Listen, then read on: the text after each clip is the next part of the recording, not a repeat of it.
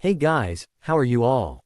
Welcome to Let's Start Story on What If Harry Potter was raised by Dark Neville and loved Hermione, so do 4 blue hearts. Comment, be sure to subscribe to our channel and like this video, and please share with your friends and watch till end. Also check out Patreon for I have upload Harry x Hermione uncensored spicy version, link in description.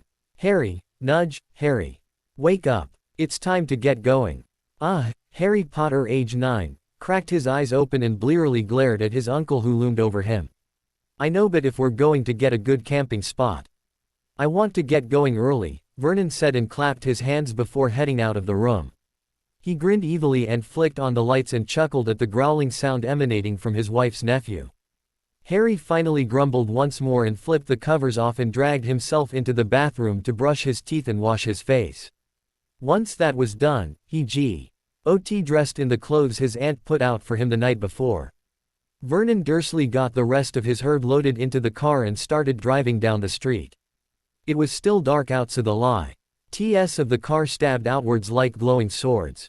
They drove onto the M3 towards the Cornwall coastline. Traffic was light, especially this early in the morning, and eventually they switched over to the A303. Dudley started whining about being hungry and Aunt Petunia was starting to murmur about needing a cup of tea. "Harry, where'd you put the hamper?" Petunia asked. Harry craned his neck around to check in the boot and spotted the hamper of food that he'd made beforehand and tried to reach for it. "It's stuck in the boot next to Dudley's sleeping bag. I can't reach it from here. I'll be pulling over to a rest stop shortly. You can get it out then," Vernon informed them. They pulled into a bus stop near the junction of the A303 and M5 in Exeter to allow everyone to stretch their legs and visit the loo. By the time Petunia came back escorting Dudley, Harry had the hamper unloaded and set up for a quick meal. He opened up a package of leftover fried chicken that they'd had the night before.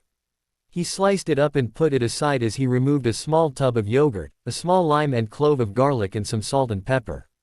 "A bit more of salt, a bit of pepper now that I think about it. Where'd I put my mint leaves?" He dug around the bottom and found the baggie with the mint leaves. Vernon was busy looking over the map while Dudley and Petunia watched Harry slice, dice and grind tea. He ingredients together in a small mortar and pestle that was a previous birthday gift from his cousin. He added the yogurt and tasted it, nodding his acceptance. Next up was 4 flatbreads he'd baked earlier in the week. A slathering of the lime cream yogurt sauce, a couple of fried chicken strips and a small handful of chopped romaine lettuce leaves finished off their breakfasts. They each took a napkin and chowed down. The sounds of pleasure evident from the grunting noise that Dudley was making. "Shame that I didn't think to bring the cherry tomatoes, they would have made a nice burst," Harry commented idly as he chewed. "It's just fine for the short time we're here. I am curious as to why you didn't make the sauce beforehand as well," Petunia reassured him. Harry shrugged and muttered something about forgetting to do so during the madness to pack the night before. They threw away their trash and repacked the boot before continuing their journey. Wolf's Bay Campground. After another couple of hours, the tired travelers arrived at the coast and their campground. Vernon admonished the boys not to wander too far, then began getting the trailer unhooked and set up. He and Petunia would be sleeping in there while the boys would be sharing a tent. Petunia went in search of the reception center to see about sightseeing opportunities. Dudley grabbed the tent and his sleeping bag so he could at least help out his dad. Harry went foraging around the campsite. He wouldn't be taking anything, but it was still interesting to look at. Harry, I need your help to set up the tent," Dudley yelled out not 5 minutes later. After a few false starts, the 2 boys managed to get the poles assembled and fed through the nylon guides attached to the tent material. Vernon watched in pride at how well they were working together, offering advice only when asked. Once the tent was up and their bags were inside, Dudley went in search of his pride and joy, an acoustic guitar, a gift from his Aunt Marge, whom for reasons no one could figure out, had a strange animosity towards Harry, so he never received a gift for any of his birthdays or Christmas. He set up his guitar case and repair kit just under the tent awning and began lovingly examining it for any damage incurred in transit. Petunia came walking up then with a couple of brochures in hand. "Harry, Dudley, the campground. Desk clerk said that there's some wonderful foraging and fishing here. Do you want to take a look?" Harry nodded quickly and hurried off to find his junior chef travel book on local fish and shellfish, a tape measure, a bucket and a hook. Dudley carefully put away his guitar and grabbed their wellies and another bucket and hook. At the last moment, Petunia retrieved her disposable camera and a set of rubber gloves. On the beach, there were so many crevices, nooks and crannies and rocks to overturn in search of anything edible and cool to look at. While Harry spent most of his time evaluating the various crabs and seaweeds to see if they were good enough to harvest, Dudley found all sorts of weird sea creatures like starfish. The largest one he found was as big as a dinner plate, not including the arms. He held up each and every find, or tried to, for his mum to take a photo of with him proudly holding and making faces at Aunt Petunia. "You gotta see this," Harry yelled out a moment later after Dudley safely put a sea urchin back where he'd found it. Gingerly picking her way across the rocks, Petunia spotted her nephew holding up a positively huge lobster. It was a size T would have only been found in the swankiest fine dining restaurant. "Wow, Harry, where'd you find that?" she exclaimed as she pulled out her camera again and snapped off a couple of pictures. Pointing to the rock cave, Harry explained how he discovered the lobster and the steps it took him to fish it out. "Whoa, pretty blue color, Harry. It's a shame that it'll just turn bright red when cooked," Dudley commented. Harry pulled out the tape measure and with his aunt's help, determined it to be 51 centimeters. 3 hours later. "Wow, Harry, that's one heck of a haul. What did you find?" Vernon complimented the tired but eminently happy boy. "Thanks, Uncle Vernon. I found a huge blue lobster, a handful of gaper clams, a few mussels and some edible seaweed for flavoring. Now comes the hard part. Cleaning." He rolled his eyes and dragged the bucket over to the spigot. He jogged back and grabbed another bowl to hold the cleaned shellfish and crabs. "What did you find, Dudley?" "I found some crabs. And a huge starfish and—" Dudley began his rambling description of his own search, gesturing widely as Petunia looked on, smiling proudly at her son. Harry made short work of the dirt and grit that had accumulated on the shells. He emptied about a cup of salt into a bowl of water and dropped in the clams. This would cause them to filter themselves of any grit inside so he didn't have to do it. Harry instructed Dudley to get a pot of water started to boil before performing a final rinse. He asked Vernon to humanely dispatch the crabs and lobsters since it was too tough for his small hands to grip the knife and the shells securely. Once Vernon completed his task, Harry scrubbed them down one last time before adding them to the pot. Once they were cooked in a glowing red, Harry poured off the water into the bushes and dumped them into a bucket full of cold water and a chunk of ice from the cooler to stop the cooking process. Next, he began assembling his spices and the corn on the cob he'd planned for this meal. He handed off a couple of sirloin steaks to his uncle for him to cook as he saw fit. Preparing the corn on the cob was easy. He cut off the tassels from the top and shucked back the leaves part way. Next, he smeared on a tab of softened butter and dusted the corn with chili powder, salt and a bit of black pepper. Then he wrapped each of them up in tinfoil and placed them in the coals of the fire. He dusted his hands off and looked up. Dinner should be ready in just a few minutes. Petunia nodded and mentioned that the table was set up and ready. She turned and spotted her son digging around the fire pit. "Dudley, go wash up and get the drinks." Dinner that evening was relaxed and pleasant. Vernon had commented wistfully that it was a shame that they didn't live closer to the beach if this was the kind of food they could be eating. The sounds of the ocean's waves crashing on the beach in the background were a perfect counterpoint to the laughter and jokes that were being passed around. A campfire had been set up and lit to provide warmth in the rapidly cooling night air. Petunia sat back and reveled in this picture-perfect moment of family bliss. It was just heart-wrenching that her sister and husband couldn't be there to share in it with them. Lily and James would have been so proud of their son, if it weren't for that blasted terrorist. Nearly 20 years ago or so, some sadistic ass had risen up and gathered a bunch of like-minded crazed followers and sycophants. They rampaged up and down the island killing people indiscriminately, including James and Lily Potter. What made it worse, in Petunia's mind, was that this terrorist group had an ability that neither she nor her husband had. They could perform magic, and they used that magic to cause panic, death and chaos wherever they went. It wasn't until Halloween 1981 that the leader of that group had been stopped. The surprising thing was that the person who stopped him was supposedly her nephew, Harry. Well, that's what the letter she received said. Petunia didn't believe it just wasn't possible for a 15-month toddler to perform such miracles. No, she believed that it had to have been something her sister did. At any rate, she and Vernon had discovered the morning of November 1st that their family had grown by one when she'd gone out to the porch and discovered Harry sleeping in a basket with a wicked-looking scar on his forehead, covered by a thin blanket and clutching a letter. The letter was condescending and weirdly written, suggestions that they were expect to raise the boy as they saw fit but that punishments were encouraged. No one would make contact with them until it was time to send him back to the magical world, and signed by the self-aggrandized leader of the vigilante group fighting the evil wizards, headmaster of the only magical school in Britain and chief whatchamacallit in their government, Albus Dumbledore. There had been a brief argument between Vernon and herself about what to do with Harry, which she'd won. There was no way in hell that she'd ever treat her nephew as some kind of slave or dump him in an orphanage. Lily's son would be raised as their own and with as much care and love that they'd bestow on their own son. Dudley picked up his guitar and began strumming a soothing, wordless song sort of in tune with the crackling fire. Petunia smirked to herself as she sipped her evening cup of tea at the thought that Dumbledore's plans for a meek and pliable boy had been derailed. Harry was raised to think and question things that didn't make sense. He respected authority but at the same time knew that same respect had to be earned.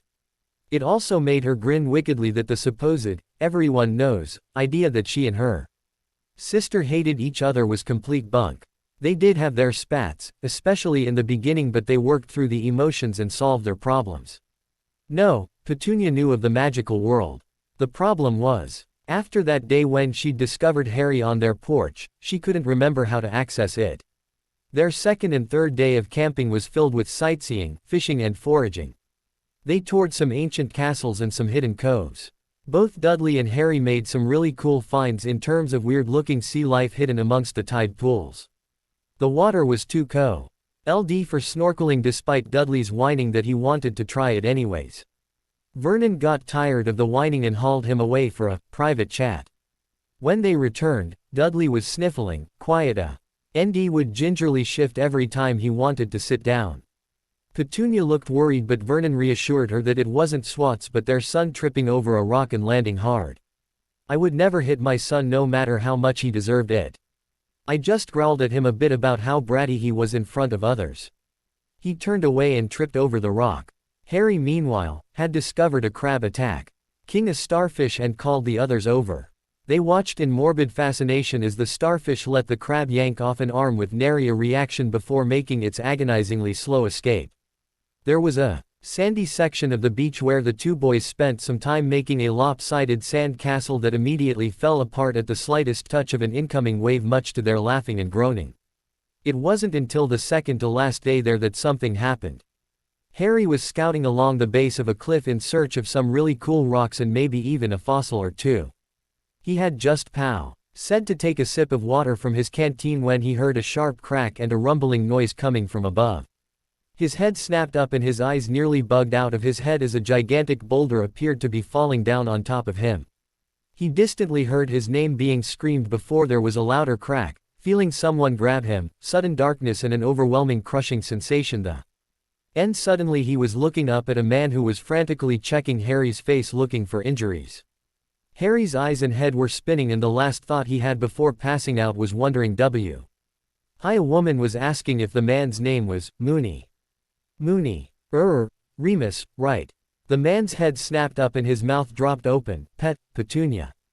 Petunia Evans. He stammered in surprise. Petunia S. Me led shyly and gestured to her shell-shocked husband, Petunia Dursley now. Wow, Remus Lupin, I haven't seen you in ages. I think the last time was at my sister's wedding. Is Harry okay? Her smile faded and her fears returned full force. Remus pulled what looked like an ordinary stick from his pocket and murmured something which caused Harry to glow blue for a moment. Whatever the glow indicated, caused Remus to look relieved and his shoulders slumped. He nodded his response and shook out the tremors from his hands. Yes, he's fine and should be waking up soon. He most likely just passed out from the shock of it all.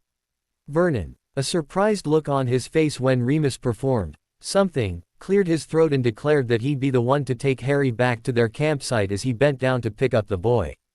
Petunia stayed back a bit to walk with Remus as Dudley gathered up their stuff without being asked. After they got back to the campsite and put Harry in the tent to wake up on his own, the adults gathered around the picnic table where Petunia began the questions. After getting settled and accepting a beer from Vernon, Remus began his explanation as to how he came to be at the campground. "Well, to answer your question as to the reason why I'm here, I own the campground and the farm. I had been thinking rather hard near the end of my school years about what sort of career I wanted to have, only for the disheartening reality that the magical world is just too prejudiced against people like me." "People like you? What do you mean?" Vernon interrupted, suddenly nervous at maybe they were sitting with a pedophile. Remus hesitated before admitting that he's a werewolf. Vernon looked puzzled. "So once a month you turn into a hairy, bloodthirsty beast?" Remus nodded once. And Vernon snorted derisively and slyly glanced over at his wife, who caught the look, squealed indignantly and shoved his shoulder. "Anyway, to continue, an acquaintance of mine mentioned that there were plenty of opportunities in the Muggle world as long as I got creative. After a bit of digging around, I discovered this campground and the adjacent farm had gone up for sale. I paid the fees, the place cleaned up and started advertising." Petunia laughed lightly. "I think it's perfect. You get to have fresh air, a veritable bounty from the sea, friendly and temporary neighbors, and huge amounts of land to roam around on." Remus cocked his finger at her. "Exactly. Plus when it's time for my transformation, I can just squirrel myself away in a protected and warded cove nearby." The adults talked long into the afternoon when Harry finally woke up and joined them. He studied Remus' face for a moment. "I could swear that I should remember you. That you and I had met before." Remus slowly tilted his head. "That we did, though I'd be surprised that you actually remember me. You were only about 8 months when you and your parents went into hiding. Then after that Halloween, I tried to find you, but Albus said that you'd been hidden away for your safety and the public would have screamed bloody murder if someone like me had found you." He then explained briefly about his condition to Harry, who shrugged it off. "So how were you able to rescue me so quickly? It was almost like magic, but that can't be because magic isn't real," Harry asked him. Remus smirked knowingly. "Ah, young Harry. That is where you are wrong.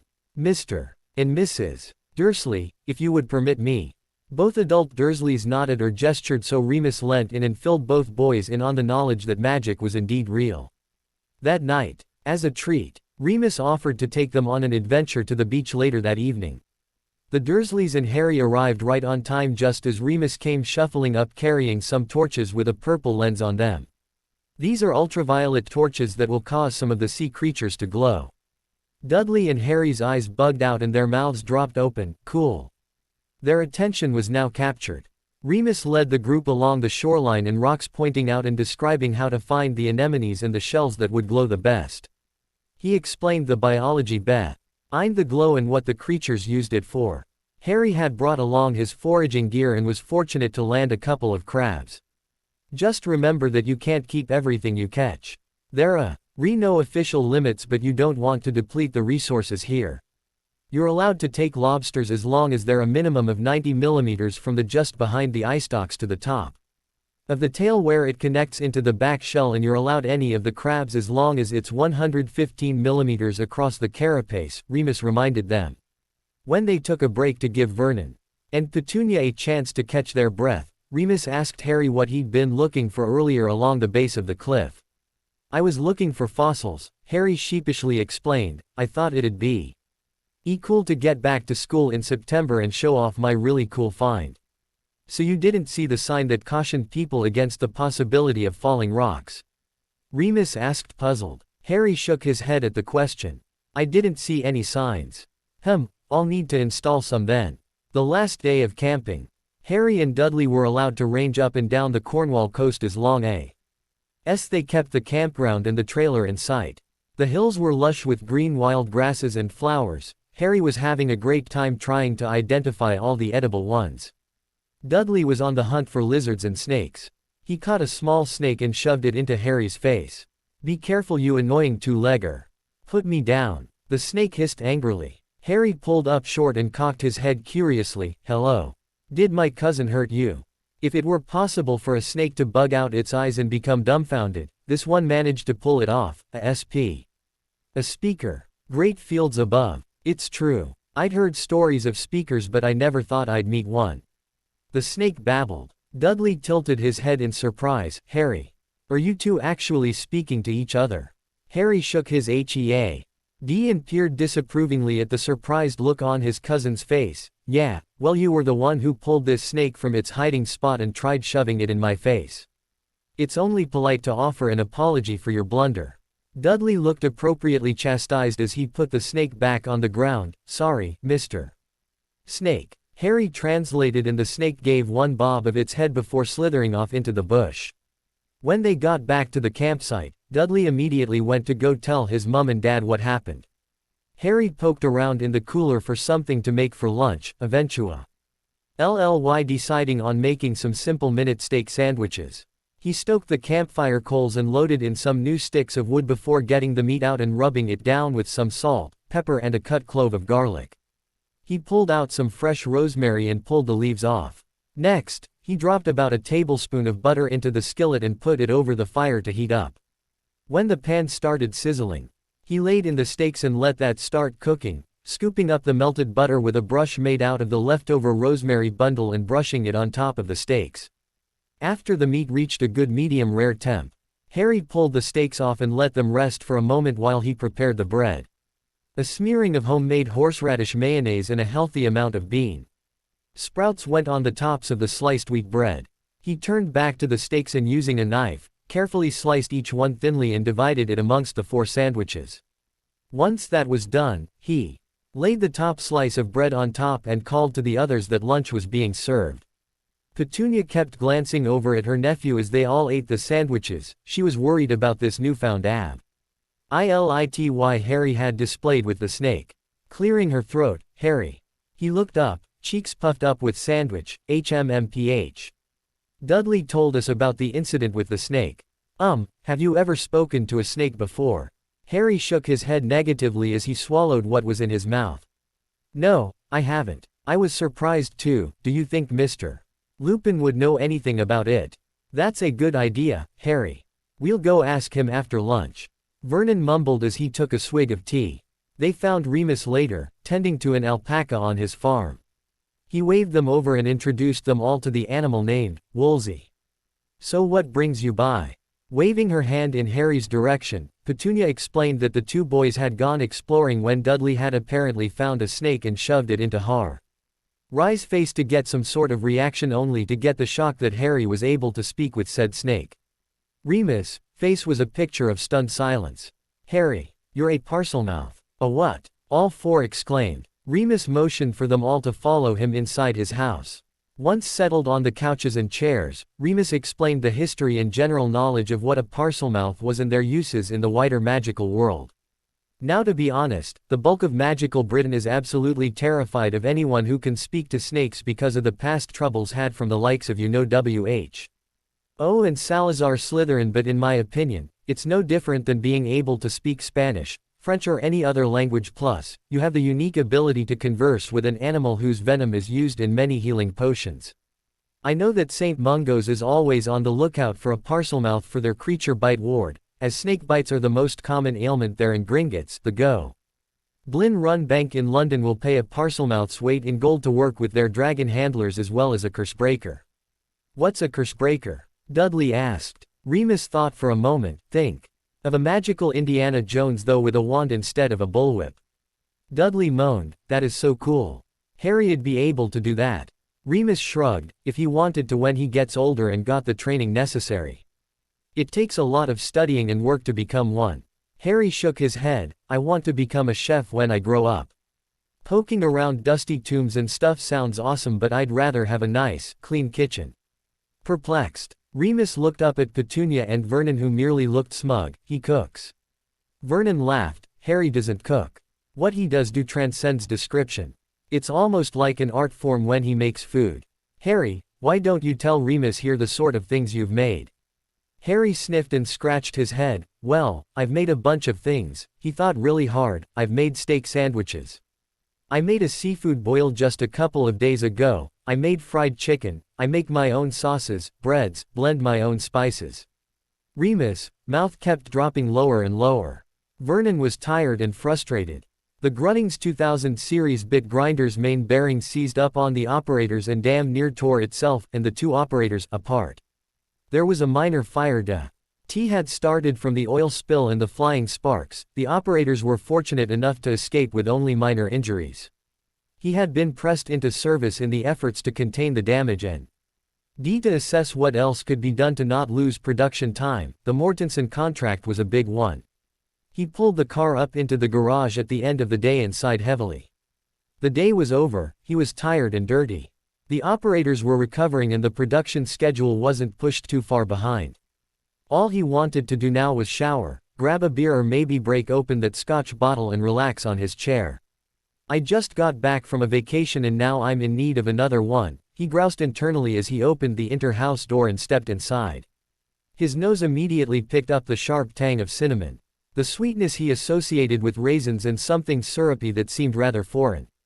Curious, he dropped his briefcase on the table next to the arch that led into the living room and entered the kitchen where he found Petunia and Dudley watching Harry doing something creative with what appeared to be chicken. Pet. Dudley. Harry. What are you making now? I smell cinnamon. He greeted the others as he opened the refrigerator and grabbed his favorite brand of ale. Petunia and Dudley quietly said their hellos before turning back to Harry, who was busy concentrating on what appeared to be a new cookbook. Harry absent-mindedly waved his hand in his uncle's direction. He grabbed a bundle of green onions and began slicing them slantways in thin strips before dropping them in a small bowl and moving on to the chicken. From the pantry, Harry grabbed the cornstarch, salt and pepper. He deboned and cut apart the whole chicken Petunia had bought yesterday, stripping as much of the skin as possible and chucking it into a baggie to be tossed out later. Harry dredged the chicken strips in the cornstarch mix and set it aside to heat up a skillet with a bit of oil. Once the oil was sizzling hot, he transferred the chicken into the skillet and cooked it until it was golden brown. Next he added a little bit of butter to the pan along with some minced garlic. Vernon's nose was suddenly assaulted with the sharp aroma of garlic and it made his mouth water. This ought to be good. I love garlic-flavored chicken. He murmured to Petunia that he was going to grab a quick shower and left the room. Harry's cooking dance continued. He brought out some more ingredients from the pantry. He combined honey, crushed red peppers, chicken stock, rice vinegar and light soy sauce to a bowl and mixed it together, then poured it into the pan with the chicken and brought it to a boil, occasionally turning the chicken to make sure it was well coated. After a few minutes, He brought the heat down and let it simmer until the sauce began to thicken. Harry then turned his attention to another pot that was quietly simmering on the burner. He turned off the heat and removed the pot lid. He retrieved a ladle and scooped up whole grain rice onto several plates stacked up in front of Dudley. He topped the rice with several pieces each of the glazed chicken and garnished each of them with a handful of the sliced green onions before sliding the plates before each of his mesmerized audience. One bite and Vernon was hooked. "Oh, my God, where has this been all my life?" He moaned internally and closed his eyes as he savored the sweet and hot glaze that burned and soothed his tongue simultaneously. The sauce had cooled enough that the chicken crunched a bit with each bite, adding to the heavenly sensation. "Ah, thank you, Harry. This is exactly what I needed after the day I had. Where'd you get this cookbook? I don't remember this one from your collection." Harry grinned around his mouthful of dinner. He swallowed and informed his uncle that he and Dudley had spent the day in the library when he came across the section that had cookbooks from around the world. "I got a couple of other cuisines too. I got French, Japanese, American and Mexican," he said after taking a sip of his cup of water. "Did you also do something with cinnamon? I could have sworn I smelled that when I came in. I made cinnamon raisin bread earlier." Vernon nodded his acknowledgement and leaned back in his chair, thoroughly satisfied with the meal. After dinner, Petunia and Dudley assisted Harry in the cleanup while Vernon went to go relax in the living room. Grunnings Drill Company, Executive Lunch Room. The next day, Vernon absently greeted yet another one of the company's multitude of vice presidents and sat down at the table with his lunch bag. He was the only one of the group who brown bagged his lunch, much to the continued amusement of the other executives. Hey Vernon, W.I.F.E. giving you an allowance to go with that lunch. Quipped the lout from accounting to the bleating laughter of his cronies. Vernon merely quirked an eyebrow and let a smirk cross his features. I'll have you know, Croydon, that my nephew made this and I'm forever happy with his cooking. Ooh, so you got a peanut butter and jelly sandwich too, eh? Did he pack you a bag of crisps? Croydon mocked. Vernon wondered why he thought that the executive level was supposed to be refined. Sometimes he felt that he should be taking his lunch with the workers. They at least appreciated a home-cooked meal. He opened the bag and removed the plastic container that held the leftover rice from last night's dinner, a small bottle of hot sauce, and a foil-wrapped set of Hawaiian-style kebabs. Each of the kebabs had a square of pineapple, ham, mozzarella cheese, the honey garlic chicken from last night and a cherry tomato. He placed it all on a microwavable plate and reheated it, then sat down again to enjoy his hairy meal. The meal looked so good, in fact, that the others sitting at his table looked on enviously. Vernon smugly thought, stare all you want, losers. I got the epic lunch and all you have to eat is crow. September 1989 Street. Gregory's School. Sniff. Sniff. SNIIIIIFFFFF. Harry glanced up at the sound of someone sniffing near his workspace and spotted his new teacher, Miss Bomberg, looking curiously at him. Mr. Potter, why do you smell like pizza? A couple of Harry's friends chuckled. They knew why. Harry sighed, I was experimenting with my spices yesterday and trying to come up with a new Italian blend. I got a bit carried away with the grinder. He made the hand gestures of a cloud exploding into the air. The teacher's face grew puzzled. Spices. Grinder. Just what are you into, Mr. Potter? I like to cook, ma'am. Last month was French cuisine, this month is Italian foods. The look of surprise on her face was funny.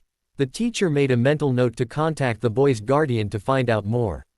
Later at lunchtime, Regina Bomberg sat down with the other teachers for their lunch and listened to some of the conversations. After finishing her bite of a our bland garden salad she picked up from the store, she turned to the assistant headmistress.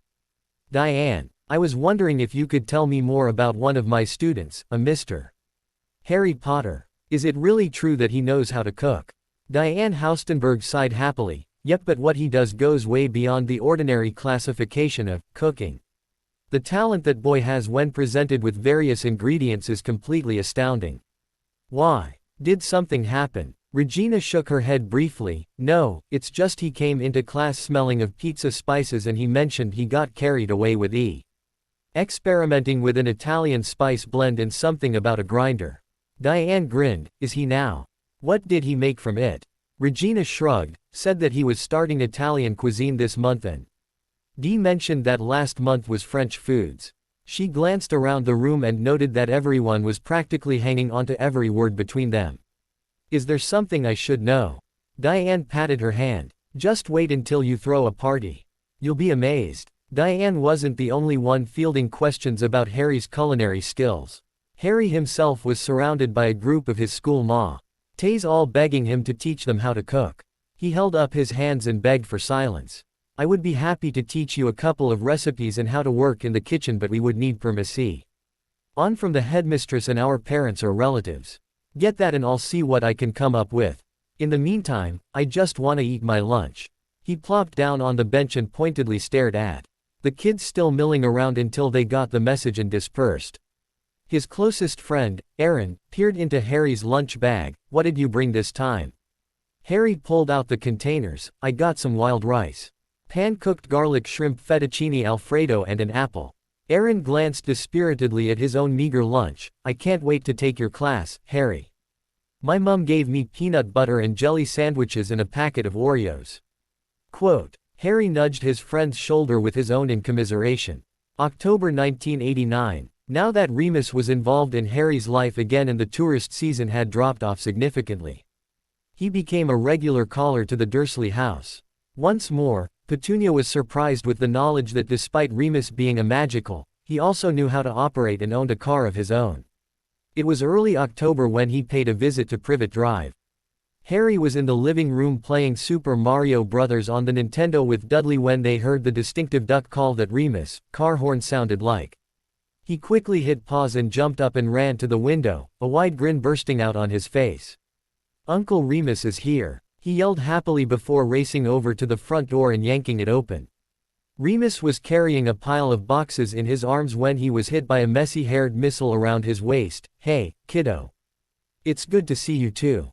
Let me get these boxes inside before they melt, okay? Harry pulled back. Melt. What did you bring? He helped Remus inside by taking one of the boxes that was threatening to fall off the stack. I brought some fresh seafood straight from the beach. Figured you might be able to do something with it. Harry's eyes bugged out and his mouth dropped open. Thanks. Oh, I can't wait. This month we're having Japanese. Once they got inside the house, Remus was led into the newly refinished mudroom behind the kitchen. There was a brand new refrigerated storage container similar to the ones found in the convenience stores to hold ice creams and such. Where'd you get this, Harry? Is it new? Aunt Petunia found it somewhere and talked to Uncle Vernon about increasing our refrigerated storage. They did something adult and had it installed. Harry replied with a desultorily wave of his hand. The two of them opened the lid and made room for the new boxes. Petunia came in and greeted Remus. I thought I heard dulcet tones of Harry's voice yelling to the heavens that you'd arrived. How are you, Remus?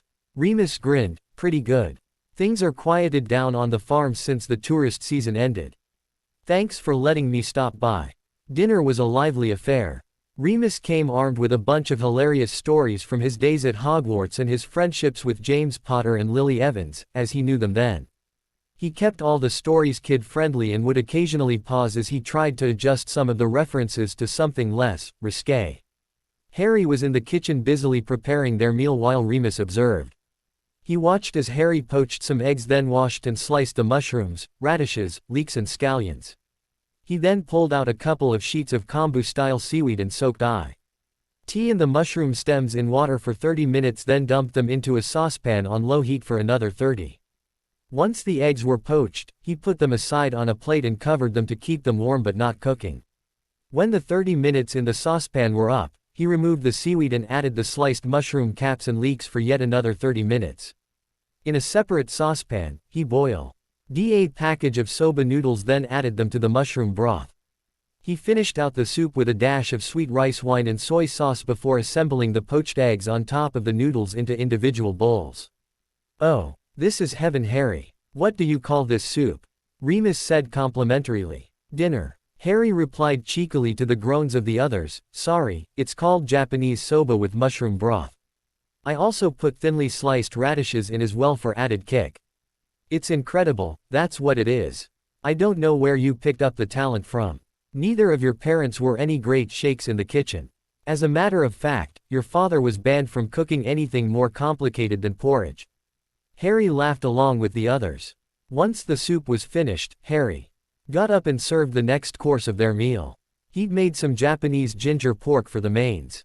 So explain what you did here, Harry. Vernon asked him as he dug into the exotically flavored pork.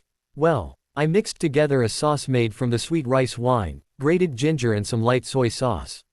Then I marinated the pork slices in the sauce for about half an hour before removing it and putting the marinade aside. I used that new wok you got me and put in a bit of oil, kicked the heat on high until the oil just started to smoke and sautéed the pork for about 2 minutes. I then added the marinade and continued to cook for another 30 minutes. I made some rice and shredded some cabbage for the bedding. Exotic but not unpleasant. I never knew you could do this with pork. Vernon commented as he took another bite with a smile in his eyes. Along with being a welcome visitor, Remus was also the Dursleys' point man for all things magical. He taught Harry and Dudley what he knew of a basic Samhain ritual to commemorate the passing of Harry's parents. He had Harry write a letter to his parents as if he was away at school, telling them all about his life and his wishes, hopes and dreams. He then demonstrated a simple prayer to say as he lit the letter on fire and how to scatter the ashes to the winds. Petunia and Vernon had written a letter authorizing him to act as their representative to Gringotts after he'd told them about the Potter family vaults and the will. Petunia vaguely remembered Lily talking about the will but for the life of her, couldn't remember what had happened to it. That puzzled both Remus and Vernon as Petunia's memory was like a steel trap most of the time. Could that headmaster guy done something to us? Something to make her forget? Vernon asked one evening. Remus shrugged, but he was concerned. It's possible, though I can't imagine why he'd do that. Petunia grunted. I wouldn't put it past him. Did you ever see the letter he left with Rry that night he dumped him on our porch after that Halloween? He did what? Remus yelped. Petunia grimaced as she rose from her seat and headed to their closet under the stairs where they kept all the important papers and stuff. When she returned, she handed him the now faded letter. He quickly read it and began to frown. The wording in this, he trailed off. Very condescending and odd. As like he wanted us to treat Harry like a slave and to make him crave attention from outsiders, Petunia confirmed. At any rate, we would like for you to contact whomever it is that is in charge of the Potter account at that bank of yours and see what they can do to get the will probated. I have to believe that they left something behind for him. Maybe you could also look into why letters address said to you about Harry mysteriously vanish. What do you mean, mysteriously vanish? He frowned. I know that I wrote you a couple of times, but when I asked our mail carrier if there were any letters from you, he'd give me a strange look and told me that I'd never sent anything out. That is strange. What about parcels and packages? Those went through just fine. It was the letters that were the problem. It got me thinking that maybe Dumbledore or whomever did something so that letters with keywords and phrases involving Harry would disappear. Remus' face took on a pensive look. That makes a scary amount of sense. A mail redirect ward is easy to set up, and a variant to screen out letters based on content is just as easy to install. He handed back the letter. Family will in mail tam. Purring was a serious offense no matter which side of the magical divide you were on. He'd look into it as soon as possible. Petunia, there's one other thing I noticed that I've been meaning to ask you about. Rumors had it that Harry had a lightning bolt-shaped scar from where Voldemort's curse rebounded, but his forehead seems to clear. Petunia sat back down in her seat after getting another cup of tea and tilted her head in acknowledgement. True, but we had it removed when he was about 6. We kept getting glares from the other parents and even a visit from family services about the report that we abused him. She shrugged a shoulder, so we finally got tired of it and contacted his pediatrician about getting scar removal surgery. It didn't take long and he was in the hospital for only a couple of days. There was one odd thing though. Oh, the surgeon told us later that when they incinerated the medical waste at the end of the procedure, there was an inhuman scream that erupted from the furnace. He joked that it was the end of Harry's time with that ugly scar. Vernon explained as he entered the conversation in the room. So to finish up, the surgeon explained that he healed up the site on Harry's forehead and he'd only have a thin line just above his eyebrow that you'd only notice when he got a tan and if you looked close enough, Petunia said as she shifted her feet underneath herself. November 1989. Gringotts Bank, Diagon Alley, London. Next. The goblin teller yelled out as Remus stepped forward and sketched a small bow. Good business, teller. I seek a meeting with the Potter family account manager at his earliest convenience. I do not have an appointment, but I am willing to wait. Remus informed the slightly sneering goblin. Very well. He wrote a short note and sent it on its way. A message has been sent. You may wait over there. He gestured towards a small area with benches. Is that all? Remus tilted his head once and gave the appropriate thanks and walked away. Not 10 minutes later, an escort appeared and led Remus to the office of Daggerclaw, the Potter family account manager. Greetings given and a seat offered, Remus got straight down to business. I have a letter from the Muggle guardians and relatives of Harry James Potter wishing that they would like me to act as a magical steward on this side of the divide as they have no means of traveling here. He promptly handed over the letter of authorization to Daggerclaw, who quickly scanned it and approved the veracity of the contents. So what can I and Gringotts do for Mr. Potter's steward? First, the family would like to know if the Potter will had been probated yet, and if not, they'd like to start those proceedings. Next, they'd like to have an audit performed on all Potter vaults if possible. They suspect that Albus Dumbledore has been playing sticky fingers with the monies and properties. Their reasoning is that the man dumped infant Harry onto their doorstep with only a thin blanket and a rather condescending letter. The letter is on the desk in this packet. He motioned to said packet. Daggerclaw held out his hand for it. Additionally, and they're willing to pay for it themselves. But they'd like to have their house inspected for any sort of illegally placed wards. They suspect Dumbledore again doing things like mail redirection and tampering. Daggerclaw. W finished reviewing the packet to his satisfaction.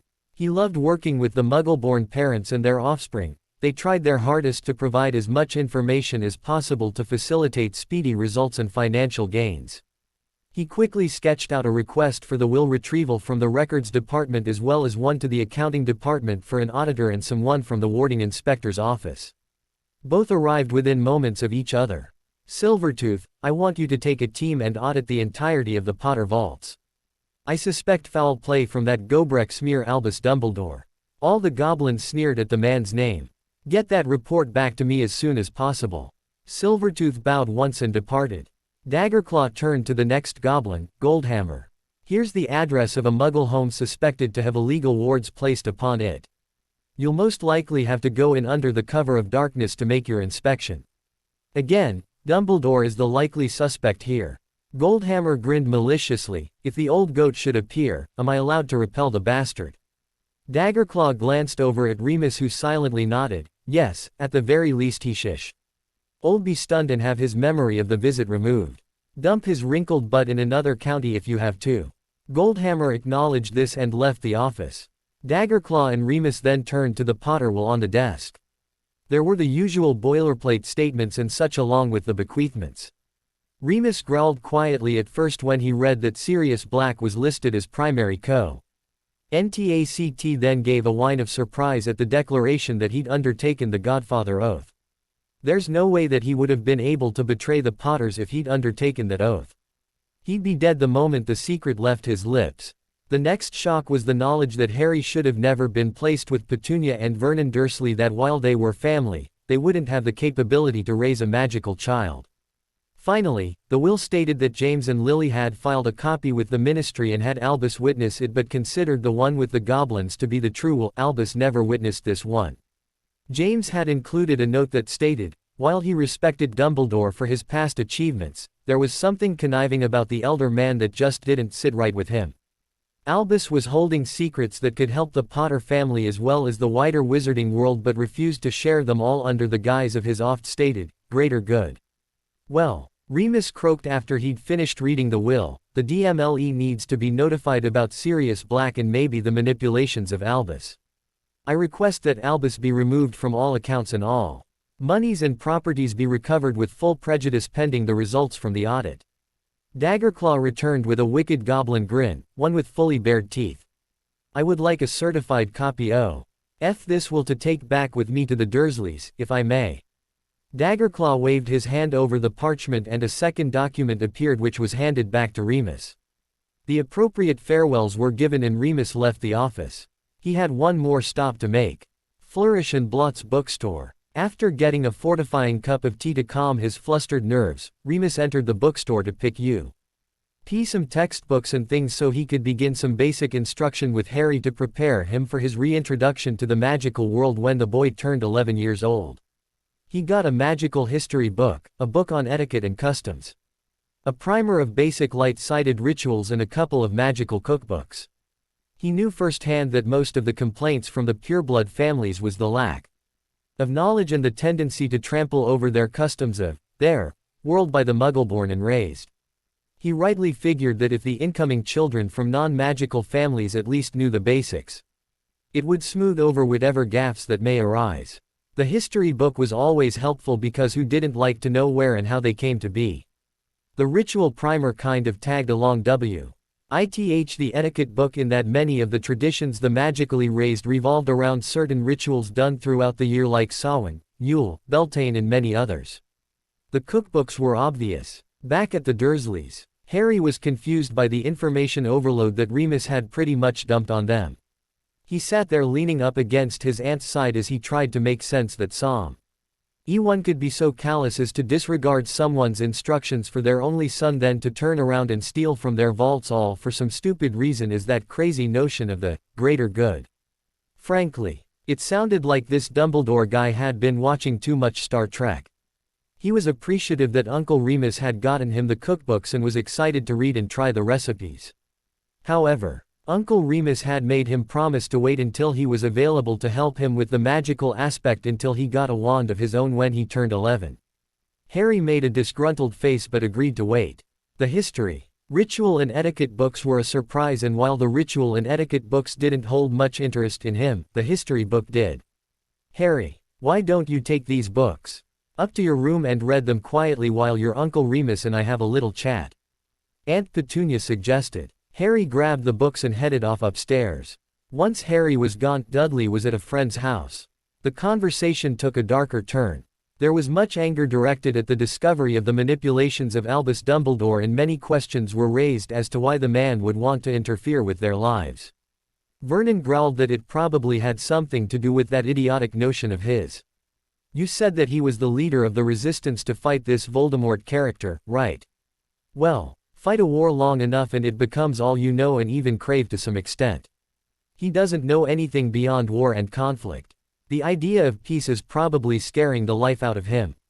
By squirreling away Harry with us and not allowing anyone else to get a look in, he can say whatever he wanted to keep the tension going." Remus blinked. "That makes a lot of sense, really. SC. Airy thing too is that it's entirely plausible." Before Remus left for the evening, he informed Vernon and Petunia that he'd requested a warding inspection team to come by and look for anything that wouldn't be there, and that if they got the sense that they were being watched, not to be alarmed by it. December 1989. Remus got the certified copy of the inspection report, and it was disheartening to say the least, infuriating at the most. Not only was there a mail redirect ward, but there was also a communication blackout on any letter containing the keywords and phrases that involved Harry Potter, or anything relating to his care and well-being. Additionally, there were a number of monitoring wards that sent their information back to somewhere up north towards Scotland. Both Remus and Daggerclaw suspected it was being sent to Dumbledore in his office at Hogwarts. The monitoring wards covered things like Harry's health and general well-being, time spent away from the house. It looked like IT had been adjusted from an hour's duration to nearly 10 when the lad turned old enough to go to school. There was even a Fidelius ward set up to keep the magical population unaware of where the boy lived. Again, Remus and Daggerclaw figured this was to keep friends of James and Lily interfering with whatever schemes Dumbledore had concocted. "I don't understand how these wards are being powered. There are no ley lines anywhere near the Dursley residence," Remus commented. The wards appeared to be drawing off the magical signature of young Mr. Potter at a trickle and then amplified by the wardstone.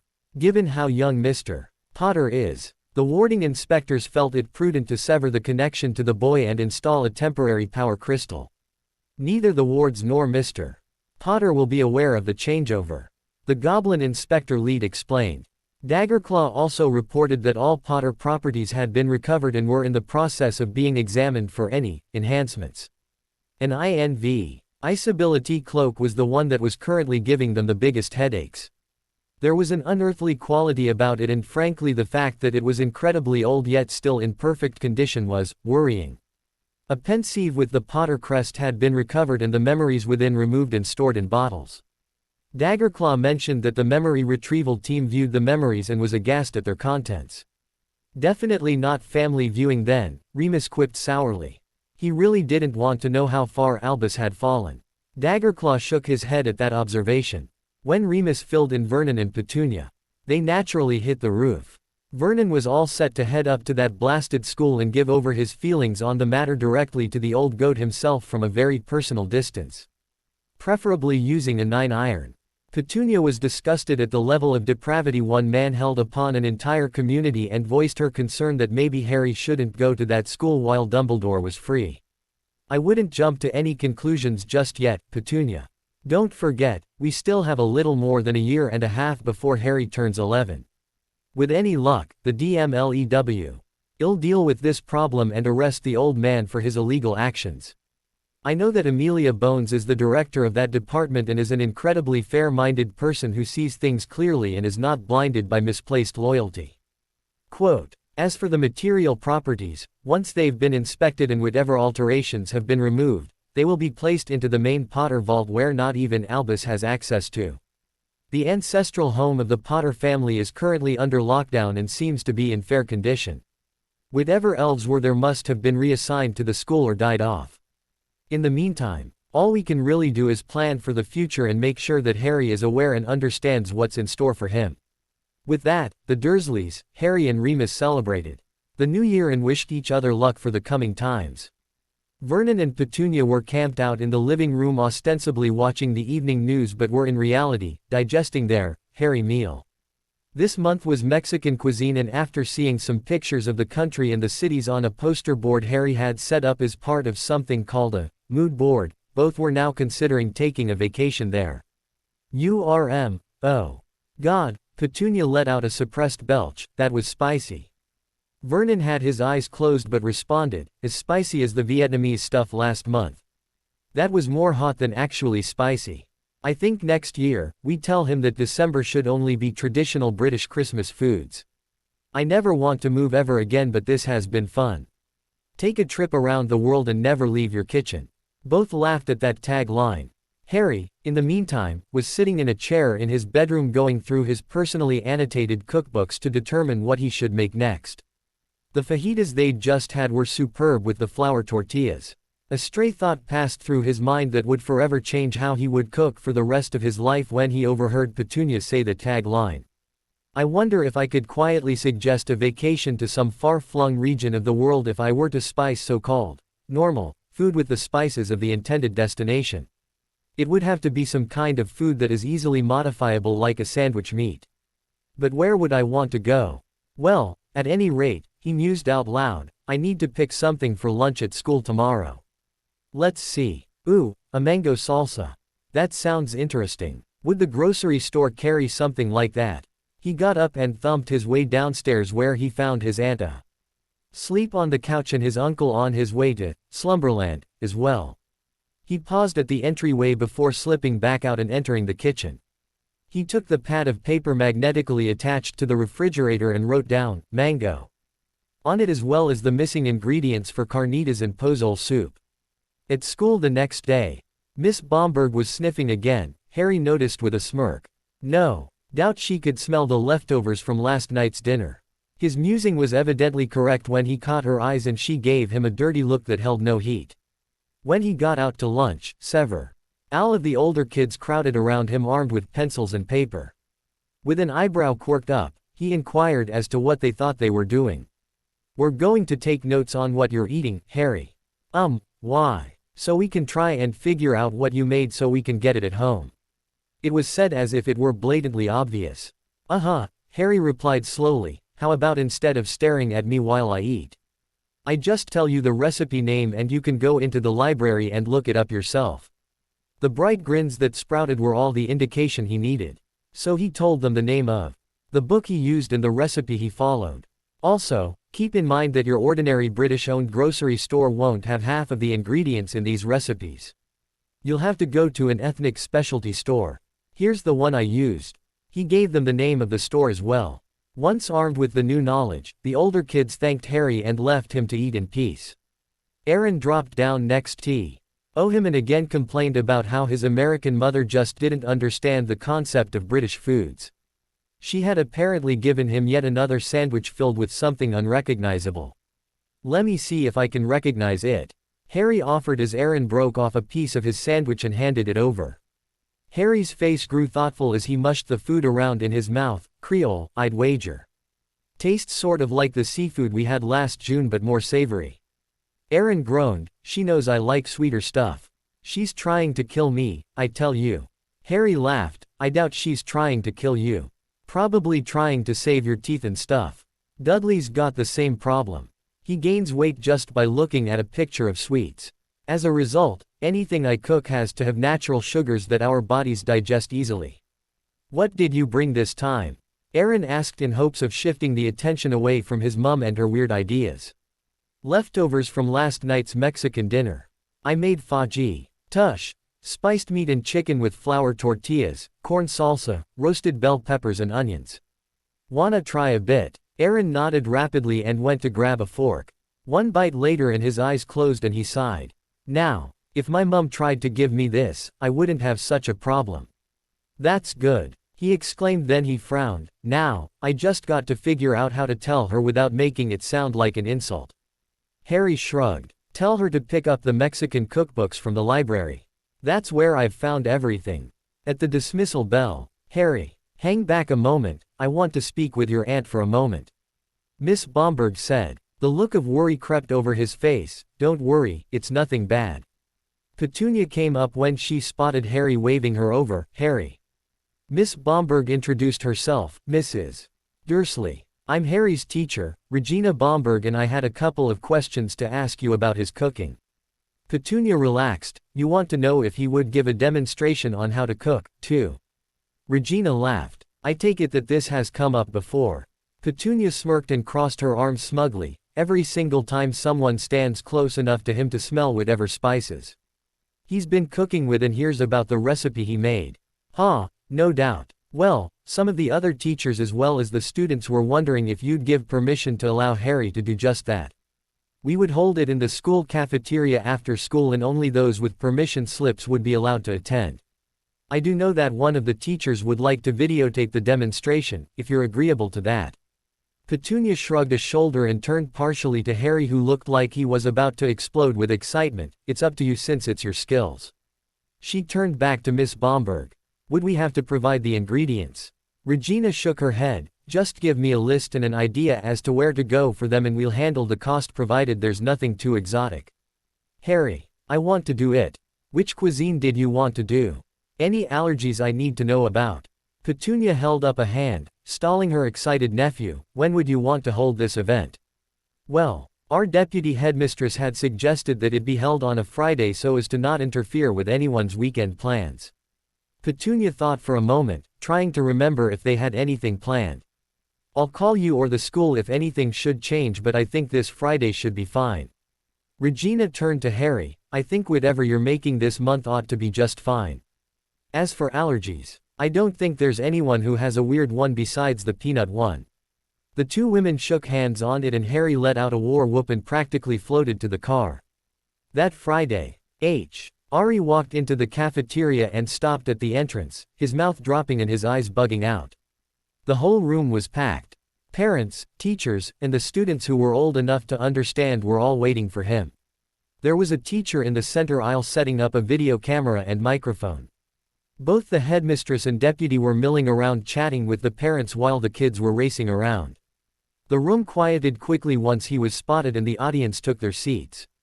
Harry was ushered up to the raised platform set up for his demonstration. All of the pots and pans along with the utensils were waiting for his inspection. The ingredients were in coolers or in spice boxes. The headmistress shook his hand in greeting and told him to just relax and have fun. Odik the cameras suspended above him and wondered, but that curiosity was sated when he saw the view of himself on the screen from above. Don't worry about this, Harry. You'll do just fine, just think of this as if it were just Vernon. Dudley and I, Petunia reassured him and gave him a hug. Harry stepped up to the front of the table and cleared his throat. Hi. Thank you all for coming to my first cooking show. I'm stunned to see just how many of you are interested in cooking, or at least how I cook. What I plan on doing is walking everyone through a couple of basics before we get into the actual cooking itself.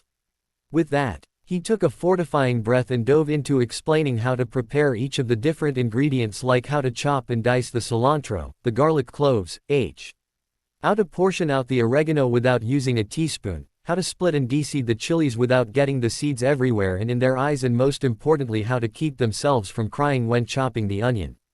The goggles make you look weird, but trust me that it will keep you from bowing out and ruining your timing on the meal. On top of that, the gloves keep you from burning your fingers if you have even the slightest cut on them. He answered a few questions on what to do if they didn't have goggles, open a window and turn on a fan, then moved on to the lime. One trick if found is to leave the lime at room temperature, and when you need to juice it, press down as you roll it across the cutting board. This crushes the flesh inside to release the juice easier than if you were to just cut it. It also prevents it from squirting in the wrong direction. Prep time is only roughly 30 minutes if you already have the ingredients on hand. Cooking time is about an hour. Interesting side note for you gardeners.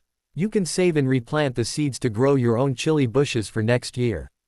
The same is true for nearly every vegetable you can find in the stores. My aunt and I grow our own tomatoes, lettuce, carrots, and just about everything else that grows in our climate. Now, you probably won't be able to grow mangoes or other tropical fruits, but in the meantime, it's a good tip to cut down on your grocery bills. There was a flurry of activity as the adults quickly wrote that down. Harry continued with his demonstration on how to cook the pork by first cutting the meat into roughly 1-inch pieces and trimming away the excess fat. He seasoned the pork with a half teaspoon of salt and heated the oil in a large pan over medium-high heat. Every now and then, he'd fare a suggestion or two of tips and tricks he'd discovered that either improved the quality or cut down on the cooking time. There were many an adult who were grateful that the show was being recorded. Once the meat was browned and all the pork back in the pan, he adjusted the heat to low and began working on the sauce. He demonstrated how to operate the food processor, adding the sliced pepe. And he explained the reasoning why the seasonings had to go in a specific order and why it was a good idea to wait a second or two before adding the next prevents clumping of dry ingredients. Train the pepper puree through a fine mesh sieve into the pan with the pork. Press on the puree to extract as much of the sauce as possible. This will ensure that there are no little bits of peppers or seeds in the chili. He stirred the pot to coat the pork in the chili puree, then added the chicken stock to combine everything. Turning the heat to high, he brought the pan to a boil, then reduced heat to maintain a strong simmer for an hour. While that was simmering, he turned his attention to the side dishes. For this he grabbed several cans of sweet corn and more chilies. Next, I'll show you how to make a roasted corn and chili salsa when you can't get regular ears of corn. The demonstration was over and now Harry had to face the crowds. Petunia was in charge of handing out samples of the meal he'd cooked, and he was eternally grateful. He was tired, overwhelmed by the amount of people, and just wanted to sit down for a while. "Thank you for this wonderful meal, Mr. Potter," the headmistress complimented him, then her face took on a sympathetic look. "You look like you're ready to crash for the night." Harry took and released a deep breath. "I am, ma'am, but I still need to pack things up." The headmistress waved her hand dismissively. "You let us deal with that. Go sit down." Harry wearily nodded and crashed out on a bench off to the side, where he promptly fell into a light sleep.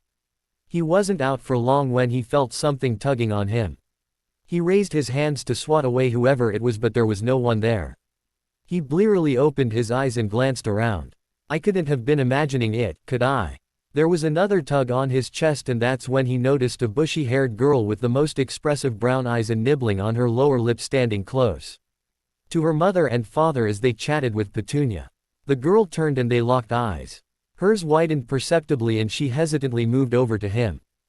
Hi, she stammered nervously. Harry smiled in his best reassured smile. "Hi.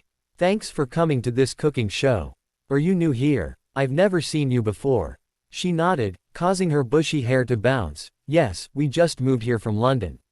He held out his hand like he'd been taught and introduced himself. "I'm Harry Potter." She shyly smiled back and shook his hand. "I'm Hermione Granger." February 1990. It too RNED out that not only had Hermione and her parents just moved in from London, they also moved into the house that had been up for sale just 3 houses down from where Harry lived. Harry, for the first time, was speechless. He shyly offered to show her around the school and around the neighborhood. When he learned that she loved to read, he took her to the local library and helped her get a new library card. Even though she knew how to do it herself, she thought he was being adorable and sweet. The two kids quickly became inseparable, playing on the schoolyard and challenging each other in class. There'd been a minor instance of bullying from the other kids when she inadvertently demonstrated her superior knowledge in class, but Harry and to some extent, Dudley shot them down. "Listen, if you don't want her to make you feel stupid, then you should study more. She's my friend, and if I find out that you've been mean to her, I won't share any more of my recipes." That was a clearly defiant and horrifying threat if they'd ever heard one. No one bothered Hermione after that. After school usually found Hermione making her way over to the Dursley house more often than not to do her homework and play with Harry and Dudley. Petunia didn't mind because it was nice to have another girl in the house, and when Hermione's mum came searching for her daughter, she had another adult to talk to. "It's funny really," Hermione's mum, Emma, said one day, "before moving here, it took my husband and I many attempts to get her to put down her books and go outside to play in the yard. She meets her nephew, and now I can't get her to settle down when she gets home." "What's his secret?" Petunia snorted into her cup of tea. "I have no clue. Maybe it's the thrill of a new adventure every day or the opportunity of learning something new about our garden, which is where they usually go to. Harry loves the garden and regularly helps me tend to it. You know, he's already started planning how he wants his future restaurant to look when he grows up. He says that he wants a large garden to grow the vegetables and seasonings and a greenhouse for the tropical stuff. Emma was impressed and said so. Petunia nodded thoughtfully, and they both watched as Harry sprung up out of the bushes that surrounded the backyard, causing Hermione to screech and chase him around the yard. Harry invited Hermione in to their smallish greenhouse that was built up alongside the house. In here they had trays with dirt in them and little tags informing anyone what had been planted. There were little sprouts here and there. A curtained-off area was near the back. "What's back there, Harry?" Harry turned to look where she was pointing. "Oh, that's where the motor to open the vents, the water pump and some storage is," he replied. He was nervous that she'd actually go take a look because it was also the hidden entrance to some magical plants that Uncle Remus had brought the last time he'd visited. "So what do you have growing in here?" Her curious eyes sparkling in the sunlight. I have cabbage, broccoli, I think we have a cauliflower in here somewhere, eggplant, some flowers my aunt wanted." "Neat. And you cook with all of these?" "I try to. Whatever I don't cook will end up being sold to a former neighbor who operates a farmer's market downtown."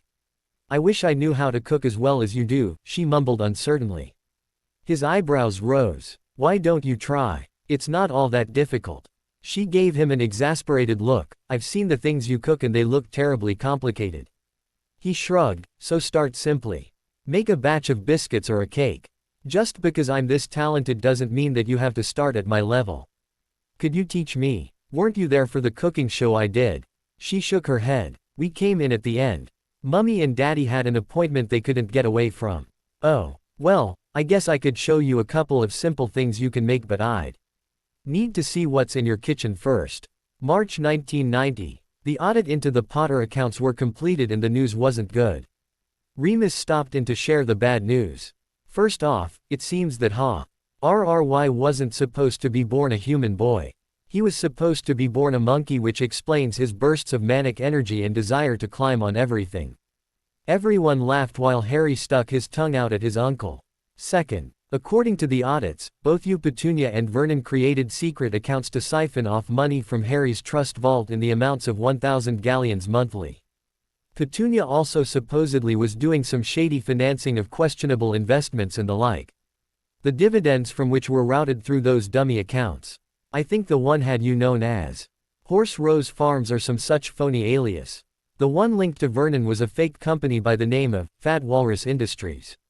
All the money then was laundered before being sent to its final account belonging to Dumbledore. Again under an alias. Both adults were incensed at being insulted like that. Vernon's weight management was no one's business, and even then he'd a pretty good handle on it. Vernon growled menacingly at the report in his hands. How much total was siphoned off, and is there any way to recover it? Remus took a sip of his beer. He's taken a total of 500,000 leons to date, whether from the transfer of galleons from Harry's vault or from the investments. The goblins are looking into how to recover the money, but their best estimate is that the money is just gone. Most likely used as bribes to officials to get the things he wanted done or not done. I now know that the most recent anti-werewolf legislation was being funded by him. It burns me to know that. The man I thought I knew and respected is turning out to be a conniving, evil jerk. Harry couldn't wrap his head around all of this. He asked to be excused. After he fled the room, Petunia asked Remus what the latest was on the case of Sirius Black. I sent off the information to the DMLE and had a chat with Director Bones, but at this point, I think they're just doing information gathering.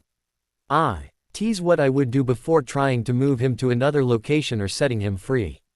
Remus, based on this information, I'm seriously doubting whether or not to allow Harry to go to that blasted school. Seeing how much money he's got in his vault, I'm sure that we could hire a tutor or two. Remus held up his hand in submission. At this point I would agree with you, but we still have time. I'm just glad that Albus has been repeatedly denied access to the main vault. No telling what kind of nightmare he'd start if he'd had access to that kind of money. What else is in there besides money? Vernon asked. Books on ancient and forgotten magic, weapons, ancient examples of pottery. I think the furniture from the Godric's Hollow ended up there after that Halloween, bunch of other ancient stuff that James would talk about. Just how old is the Potter family? Vernon wondered. The earliest known reference is to a man named Linfred of Stinchcombe back in the 12th century. His nickname was the Potterer, which over time became shortened down to Potter.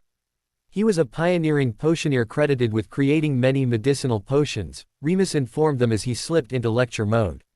Stinchcombe, where's that? Petunia asked curiously. Gloucestershire. He had a reputation as an eccentric, absent-minded man, but his helpful nature and affability made him universally liked even by his Muggle neighbors. He got the nickname of the Potterer because of his tendencies to potter around his garden with all of his funny plants. The potions that he was best known for eventually became known as Skella Grow and Pepper Up, both of whom are widely used to this day. Vernon was intrigued, so that must be where Harry got his talent with cooking and gardening.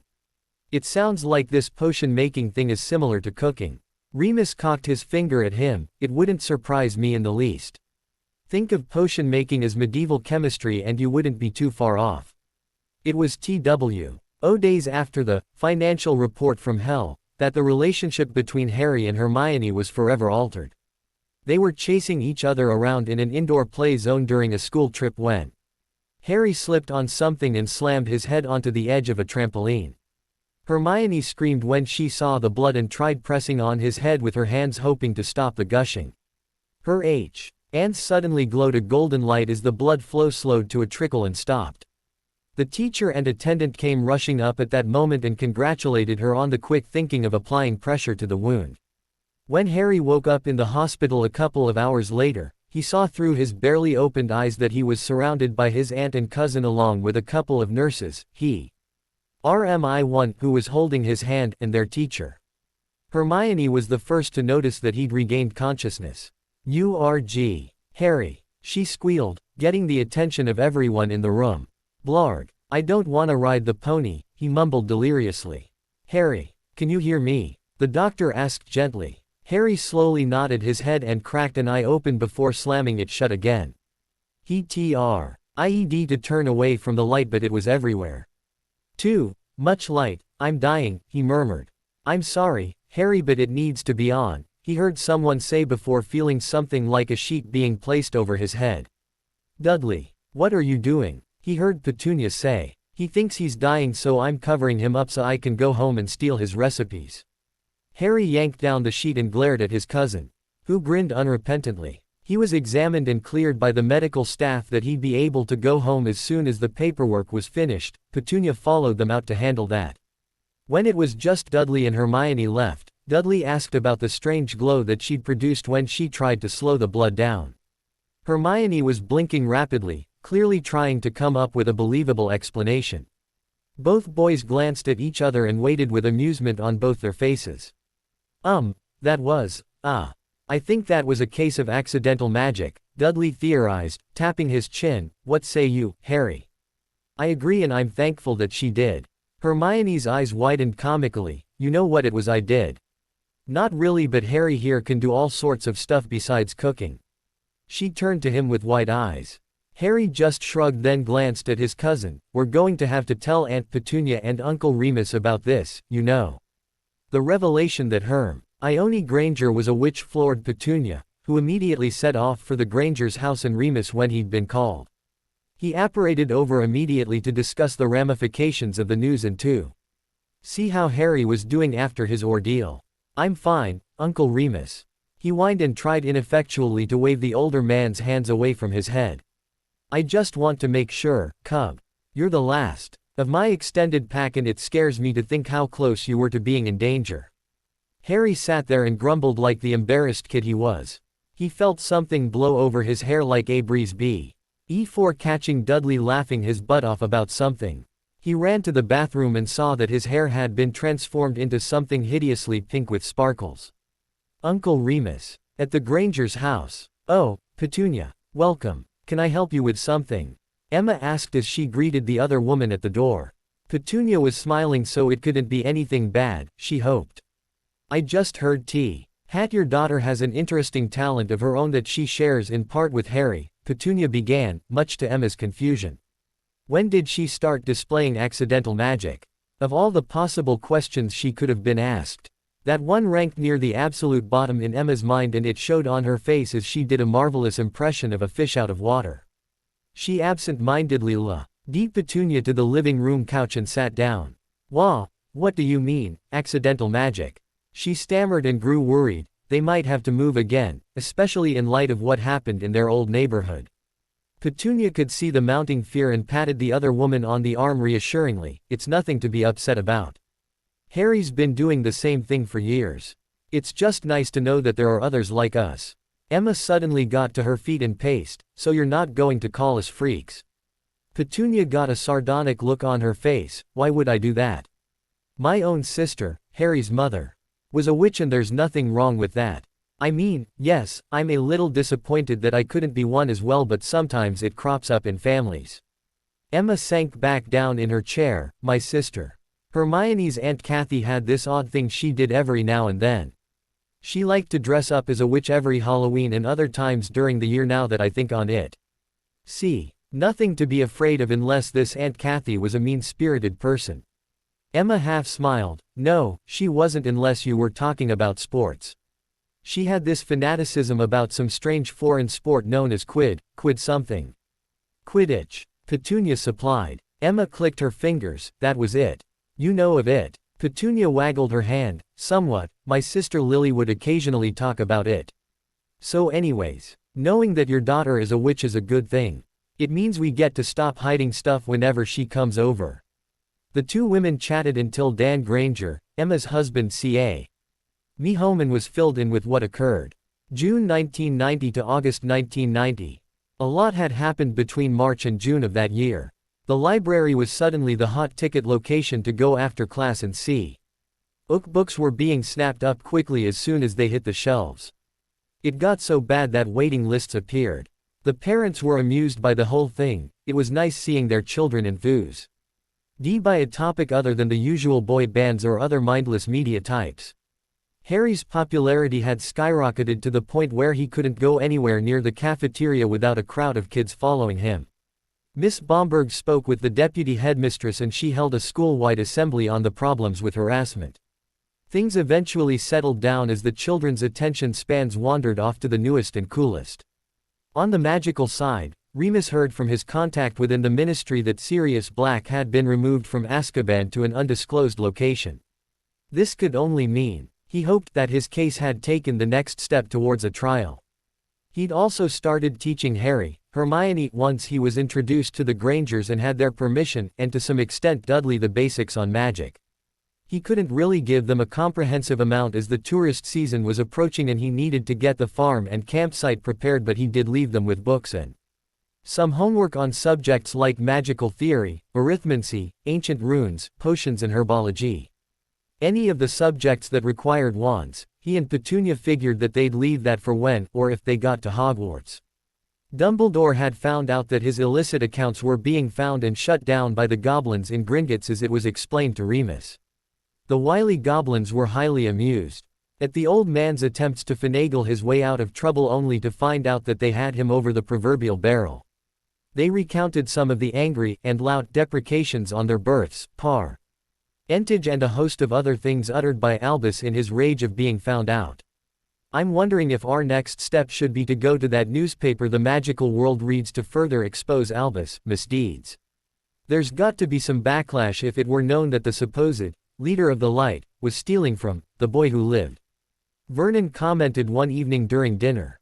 This month it was Moroccan. Petunia tilted her head in thought. That sounds like a possibility. It would certainly shed some light where he doesn't want it and potentially lead to him being removed from power. When regular school ended, the three kids kept going with their magical education. At least Harry and Hermione did. Dudley got bored with it, especially since, in his opinion, he'd never get the full NCE of it when the other two left for Hogwarts. That didn't mean that he was jealous of what Harry and Hermione had, far from it, but he wanted to focus more on his music and the possibility of being allowed to go to a music camp this summer. The sounds of him practicing filled the house while the other two sequestered themselves in the kitchen figuring out how to make the potion assignments Remus had given them and also making little notations in their textbooks on alterations or improvements as they went along. Pretty much the only time the three of them got together to work on a project was when Harry and Hermione's etiquette lessons were held.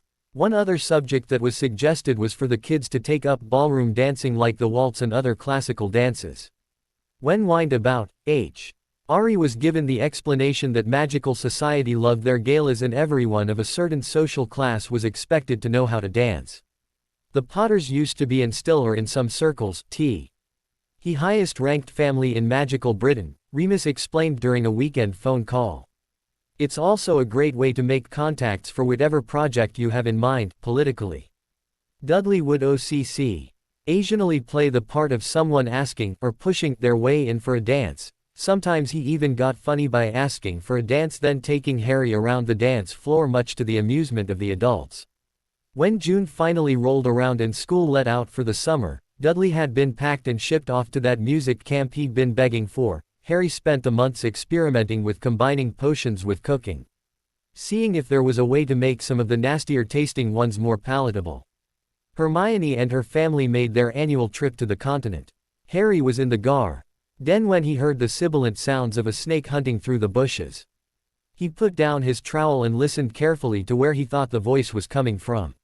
"Here fishy, fishy, fishy, here fishy, fishy, fishy." Harry peered into the bush closest to their small pond where he spotted a small grass snake holding motionless over the water. "What are you waiting for?" Harry whispered. "Waiting for a fish to come close." The snake replied, not realizing that it was a human it was talking to. Well there's no fish in that pond. It's a watering hole used for the garden. If a snake could show emotions." The small grass snake looked put out. It turned to thank the other Parselmouth and its mouth dropped open. Harry smirked at the reaction. "Hello. Yes, I am a speaker, yes, I do live here." "No, you may not become a resident." "Yes, I'm sure," Harry said as in wrote. "Well, I guess I'm not the only one to stumble across you then. My apologies, speaker. I'm so embarrassed." The snake would have blushed if it could before tipping its tail to Harry and slithering off. "Harry," he heard Petunia call out. He stood up and dusted off his hands and knees. "Another one?" she asked and he nodded. The usual questions and answers. Again, a nod. She waved her acknowledgement and headed back inside. When Harry's 10th birthday arrived, he was forbidden from entering the kitchen. Not because they had any sort of secret appliance gift but because he had to host his friends at the park and he couldn't do that if he were in the kitchen. They had the party catered, read commercial pizza and cake, along with the usual games and activities. Vernon whispered to him that the other gifts would be handed out later. Despite it being right smack in the middle of tourist season, Remus took the day off to attend Harry's birthday and took a lot of photos. He was now in contact with Sirius and had even visited once during the latter's rehabilitation. He promised Sirius that he'd make sure to share said photos with him at the next visit. Later, when they were handing out the other gifts, as Vernon called them, Hermione gave him a book. Normally, this wouldn't have caused much of a response, but it was the title and content of said book that caused a reaction. The title was, The Adventures of Harry Potter and the Naughty Noondah. It was clearly a children's book, no more than a paragraph or two per page, but the illustrations were magically animated and told the story of how the great and powerful Harry Potter had to save a village from the Naughty Noondah. From a literary sense, it was a load of silly nonsense as the titular character was no more than about 5 years old or thereabouts. It was worrying, at least to the adults, because there was no mention of the Prophet's said book anywhere in their financial reports. Remus caught the eyes of both Dursley adults. "I'll look into it."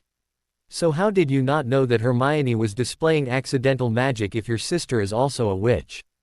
Petunia asked Emma. Emma looked chagrined. "I kept hoping it was something else. You know, something that could be explained as something better than, your daughter's a witch. Like maybe, you're being haunted by a poltergeist." Her laugh was a bit strained. "And your sister? What's happening there? Didn't she explain it?" Emma shook her head. "Kathy is almost 10 years younger than me and I was already at the university when she began to display anything of note." I wasn't at home when that woman from the school showed up. She stressed to our parents that magic needed to be kept a secret from even close family members lest someone get the wrong idea. I only got the barest hint that something was off whenever I went to visit. My mum and dad kept saying that they were forbidden from telling me the whole story. Petunia rolled her eyes at that. I've always thought that was the dumbest idea they could have come up with. I mean, who could we tell unless we wanted to be looked upon as touched in the head? Emma gestured with her hands as if saying, right. So if you don't mind me asking, but why were you forced to leave your previous home? Petunia inquired gently. Emma looked down at her hands. There was some misunderstanding between us and a couple of neighbors who accused us of being Satan worshippers whenever something strange happened around Hermione. She'd occasionally come home chattering about moving things around the classroom when no one else was watching. The neighborhood cats started following her around and leaving gifts on our porch. Then was the time that Hermione conjured a ball of fire in her hands and offered to light a cranky grill during a neighborhood picnic. She turned pink during the memory. So anyway, Kathy went to that school up north and was sorted into one of their houses. I forget which one, it's the one with the yellow and black as their colors. She and I have as good of a relationship as any two sisters can have with each other despite her ability. I ought to call her and let her know the good news. If you wouldn't mind meeting her too. Sure. Emma grabbed the phone and dialed up her sister. Hey, Kathy. Listen, no, everything's fine here. I'm sitting here chatting with a neighbor of ours and I was wondering if you could, yes, I need some sisterly support. The backyard is clear if you want to pop in. Kathy. Yes, you heard right. Wait until you get here, all will be explained. Okay, see you then. Bye. Emma hung up and stared at Petunia with wide, mirthful eyes before the two of them burst out into giggles. Oh my. I can just imagine the look on her face. A moment later, Kathy Richardson arrived in a swirl of magical energy with nary a pop associated with traditional apparition and knocked on the sliding glass door. Emma opened it with a knowing grin on her face and invited her sister in. Emma, how did I figure out what you were doing was magic? Kathy dumbly nodded her head as Shish. Accepted a glass of wine and slowly sat down in an empty chair. She noticed the other woman smirking at her discomfort. Waving her hand at Petunia Dursley is the sister of a witch and the aunt of a young wizard. Surprised me like you wouldn't believe when she came over and asked me when I noticed that Hermione started displaying accidental magic. Kathy's eyes bugged out and she nearly choked on her sip of wine. Hermione's a witch too. Both Emma and Petunia had wide grins, Emma chuckling at her sister's reaction. Where is she? Kathy inquired, wiping her chin of the sputtered wine. Emma shrugged and glanced at Petunia, probably at her house playing with her friend Harry. Petunia agreed, he's probably trying to teach her how to cook again. The kitchen's probably a disaster zone. It was every time he tried to teach Dudley how to cook. I still don't know how the banana mash ended up on the ceiling. Emma snorted. Petunia took the phone and dialed her home number. Hi, Dudley. Yeah, are Harry and Hermione around? She rolled her eyes as she heard her son on the other end yell out at the top of his lungs for Harry to pick up the phone. Hi, Harry. Yes, I did want to speak with you. Are you busy with anything right now that can't be put off for a while? Oh, okay, can you just put it in the fridge? Good, I need you and Hermione to come back to her house. Her Aunt Kathy is here and I want to introduce you to her. Okay, see you in a few, bye. The trio of adult women were greeted with the force of nature of an excited Hermione as she burst through the door and rushed into the living room squealing out, Aunt Kathy. She tackled her aunt and started babbling at high speed about all the things she'd learned since they had last seen each other. Harry, in the meantime, entered at a more sedate pace and closed the door behind him and sidled up to his aunt. She smiled at him and rubbed his back comfortingly. Aunt Kathy is apparently a witch too, Harry. Petunia whispered into his ear. His eyes widened but remained silent. Once they got Hermione to release her aunt and settled into a chair, Harry sat down next to her. Emma got the conversation started by recapping their earlier conversation. Kathy responded more sedately, well, that would explain things. Huh. Well, this is a relief on so many levels. I can finally stop trying to couch my terms in muggle-friendly words. Phew. Are you a witch as well, Petunia?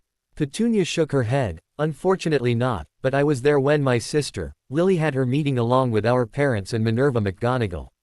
Kathy got a sardonic grin. She's a right trip, ain't she? Did she do the whole, turn herself into a cat and turn the table into a pig, routine? Petunia nodded with a remembering grin. Yeah, I remember that shock. Though to this day I still don't understand why anyone would want to change a table into a pig. You can't eat it. She shrugged it off. Kathy was in thought for a moment. Petunia. What was your maiden name? Your sister's first name sounds familiar for some reason. Evans. I sort of remember a Lily Evans. A year younger than me, she was. She was sorted into Gryffindor House, if I recall right. Auburn hair. Luminous green eyes, fiery temper when riled.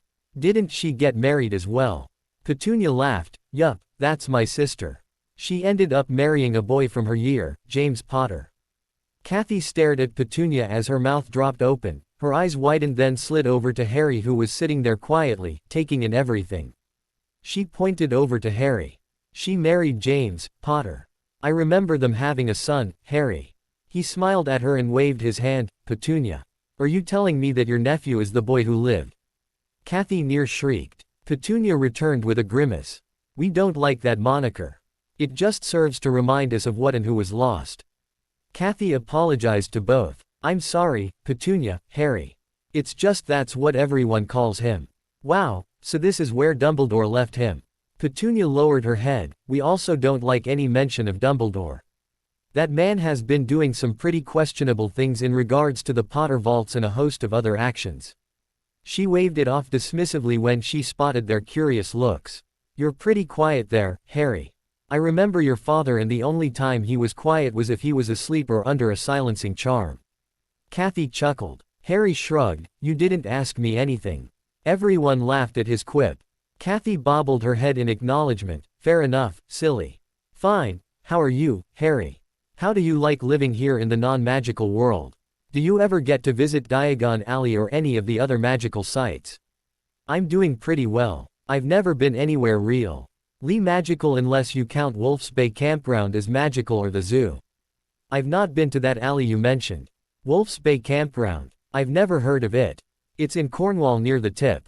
Just a stone's throw from Penzance. Petunia interjected then waved Harry on.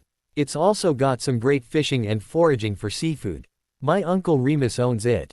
The last time we went, I caught a huge lobster. He launched into a detailed description of the things they saw there and the food he cooked. Kathy blinked and glanced over at Petunia who giggled. Yep, he cooks. He does such a good job at it. He was asked to hold a demonstration at his school.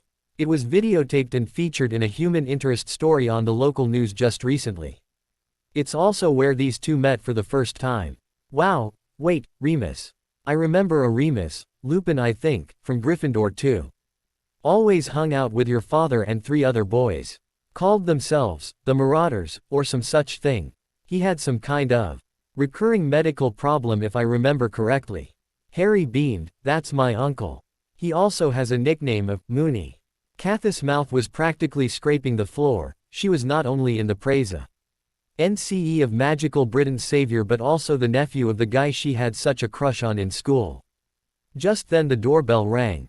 Emma answered the door and saw an older woman in an ill-fitting and outdated dress standing before her. Yes. May I help you? The woman smiled. Are you Emma Granger? Mother of Hermione Granger. My name is Minerva McGonagall. The others in the living room heard the eruption of loud laughter coming from the front door and Emma's voice drifted back to them.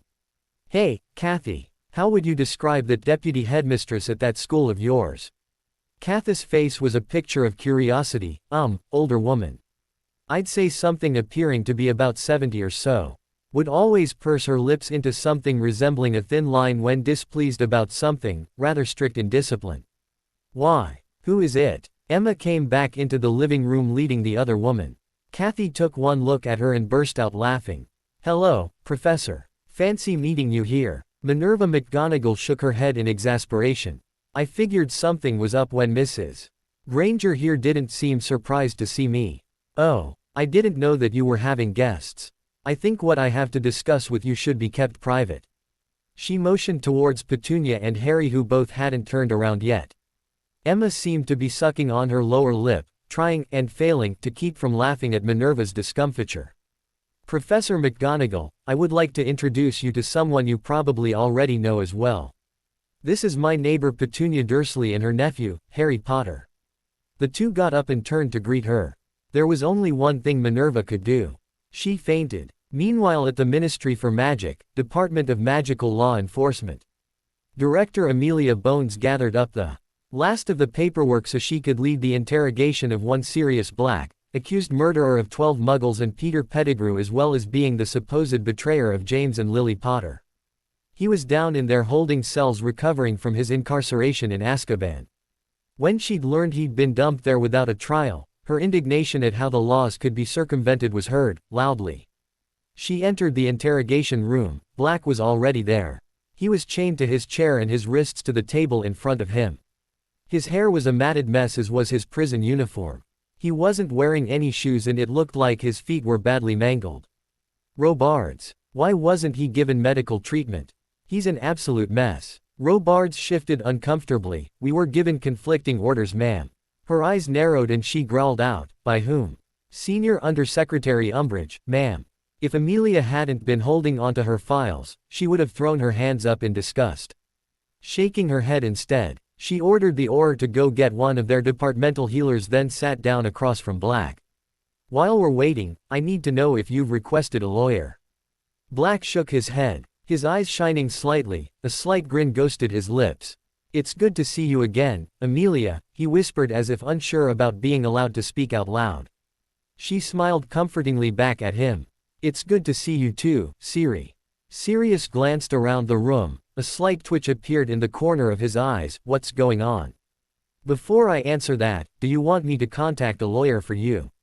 He waved it off. I don't have anything to be able to afford one, and we both know that lawyers who work pro bono are near worthless. Go ahead. Just then Auror Robards returned, with the healer who began casting diagnostic charms over Sirius. The news, while not good, weren't unexpected. He's got all the usual sort of problems associated with long-term incarceration. If you're going to question him, keep the questioning to no more than 30 minutes. Amelia acknowledged the healer that she would. Okay. All right, start the quill. This is Director Amelia Bones leading The investigation into the suspected Death Eater activities of Sirius Orion Black on this date of August 12, 1990. Sirius' eyes glistened at the mention of the date. Nearly 9 years in that hellhole. In attendance are Auror John Robards and healer Tabitha Morris. Sirius Black, you have been accused of the following crimes: membership in the illegal terrorist organization known as the Death Eaters. Known secret keeper and betrayer of James and Lily Potter along with their son, Harry James Potter, to the dark wizard known as Lord Voldemort on the 31st of October 1981. Finally, you are accused of murdering 12 Muggles and the wizard Peter Pettigrew 3 days later in the township of Manchester. Will you submit to the use of Veritaserum? I will. Let the record show that Healer Morris is administering 3 drops of Veritaserum from vial number thanks 1138. Healer Morris indicated that she had indeed administered the ordered amount. Sirius' eyes glazed over as the serum took hold. Let's begin the questioning. Later in the office of Cornelius Fudge, Minister for Magic. Cornelius looked up from the transcripts he was reading of Amelia's interrogation of the criminal Black with narrowed and disbelieving eyes. Everything that everyone had suspected of the man apparently wasn't even close to the truth. He'd done everything he could to delay the questioning, even going so far as to hint to his undersecretary, Dolores Umbridge, that Black shouldn't be given medical treatment so that his statement could be dismissed as the ravings of a madman. Damn Amelia for bringing that departmental healer. I should reduce their funding so they have to get rid of that resource. Albus is going to be pissed.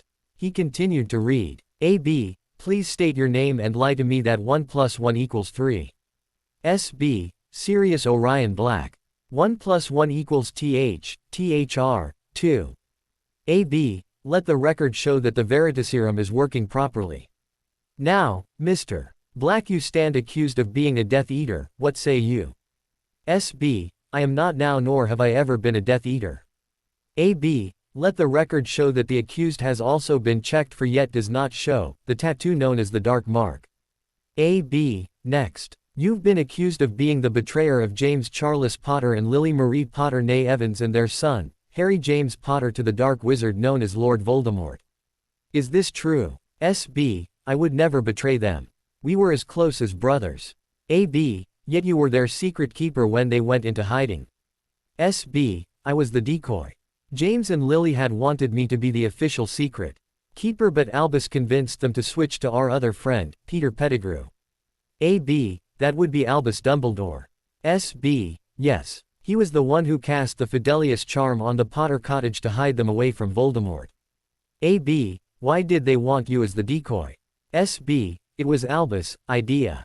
He thought Peter was too weak a wizard to keep Voldemort, or anyone really, out of his mind. Peter was also a weak wizard in magical ability and would easily succumb to an attack. Albus suggested that I and the Potters let the public believe that I was the secret keeper to draw attention away from Peter. A.B. Did you know why Albus Dumbledore wanted the Potters to go into hiding? S.B. He never said specifically but did let slip that there was a prophecy between the Potters and a Dark Lord. A.B. Do you know what was the wording in the prophecy? S.B. I never found out. James just said that it involved their son, Harry, or so Albus hinted. A.B. Sounds of shuffling papers. Now let's move on to that Halloween night. How did you know that the Potters were attacked? S.B. I suddenly remembered where they lived. I had been in the process of going over to Peter's house so I could bring him his weekly groceries. When I got to his house, Peter was missing, yet there was no evidence of a struggle. I grew worried, and right then I remembered the location of Potter Cottage. I drove my motorcycle as fast as I could, but I was too late. The house was practically destroyed and there were people starting to gather around. I cast a muggle-repelling charm to keep out the crowd and ran inside. I found James at the base of the stairs. Sobbing sounds were heard. He was already dead. I raced upstairs towards the nursery in search of Lily and Harry. I found the nursery wall blown out. There was evidence of a magical explosion everywhere. I remember seeing a black cloak and Lily laying there on the floor, one hand still grasping the crib. Sounds of sniffling were heard. A.B. What happened next? S.B. I heard some noise coming from the crib. Harry was sitting there staring mutely at his mother, blood dripping down from a wound on his forehead. I picked him up and tried to comfort him. I cast a healing charm on his head to stop the blood. I then heard a noise and heavy footsteps coming up. It was Hagrid who entered next. A.B. As in Rubius Hagrid, keeper of keys and grounds at Hogwarts. S.B. That's him. He told me that he'd been sent by Albus to take Harry with him back to the school. I don't know how Albus knew that Harry had lived, but when I protested, Hagrid told me in no uncertain terms that his orders were to take Harry. I don't know what came over me. I am Harry's sworn godfather. His care was my responsibility. A.B. What happened next? S.B. After giving Hagrid my motorcycle to take Harry, I became overcome with an overwhelming anger at Peter. The rat betrayed James and Lily. I swore to avenge them and set off after the rat. A.B. Why do you keep calling Peter Pettigrew a rat? S.B. It's his animagus form. He turns into a common brown garden rat. Sounds of disbelief heard in the background. A.B. How and where did he learn to be an animagus so soon out of school? S.B. Chuckling darkly, we both, along with James, learned while we were still in school. Figured out how to do it during our 5th year. Peter's a rat, I'm a dog that resembles a grim. James is a stag. We did it to keep our 4th friend company during his monthly transformations. A.B. I am discontinuing this line of questioning as it does not apply to the charges. What happened when you finally caught up to Peter? S.B. I yelled at him when I spotted him walking down the street as if he'd not betrayed his best friend and family. He yelled back and accused me of betraying the Potters. We both pulled our wands, not caring that there were muggles in the area. We traded spells. I was limiting mine to stunners so I could bring him in. He cast something behind me and the world exploded. When I came to, he was standing over me with a demented grin on that twitchy rat face of his. He purposely showed me him cutting off his own finger before transforming and disappearing into a sewer. The Aurors arrived moments later. I don't remember much after that. Sounds of shuffling papers heard. A.B. Why did you not come to the Aurors with your information and instead going after Pettigrew yourself? S.B. I didn't know who to trust at the time. I would have gone to you but you weren't available at the time. A.B. Very well. This ends the questioning of Sirius Orion Black. Healer, please administer the antidote. End recording. Wolf's Bay Campground. The headlines of the Daily Prophet were screaming to the heavens that Sirius Black, once thought to be the right-hand man to he who must not be named, was in fact innocent of the crimes he'd been accused of and had been exonerated during a recent interrogation. Remus sat back in his chair and cried tears of relief that his friend had been clear. Redden would be getting the proper care and rehabilitation he so desperately needed. He had just finished rereading the article once more when his private flow flared green and a face appeared in the fire. Hello. I'm looking for Remus Lupin. I was told he could be reached at this address. Remus knelt down. I'm Remus Lupin. Who are you? Sage Whitewater of the Department of Magical Law Enforcement, Prisoner Rehabilitation Division. According to our paperwork, you were listed as point of contact for Sirius Black. May I come through? He accepted and stepped back. There was a whirl of green fire and a witch with blondish hair stepped out. Ah, thank you Mr. Lupin. Those fire calls are a pain on the knees. Remus chuckled briefly but said nothing else. Anyways, Mr. Black has asked us to contact you to inquire if you would amenable to taking him in with you after he's been released from medical care. That's fine by me. I was hoping he would have been allowed to choose where and who to go to. She marked down his answer on a questionnaire attached to a clipboard. What is it that you do here? I run a campground and fishing lodge for muggles. She looked intrigued. Any sort of criminal activity in the past 6 months? By me? None. By the market in town? Yes, they're charging more for bog rolls than they used to. Sage laughed at his mock outrage. You're funny. Okay, if Mr. Black is released into your care, what sort of facilities do you have here to keep him from committing a crime of any sort? Remus rubbed the back of his neck. Well, if you're asking if I have a jail cell, that would be no. I do, and will have a place for him to stay and a list of chores that need to be done. Sage asked to inspect the property and was given a tour. After seeing the grounds and what sort of job Sirius would have to accomplish, plus she got to meet and pet Woolsey, she officially concluded that Sirius Black should have no trouble keeping on the straight and narrow. Back at the Grangers' house, Minerva came to and thought she'd been dreaming about meeting Harry Potter. When she opened her eyes and spotted said boy sitting not 3 feet away from where she'd been laying on a couch, she thought that she was still hallucinating. Welcome back to the land of the living, Professor. Kathy replied as she assisted her former professor into an upright sitting position, then handing her a glass of wine. I never figured you for the fainting type. Gesturing slightly at Harry, who was sitting next to a bushy-haired girl and discussing something over a large book, Minerva replied. It's not every day that one is confronted by sudden appearance of Harry Potter, Miss Richardson. Kathy just grinned widely at the mild rebuke. Blinking rapidly to clear her eyes, Minerva peered around the room before settling on Emma. I guess in light of this revelation, I won't have to give you the standard presentation of informing you that your daughter is a witch and has been offered a place. Ace at Hogwarts School of Witchcraft and Wizardry. Emma smiled warmly and shook her head. No, but thank you, Professor. Professor McGonagall, came a nervous voice. She turned and saw Harry looking at her with Lily's eyes. Yes, Mr. Potter. Does Hermione have to go to your school now? Minerva shook her head. I'm afraid not. She has to start next year because the laws state that a child's 11th birthday must be August 31st or earlier before they're allowed to start at Hogwarts. She saw Harry visibly relax at that. Thank you, she's my best friend and I wouldn't want her to be all alone in a new school. She's not even started at my school yet. Kathy must have made a noise because all eyes swung over to her. That's the clearest signs of a future Hufflepuff, if I've ever heard. Minerva looked scandalized. Oh. Please, Miss Richardson. Everyone knows that Potters always get sorted into Gryffindor. Really? Prior to this century, Potters were sorted to wherever they were needed the most. Only since the constant instances of conflict do the children get sorted into Gryffindor.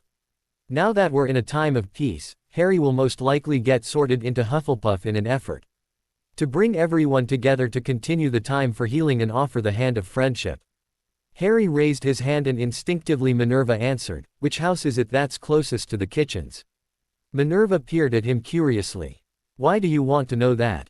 Thinking of slipping in and catching a snack late at night? Petunia and Hermione laughed. Petunia replied that he was more likely the one to make the snacks for a late-night meal. Really? He cooks? Harry rolled his eyes and groaned. Why does everyone keep asking that? A week later, Sirius Black, newly exonerated and freed man, stepped out of the flow into the living room of a quaint cabin. Inhaling deeply, his nose picked up the strong scent of his remaining best friend as well as hints of something sheep-like in the ocean. Remus stood in front of him with a wide, welcoming smile and his arms held out wide. Welcome to Wolf's Bay, Padfoot. Padfoot grinned back at his friend, thanks Moony. Why do I smell sheep? Thinking of guarding a henhouse next. Moony laughed, nah, you're probably smelling Woolsey. He's an alpaca and yes, you can meet him. No sheep though. I hope you like fish, we're having that for dinner. Padfoot just kept smiling. Fish sounded a lot better than the hospital stuff and the less said about the swill from the prison, the better. So where do I bunk? Remus gave Sirius the Canute tour and introduced his friend to Woolsey. He explained that the alpaca came with the farm and campground when he'd bought both of them and it would have been sad to see such a friendly creature go to a ranch far away. The campers love him. I've found him cuddled up in their sites or in their tents should they accidentally leave one open. He's never made a real nuisance of himself, but keeping track of him has been a challenge. I had to resort to using a tracking charm on his collar. Fortunately, he's never strayed into town. So what sort of things are you going to have me do? I hope I won't be responsible for cleaning toilets. Hey, you might have to if I get busy with my work. I was thinking of having you work as the reception clerk to give Mandy a break. She's already been making noises about leaving so she can go on to university. The job itself is simple. You'll handle the incoming calls and fielding questions about campsite availability, hours that were open, places to sightsee and ow. So the best places to go fishing and foraging. The campground is first come, first served and the deposit is done with credit card over the phone and check when they arrive. A what? Credit card. Don't worry, I'll explain it later. In the meantime, anything except my room in the cabin is yours to use as well. When it gets darker, I'll demonstrate how to use the electric lights. I remember electric lights, Moony. Remember when we visited Lily that summer during 7th year? Remus smiled in memory, right, I just wanted to make sure. You will have to clean the public toilets on occasion, as well as emptying the garbage cans in the campground. Please don't use magic here unless you know for a fact that you're alone. Deal. Now, about Harry. Have you seen him? How is he doing? When can I see him? Remus smiled warmly. I have seen him and he's doing great. I need to call his aunt and schedule a weekend visit since he's busy with school during the week. Sirius' face scrunched up in confusion. His aunt. Who's left? Lily's sister, Petunia and her family. Sirius' eyes flew open. He was never supposed to be left there. We need to go rescue him. Remus held his hands up. Easy Padfoot. Calm down. Harry's in good hands with Petunia. She and Lily patched up their differences a while ago but didn't tell anyone for security reasons. He's well loved and cared for there. I've got stories to tell you. Welcome to my home. Professor McGonagall, Petunia said as she unlocked and opened the front door. Harry pushed past and hurried into the kitchen muttering something about needing to check on his latest experiment.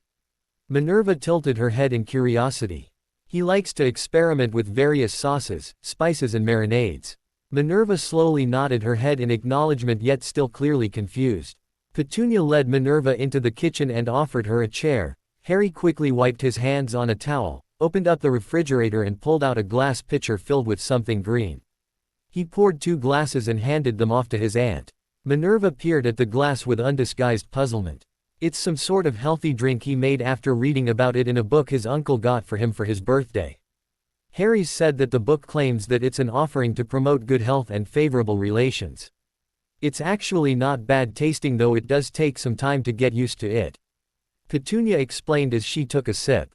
Minerva sniffed it and took a sip before grimacing, Mr. Potter. What was the name of this book? Harry had gone back to poking around the fridge and pulled his head back when he heard his name called. Let me go get it. He let the door to the fridge close and trotted off to the cupboard under the stairs. Minerva's eyes widened dramatically and her mouth dropped open. He sleeps under there. She yelped in outrage and pointed to where Harry was bent over at the waist rummaging around for something inside. Both Harry and Petunia Looked at her like she'd just grown 3 extra heads. What kind of psycho would make their kid sleep under the stairs? Harry queried with a look of bemusement on his face before standing up with a book in hand and closing the cupboard door. Minerva let out a gasp of relief and patted her chest with her hand. I'm sorry, Mr. Potter. I don't know why I automatically assumed the worst. Petunia just shook her head. Forcing a child to sleep in the cupboard under the stairs seemed like something out of a trashy crime novel. Harry placed the book on the table and went back to his puttering in the kitchen. Minerva took one look at the title, The Modern Witch's Garden, and let out a strangled sort of laugh. Oh, dear, Mrs. Dursley, Mr. Potter, this book doesn't describe a drink using these ingredients. It's describing a blessing, to be used to consecrate an altar for rituals. You're supposed to splash the altar with the waters to promote those habits or expressions you want to occur within the ritual. Petunia started turning as green as the juice while Harry started making gagging noises and hurried to the fridge where he pulled the pitcher out and dumped the contents into the sink. And started scrubbing it out with soap and water. Minerva just chuckled at their responses. Don't worry about it, it happens to the best of us sometimes. Like you said, it's not bad tasting though. I would refrain from experimenting with any more potions until you get to school, young man. Harry's bedroom. Minerva did get a chance to see Harry's bedroom, it located just to the left of the upstairs landing and contained all the usual trappings of a child his age and to the same level of cleanliness. Shoes lying where they were dropped, trousers carelessly draped over a chair, stacks of books, some even on shelves, and an unmade bed.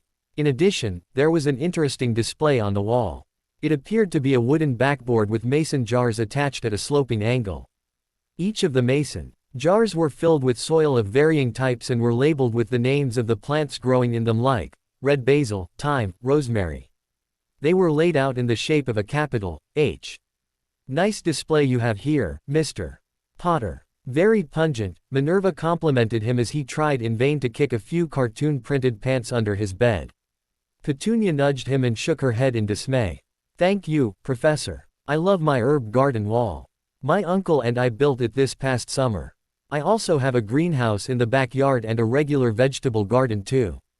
It's important to have fresh herbs and vegetables when making food. Harry was making tea for their guests while Petunia hosted Minerva in the lounge. She explained to the older woman the history over the past 10 years since Harry had arrived. Petunia admitted that the thought of treating Harry poorly had crossed her mind for all of a mere second but attributed that to the compulsion placed in the letter from the headmaster. She'd go tea up and retrieved the letter that was attached to Harry's basket that night. Minerva's eyes were truly opened to the callousness that Albus had displayed in that condescending letter to the only family Harry Potter had left.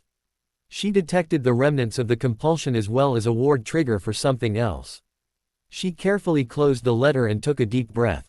Mrs. Dursley, I am so sorry that this had to happen to you. I cannot believe that Albus Dumbledore could be that. That's not the only thing he's done since then that makes it difficult for me to allow Harry to go to that school. Minerva's face paled. There's more. Vernon arrived home right about then and was brought up to speed on the conversation as well as whom their guest was. He confirmed that the HEAD master had been playing sticky fingers with Harry's financials and political name. The hard truths just kept coming and coming, which threw Minerva for a complete loop. She clearly was having a difficult time assimilating the knowledge that Albus Dumbledore, the supposed leader of the light, would be so petty as to steal from a child, use the family name for his own gains and oppress so many disadvantaged people just to fulfill his delusional idea of the greater good. This is going to take me time to get through and accept. Merlin, I had no idea. I was against Harry's placement here in the beginning because at the time I had thought that you and Lily had a falling out. I'm glad to see that I was wrong about that, but I'm outraged that Albus was trying to capitalize on that belief. If I may ask, what are your plans for dealing with this? Vernon shrugged. We haven't really decided. The goblins are collecting as much financial evidence to prove conclusively all the misappropriations and outright theft. We want to wait until everything is assembled in a way to prevent him from wriggling out of a proper punishment, especially if it gets him removed from his positions within your world. I will tell you this. If he's still in power by the time Harry gets his letter, he will not be going to that school. Minerva was invited to share a dinner with them so she could witness and sample Harry's culinary skills. She was sat on a stool in front of the kitchen counter where she'd have an unobstructed view of his talents. First thing he placed on the counter was a small shallow dish of something crunchy. She peered at the contents and asked him what it was. Puppy chow. The look she gave could have frozen hell.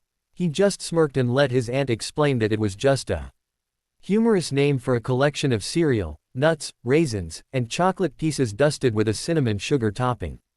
Proving that it was edible, Petunia took a couple of pieces and popped them in her mouth and smirked at the disbelieving look on Minerva's face. So what's on the menu for tonight, Harry? We're having Caribbean fish and slaw tonight. Uncle Vernon, would you please make the punch? He nodded and got up from his chair. Minerva watched entranced as Harry began explaining as he went along, describing the steps involved with making dinner. She wished Severus would be as descriptive when teaching his class. These fish fillets come straight from my uncle who harvested them straight from the ocean and brought them by the last time he visited, he explained as he picked and weighed 2 pounds of fish. This recipe also works well for any type of fish or even shrimp. Minerva glanced in the direction where Vernon was busily making the punch, but Petunia corrected her. Different uncle. Next, he brought out a half of a head each of red and green cabbage, a couple of carrots and a red bell pepper which he proceeded to shred. The vegetables are straight from my garden and were only picked this morning. This will be used for making the slaw. Out came the spices, oils and canned fruits. I normally prefer to use fresh fruits for my recipes, but know realistically that some fruit it's just aren't available fresh this time of year here in Britain, or they're too cost Aunt Petunia. Prohibitive, Petunia supplied. Thanks, prohibitive. He finished as he sounded out the word. He spun around and turned on the oven to 204 degrees Celsius, then grabbed a jar of pre-mixed ingredients from the pantry. Again, fresh is always better, but I pre-made this dried mix for the seafood citrus marinade a couple of months ago when I was planning out the upcoming cuisines. Best part about this is that they will keep for several months if stored in a cool, dry and dark cupboard, so if plans change, I'm not stuck with rotting vegetables and whatnot. He scooped out about a quarter cup of the mix and poured it into a bowl with an equal amount of light oil, water and 2 tablespoons of white vinegar. He whisked it around until the mix was combined and separated a quarter cup of it. Next he added the fish and let it sit and soak for roughly 15 minutes. Minerva's sensitive nose picked up the scents coming from the marinade and it made her mouth water. Her feline side was practically purring with anticipation of tonight's meal. She caught Petunia's eye and could only shake her head in bemusement at the display of culinary artistry going on before her. Vernon reappeared a moment later saying that the punch was mixed and ready to be served. Harry nodded his acknowledgement and continued with his demonstration. He finished shredding the slaw mix and tossed it with some oil, the reserved marinade and a tablespoon of raw sugar before pulling out a large serving bowl and dumping it in. Dudley proved how good his timing was when he arrived home. Petunia told him to go wash up, then set the table. Multitasking, Harry explained his views on the benefits of fresh over frozen ingredients. He simultaneously removed the fish from the marinade and placed them in a baking dish and covered it with a sheet of aluminum foil, then popped it into the oven. The timer dinged after 15 minutes and he opened up the door and tested the fish with a fork. The flesh flaked quite easily, so he removed the fish and turned off the oven. Out came the plates as Harry arranged the fish and a healthy scooping of the slaw onto them, then carried a pair to the table. Vernon brought the punch over and served a half glass to the boys but a full one to the adults. There was also a chilled pitcher of plain water for after one bite, and Minerva was a true believer. Wolf's Bay Campground, 2 days later. Remus watched as Sirius went through his new duties as the campground's reception clerk. His best friend seemed to be taking well to his new life, even if there was the occasional rule breaking. One of Remus' main rules was that magic could only happen within the confines of their shared house, out of view of the Muggles. That said, he did catch Sirius using magic to clean the public restroom, but frankly didn't say anything because it was a rather dirty job. Now that I think of it, it begs the question as to why I never used magic to clean that bathroom. Shrugging it off as something to think about when he got a free moment like that would ever happen. For his part, Sirius was thoroughly enjoying his new life and duties. The open land, the blue skies when it wasn't rainy, foggy or whatnot, the ocean teeming with life was probably as close to heaven as he was going to get. It was sometimes difficult to believe that life could be so simple out here in the middle of nowhere and as far from the city life he'd grown up in. What did Mooney call it? Oh yeah, a return to nature. He had a few slip ups in the beginning since it was his first time using a telephone or handling the cash from the campers when they came in to pay for their souvenirs or to make change for the vending machine. Padfoot. Sirius turned from where he was leaning against the counter, a magazine in his hands. Mooney.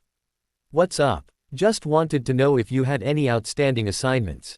Sirius. Thought for a moment then shook his head. Nope. All clear. Why? What's on your mind? Mooney gave him the same grin that heralded the solution to a complicated prank during their school days. How'd you like to go visit Harry today?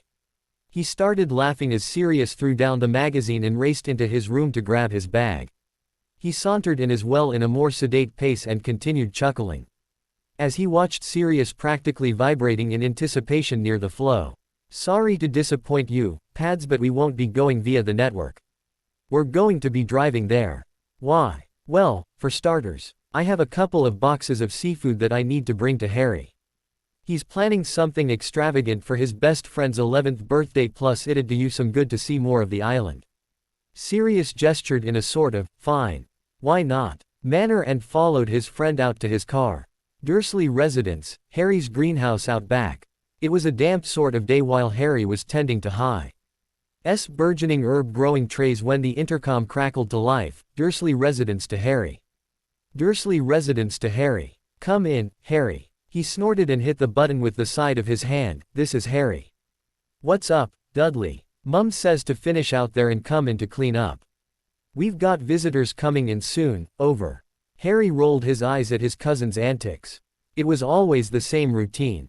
Dudley thought he was being funny. Right, I'll be in just a minute. Roger that, over and out.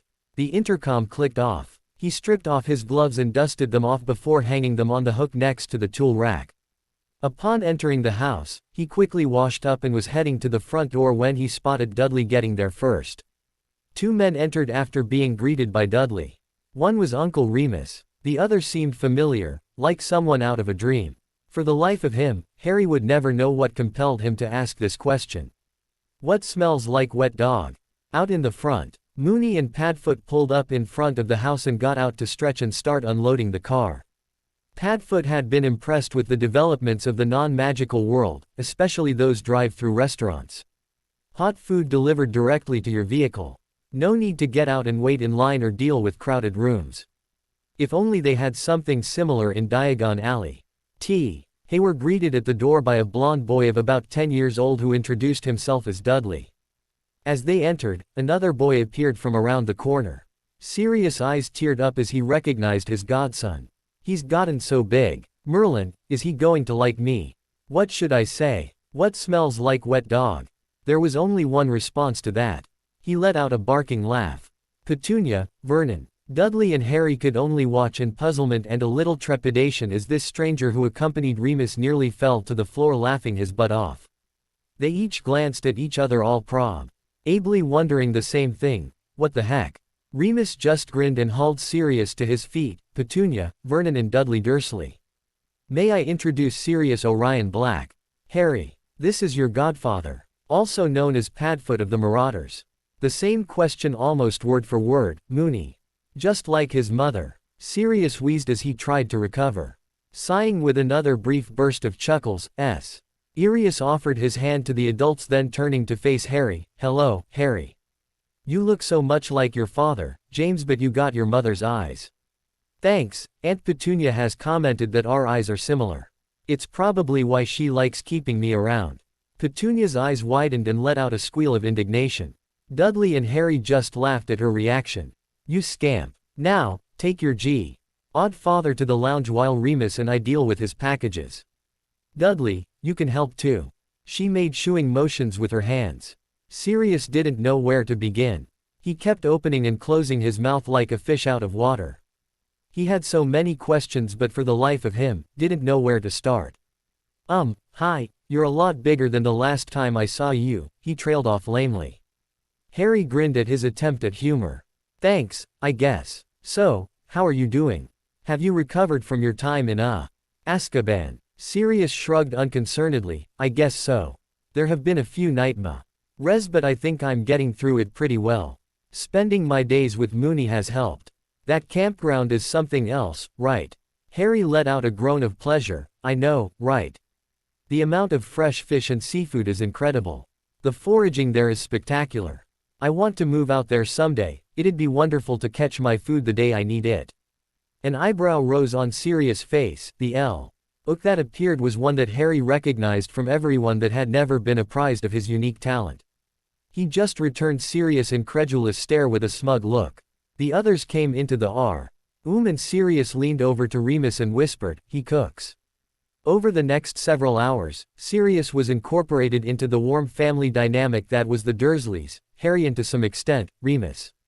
Petunia decided to bring out the baby photos of Harry growing up, much to the boys' audible displeasure. "Ah, come on, Aunt Petunia. Why?" He groaned and buried his blushing face into his arms. Dudley poked at him laughingly while Vernon fixed them a non-alcoholic drink. "Harry, be nice. Mr. Black here needs to get caught up on the past 10 years of you being utterly adorable," Petunia replied. With an overly sweet voice that promised many hours of embarrassing torture for the boy before pointing to a picture of him being bathed in the kitchen sink with a frilly bathing cap on his head. "Don't worry, pup. I got plenty of embarrassing stories of your dad from when we were in school," Sirius said comfortingly. Harry perked up at that. He hadn't heard many stories of his father while growing up. Most because Petunia didn't know any. Opening the album, Petunia began her narration into Harry's embarrassing past. So for the next week, all Snivellus had to wear was that frilly dress James picked up from the children's clothing store. Sirius laughed as he told the punchline of the time James pranked a classmate of theirs. He was still chuckling but sobered up when he spotted the disapproving look on Harry's face. "Pup," Harry shrugged, "it just sounds like bullying to me. Pranks should be funny to both sides, not embarrassing like that one was." Remus interjected then, "What you have to understand is that Severus gave as good as he got, sometimes worse. It was also a time of war in the later years. If we could disrupt the morale and recruiting practices of the dark side members, we would do so willingly." Harry still looked pensive but let it go for now. "What was the most embarrassing attempt by my dad in trying to get my mum to pay attention to him?" Both Remus and Sirius let wide grins appear on their faces. Dinner that night was, in Harry's mind, a simple affair. A shrimp wonton soup for the starters, followed by a teriyaki chicken bowl with spiced rice, steamed vegetables and chow mein on the side. For dessert, he pulled out a heavenly cookies and cream ice cream sandwich cake. Sirius kept glancing at him with a strange look on his face. Harry finally broke down and asked him what was with the looks. "It's just that your parents weren't all that great in the kitchen. I'm just trying to figure out where you got your skill from." Vernon chuckled. "As far as we can guess, the talent in the kitchen probably skipped a generation." Remus here said the same thing. Remus made an agreeing noise as he finished his slice of cake. Harry sat up a bit proudly. "I overheard something Aunt Petunia said to you, Uncle Vernon, a while back that fits my style, I think. Take a trip around the world and never leave your kitchen. There are so many places I'd love to go to someday, and if all I can do right now is just cook up a sample of their cuisine, I'll do it." Dursley Residence. A letter arrived with the morning mail rush from Gringotts. It was a thick envelope stamped with important documents. Eyes only, in large red letters. Interestingly, there weren't any signs of postage, which meant hand delivery. Petunia glanced outside to see if there was a courier leaving but spotted no one. "Package from Gringotts, Vernon. No postage either, which could only mean a courier, but I didn't see anyone," she said as she handed over the envelope. "They must have their own delivery system. Nice of them not to use an owl or something conspicuous," he replied while opening the package. Inside was a rather lengthy letter outlining some suspiciously new activity against the account by Dumbledore. New offshore accounts that had been opened using variations of their names and the monies being funneled into them. New book contracts being written in Harry's name but using Albus as the point of contact. And the final kicker was the bribes being passed out to make sure all of this was passed quietly in the Wizengamot. Petunia saw one line item that had her blood boiling. A marriage contract. She hissed angrily. He penned a marriage contract in Harry's name to someone he doesn't even know. This is too much, Vernon. It's time to let the goblins wage financial war on that bastard. I agree. Pet, but let's contact Remus first so he's not blindsided when this hits the fan. She agreed and went for the phone. Remus was incensed as well and agreed with the do. Rs lay adults that the goblins should be unleashed. We should also write up a statement to be sent to the Daily Prophet as well as the DMLE. Both are going to want to know. The DMLE can press legal ch. Argas against everyone involved, while the newspaper will bring this scandal to the public's awareness. Nothing gets a politician to move faster than angry voters. The Dursleys and Remus stopped in to Gringotts the next day while the boys were at school. The look on Daggerclaw's face could only be described as vicious. He started barking out orders into his intercom for the accountant horde to mobilize.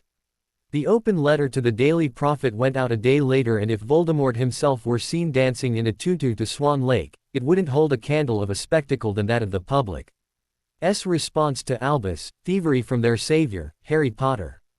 Dear people of magical Britain, my name is Harry Potter and I am writing you this letter with the aid of my aunt and uncle as part of my outrage that Albus Dumbledore has been discovered to be stealing from my family's accounts and vaults for his own personal gain.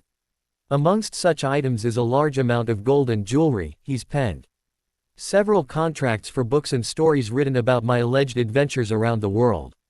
I can personally tell you that I've not once traveled the world. The farthest I've ever been from home is to Cornwall for a bit of camping and fishing. Additionally, Albus Dumbledore has penned a marriage contract for some which I've never met before. I don't know about you, but anyone who signs such a contract sight unseen needs to have their heads examined. On top of all that, Albus Dumbledore has used my name to pass laws that would be used to oppress those of mixed race, nationality, sex, and abilities. He's also used my name to reject laws that would make things easier for incoming Muggle born or raised to integrate into the magical community. It's my belief that all magical children, regardless of their blood status, be they of mixed heritage or suffer from an easily treatable recurring disability, should be offered a place at Hogwarts. To deny anyone of an education because of something that is beyond their control is totally unacceptable. If things continue as they are, then I, along with my guardians, will be taking a long, hard look as to whether or not staying within Britain is worth the hassle. I call upon the readers of this publication to send in their responses to their representatives and tell them that Albus Dumbledore should be removed from all offices of power. It is for the greater good. Signed, Harry Potter, head of the noble and most ancient house of Potter, heir presumptive of the noble and ancient house of Black. Owls carrying red enveloped howlers flocked into the newspaper's head office, as well as flooding the ministry to vent their owner's outrage over the scandal that the supposed leader of the light was nothing more than a common thief, and those Warlow CKS on the Wizengamot who took the bribes should be strung up by their toes and beaten around their heads. The 19th of September 1990. Hermione burst out of her room full of energy. She was officially 11 years old today, and nothing was going to bring her down. Her parents wished her a happy birthday and even joking suggested that she might consider taking the day off from school. She responded maturely by sticking her tongue out at them and blowing a raspberry. After being dropped off by her mum at school, she dashed in and went in search of Harry and Dudley. She found Dudley hanging from the monk bars on the playground but saw no signs of Harry. Where's Harry? Kitchens, came his upside-down reply, said he needed to keep your surprise chilled or something. He gripped the bar with his hands and flipped his legs off cleanly, landing with a flump. Whoa, head rush. The bell rang then, so Hermione guided a slightly dizzy Dudley to their classroom.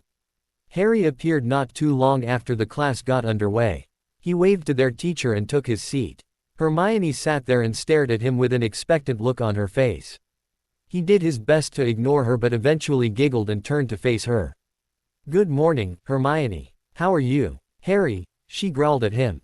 With wide, innocent eyes and a slight tilt to his head. Yes, Hermione. She gave him her best, Hermione Granger glare of death. Isn't there something you care to wish me? Harry tapped his chin with a finger and thought, well, I can't think of a reason what could be so important today. She pulled her hand up like she was going to whop him on the arm. He couldn't hold back any longer and laughed out loud. holding his hands up in submission. Sorry, couldn't help it. Happy birthday, Hermione. She whopped him on the arm anyways in indignation of having to put up with such boys. Down in the cafeteria for lunch, Miss Bomberg led her charges into the cafeteria and announced that today they would be celebrating Hermione's birthday lunch here. Cheers went up and all eyes slid over to Harry, who put on his best look but finally relented when Dudley pushed him towards the kitchen door. When he returned, Harry along with the rest of the kitchen staff wheeled out carts laden with plates of roasted chicken and cheese lasagna, jicama dill potato salad and fruit-sweetened chocolate cake. Each stewed. NT got a serving of each along with a carton of milk. They were still at school after all. And sang the happy birthday song to Hermione. Her cake had 11 candles arranged in a halo and it lit up her blushing face perfectly. As usual, whenever someone took a bite of Harry's cooking, they were hooked and usually making some sort of noise in pleasure. The room was a cacophony of mumbles, sighs and whispers. Late October. Dursley residence. Both Sirius and Remus had arrived to ask for permission to take Harry to Godric's Hollow to see where he used to live and to visit his parents' graves for a bit of closure and have him stay overnight at the campground. Vernon was surprised that they drove all the way from Cornwall to ask, but Sirius explained that Remus drove in while he apparated to a tracking charm attached to Mooney's car in so they could learn the coordinates if they ever needed to make a portkey. This led into a discussion of what a portkey was and how it was made. Vernon marveled at the possibilities for said devices. When asked to clarify, he replied that from a logistical perspective, using a portkey to deliver critical supplies nearly instantaneously would be a godsend. Why don't you just use a topographical map of the area to create this portkey? Vernon inquired, looking at Remus, who shrugged and replied it had something to do with a person's magic to be able to anchor the portkey's starting point. Petunia asked Remus how they would be getting there but vetoed the idea of taking that monstrosity on wheels known as the night bus. There has to be a safer way, Remus. What about by car? Remus tilted his head and pursed his lips in thought. I guess we can. Godric's Hollow is in Wales, so it's not that far. About the same distance as it is to the campground, I reckon. How do you know about the night bus? Sirius asked her. I took a trip once with Lily about a year after she graduated. It left enough of an impression on me that I wouldn't wish that death trap on anyone, she replied with a shudder. Where is Godric's Hollow anyway? I couldn't find it on a map, Vernon asked Remus. You wouldn't. The town is mostly magical and there are town-wide wards up to discourage outsiders. There is a sign on the highway to it, but it's so unobtrusive that most people blink and they miss it. What's the name of the nearest non-magical town then? Merthyr Tydfil, I think. Definitely within Wales. For sure. Hey, Harry. Vernon bellowed towards the kitchen, however there was no response. Vernon picked up the telephone and dialed the intercom number and called his nephew's name again. Yes. Uncle Vernon. Where are you? Greenhouse, magical side. What's going on? Have you ever made Welsh cuisine before? No. I don't think so. I'd have to check my notebooks. Why? Remus and Sirius are here and want to take you to Wales for a special trip. I just got curious if you ever made any of their dishes. They're here. I'll be right in. Click. The line went dead. Vernon chuckled to himself at the boy's enthusiasm and waited for Harry to come bouncing into the room. Harry came bouncing into the lounge all smiles. Hey Uncles Sirius and Remus. Are we really going on a trip? Just the three of us. Sirius looked smug at getting top billing. That's right, pup. Go wash your hands and put on a jacket so we can get going. With a loud cheer, Har. Y threw his hands in the air then bolted for his bedroom. The adults snickering behind him at his enthusiasm. What time do you figure you'll be done? Petunia inquired. Sirius shrugged. It shouldn't take us all that long. Most of it will probably be recovering from crying and memories. We'll probably stop in to see where they're buried too. Okay, and he'll probably be too emotional for anything else either. Harry came thumping down the stairs again and slid to a stop in front of the group with an expectant yet happy look on his face.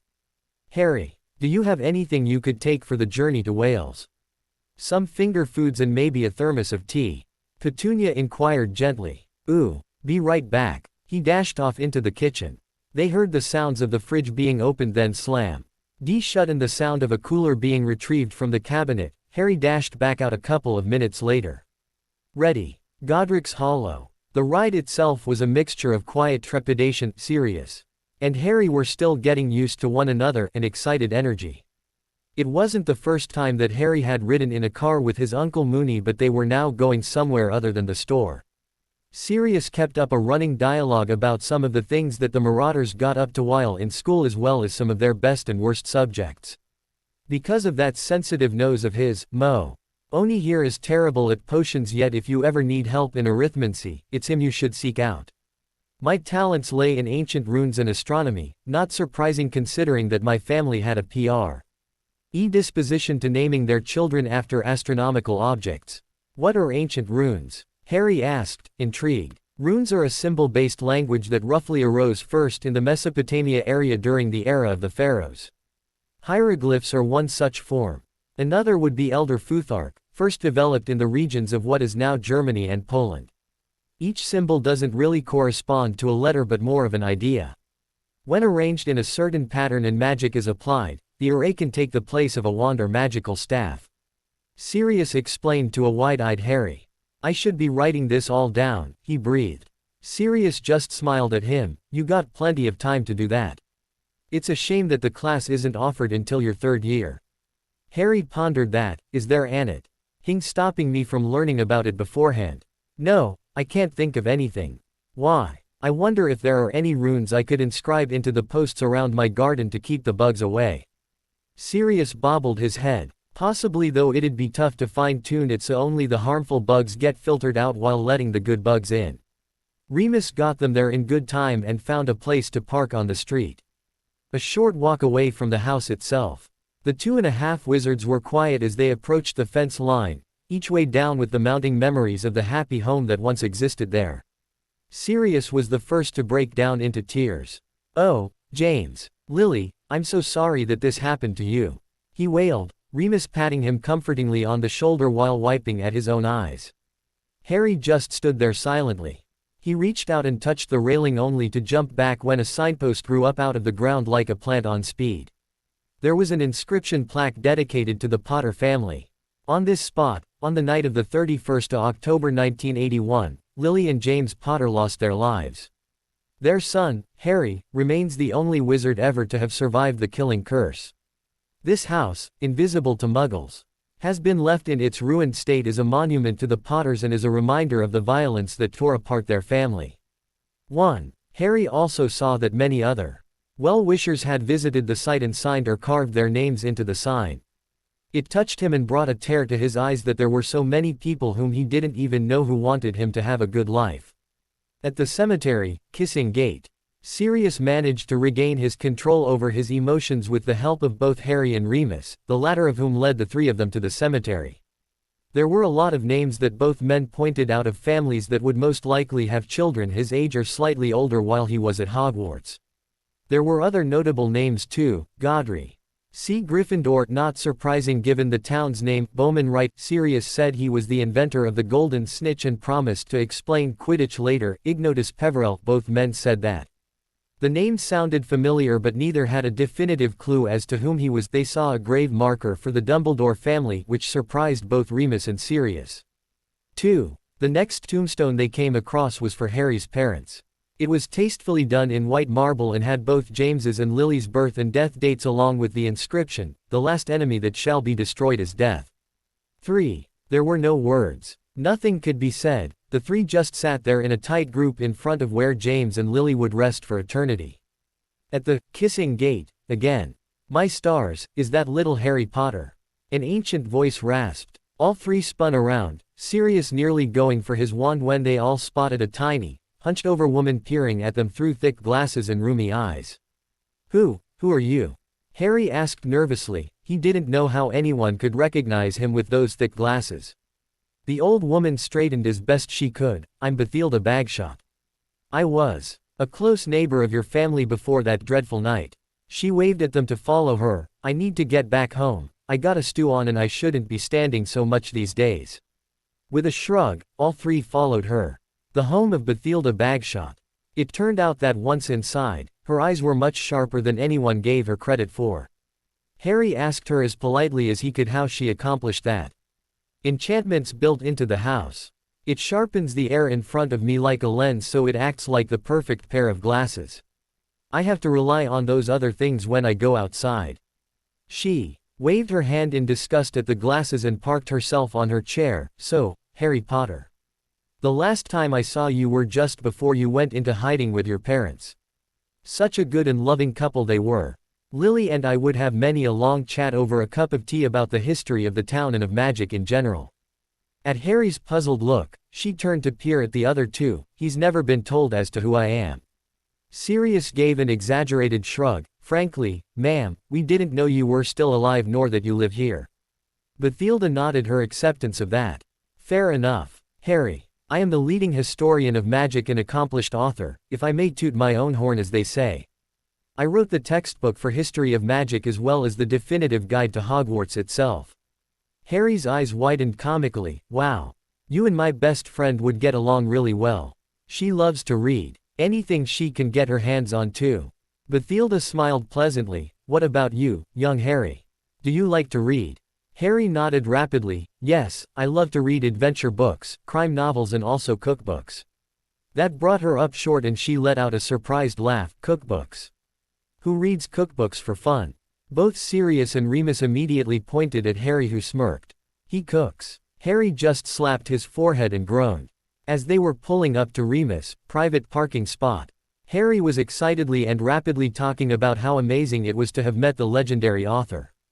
When they got inside, Sirius went to his room to change into something more comfortable and get out of his boots for a while. Remus got some blankets and a pillow out from storage and stacked them next to the couch. Harry chattered on about how amazing it must have been to be alive during some of the greatest events in history. Muggle or magical? Imagine being old enough to see the railroad being developed, reading about the first airplane to take to the skies or whatever the magical equivalent would be. Remus sat down in his favorite chair and mused thoughtfully. That reminds me. We should start giving you a basic guide into the history of magical Britain. It'll help with your etiquette studies as well. Sirius came in carrying 3 steaming hot mugs and handed one to Harry, who examined it carefully. What is it? Sirius shrugged. Just a bit of coffee to warm you up. I noticed you shivering a bit earlier. 30 minutes later and Remus was glaring at Padfoot, who watched in amazement and puzzlement as his godson blitzed around the room like he'd just downed a liter of pepper up. He glanced down at his mug and looked over at Moony. It was just a bit of coffee. I don't understand. Harry had just bolted out the door in the direction of the paddock as Remus stood to follow. He's most likely never had coffee before and the amount of caffeine in it is going to make him excitable for a while. It's not your fault, but you should have asked first. Harry did crash from his caffeine rush. While they were sitting at the table eating a light dinner, both Sirius and Remus heard, and felt, a loud thump on the table. Harry had faceplanted into his mashed potatoes and was quietly snoring away. Ring, ring, ring. The telephone was practically bouncing off its hook early in the morning, 3 days after the open letter to the Daily Prophet hit newsstands. Petunia considered herself fortunate that the magical world knew nothing of Muggle communication methods, or things would probably be worse. As it was, the constant calls back and forth between she and Vernon to Sirius and Remus was rather distracting. Hello. Oh, hi Sirius. No, I haven't read the Prophet this morning yet. What now? That letter has caused a huge firestorm of howlers and angry citizens to the ministry. I think the last time folks got this agitated was during the Death Eater trials at the end of the last war. Listen, I know of a way to keep in contact without running up the bills. Moony was going to ask if we could stop by later to visit. Sure, there's nothing going on right now. Why not stop by about 1 in the afternoon? The kids are in school so we won't be interrupted. She agreed and made a note of their impending visit. Padfoot and Moony opted to apparate to the Dursley residence since Remus' car was in the shop. After seating themselves around the kitchen table and getting the usual pleasantries out of the way and served a cup of tea, the adults got down to business. So Remus, what happened to your car? Vernon asked. Moony shrugged. Nothing really, it just needed a transmission overhaul. The car's over 10 years old and it was in need of it when I bought it used. So what's this communication device you mentioned, Sirius? Petunia inquired. Sirius pulled out what at first glance were 2 rather ornate mirrors and handed one to her. These are communication mirrors that we enchanted during our school years. They allowed us to talk to one another when we had separate detentions. All you have to do to connect with the other is to press the button and say the person's name. That one there is activated by saying my marauder's name, Padfoot. This one is activated by saying the name, Mooney. Wow. Both Dursleys were impressed with the enchantments. How about when you call me? How do I? You answer it the same way. Here, I'll show you. He got up and went into another room. The mirror in her hand vibrated, so she pressed the button and said, Padfoot. The mirrored surface fuzzed out, then refocused with his smirking face. Hi. Can you hear me okay? They. RNON leaned in and his mouth dropped open. True visual communications. The commercial potential must be incredible. Petunia disconnected as Sirius returned to the kitchen. Well, not so much, Remus commented. It takes a lot of skill and patience to etch the runes into the backing and make sure that everything is connected properly. He popped open the back of one of the mirrors and showed off the arrays. Vernon got up and rummaged around in a kitchen drawer before returning with a jeweler's loupe. He affixed it to his eye and peered closely at the etchings. Yep, very clean etchings. How long did it take you to do up the pair? He sat up and took off the loupe. Remus shrugged. I don't really remember. We made these back in our 4th year. Why? Vernon pursed his lips. Modern. Muggle manufacturing could probably knock out a couple of hundred of these with no problem. Is there anything special about the power requirements? Remus and Sirius just blinked. A couple of hundred, Sirius exclaimed as he stared wide-eyed at Vernon, who nodded. Per hour, he replied smugly to their shocked looks, and that amount could be increased as manufacturing technology gets better. Muse blinked and shook his head to center himself. To answer your question, there's nothing really special. Every time you press the connect button, it absorbs the ambient magical energy that permeates the world. Barring a complete shutdown of the ley lines, you'll never have to worry about it losing its charge. Remus stammered, still in shock that so many mirrors could be manufactured so easily.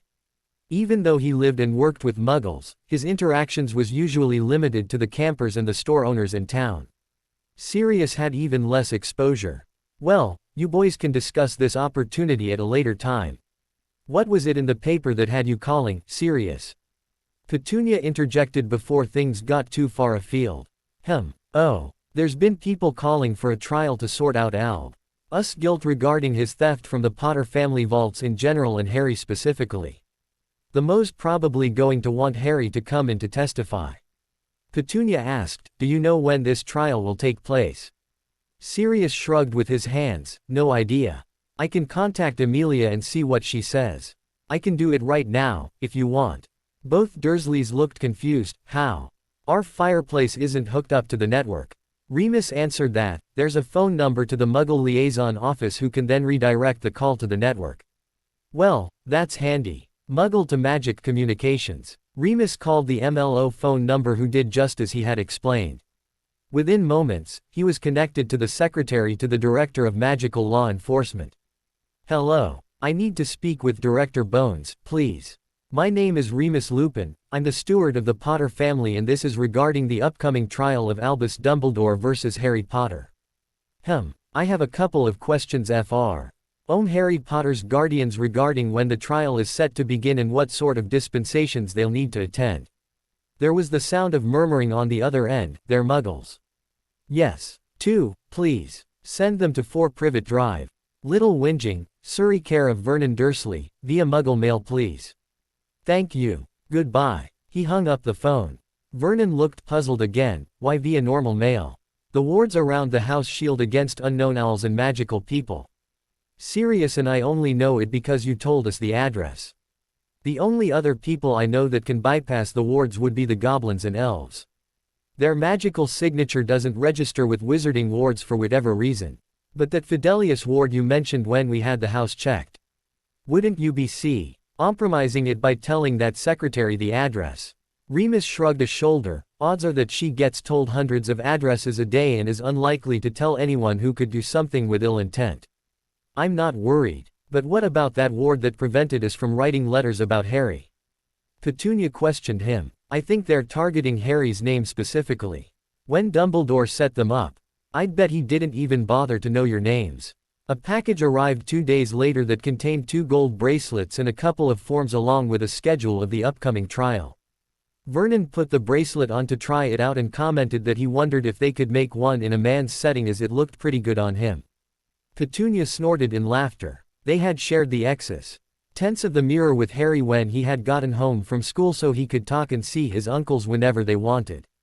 Petunia spoke with Remus and told him that the bracelets had arrived and EY were ready for their trip to the alley to pick up some robes whenever he was available. Diagon Alley, Madame Malkin's clothing for all occasions. Greetings. Welcome to my shop, I am Madame Malkin. What can I get you fitted for? The proprietor greeted them, spotting Harry but keeping herself under control. Her assistants were doing the same though their wide eyes betrayed their surprise. Petunia took the lead on this. Vernon was terrible at picking out fashion. Hello, my husband, son and nephew and I are going to need just some robes to attend the upcoming trial at the Wizengamot. Madame Malkin bowed once and guided the four of them into the fitting rooms. One assistant took Vernon to the stand on the left, another led the two boys to the one on the right. Are you looking for a particular cut or style? She asked after directing Petunia to step up on the stand. No, not really. You see we're Muggle guardians of my nephew there and it wouldn't be proper for us to show up in our world's clothing and insult the warlocks and witches of the Mo. Madame Malkin was impressed. It wasn't often that the Muggle parents or guardians made the attempt to blend in. Very well, let's see. E3 seamstresses measured each of the Dursleys, and Harry then brought out a basic cut robe made of high-quality wool and dyed a subtle purple. When asked why the color, it was explained that purple was the color chosen for those who sat on the Mo and it would lend a subtle suggestion that they were there for business. Vernon could appreciate that. He dressed on occasion with his tie in favorite color of his prospective client to help land a sale. Petunia fingered the breast of her robes. Would it be possible to get the crest for the House of Potter? Is there one with a border signifying that we are the head's guardians? Madame Malkin cocked her head in thought. Well, the crest itself is easy and yes, we can easily apply it. The guardianship, I'm not sure if there is one. I've certainly never heard of it before. Petunia dismissed it with a small wave. That's fine, as long as we have the crest. How much extra is that? 4 sickles each. Deal. How long will it take to do up the robes? I can have both robes done within an hour if you wish to do some shopping. So Petunia paid for the robes using some money that she'd withdrawn the last time she'd come to the alley and she and her boys headed out of the store. After a lovely tea at a little cafe located just past Gringotts, they returned and got a final fitting then headed home. The 4th of October 1990 Ministry for Magic. Courtroom 10 Albus Dumbledore vs. House of Potter. Harry and the Dursleys, as well as Remus and Sirius arrived just before 10 in the morning of the trial. It took 2 trips in the telephone box to get everyone down to the atrium but after a quick look around at the decorations, the group headed to the welcome desk. A couple of quick words telling the wizard manning it where they were going and a spot inspection of wands. They headed towards the lifts. The crowds parted before them like they were the vanguard of a powerful army.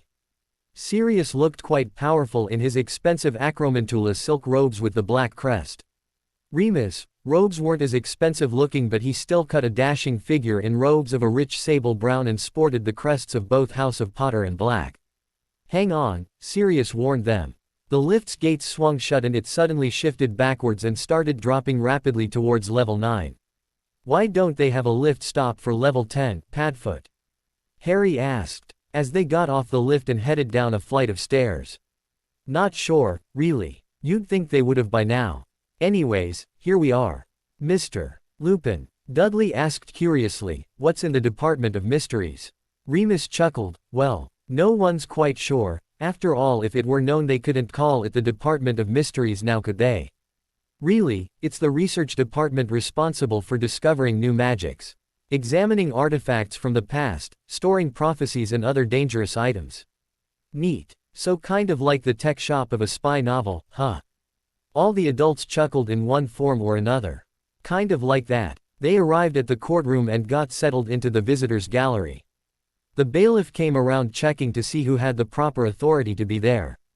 He potted Harry gazing around with wide eyes and approached the group. Mr. Harry Potter. Harry's eyes swung down to the bailiff.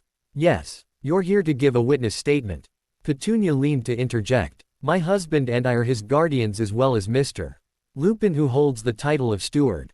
We're the ones who handle the finances and power of attorney for the Potter family holdings. The bailiff F nodded and instructed them to move to the witness box where they would wait until called upon by the chief adjudicator to give their statements. Sirius and Dudley had to remain in the visitors' gallery. Both kids kept waving and making faces at each other from across the courtroom until admonished by Petunia.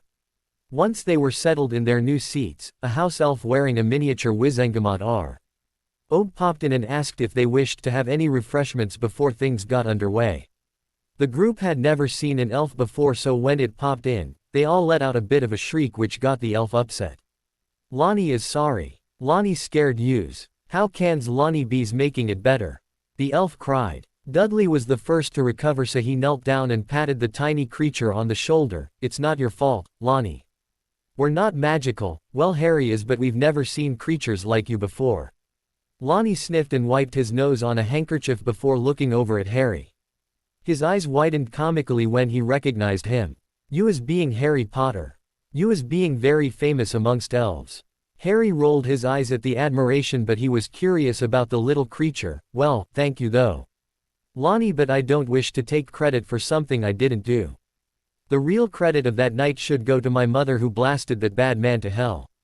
Petunia made a noise that sounded like she disapproved of him cussing. "In the meantime, Lonnie, we'll take a cup of tea each, please, with the add-ons on the side," Petunia instructed the elf, who nodded and popped away. Their tea as magically appeared on a tray in front of them. "Thank you, Lonnie," Harry said to the empty air. The courtroom began to fill up quickly as the time for the trial approached. Dudley had rejoined Sirius in the visitors' gallery by then. Remus kept up a quiet commentary of who the main players in this trial were. He pointed out Director Amelia Bones, the head of the DMLE, as she entered and got set up at her desk. Minister Cornelius Fudge was easily spotted in his ugly lime-green bowler hat that clashed hideously with the plum-colored Wizengamot robes. A squat, toad-like woman waddled in behind him, wearing so much pink that it made Harry's eyes water. Hear ye, hear ye. The trial of Albus Dumbledore versus the House of Potter shall commence now. Orers, seal the doors. The court scribe announced. All rise. Presiding is Chief Adjudicator Amelia Bones, with Minister for Magic Cornelius Fudge and Temporary Chief Warlock Tiberius Ogden assisting.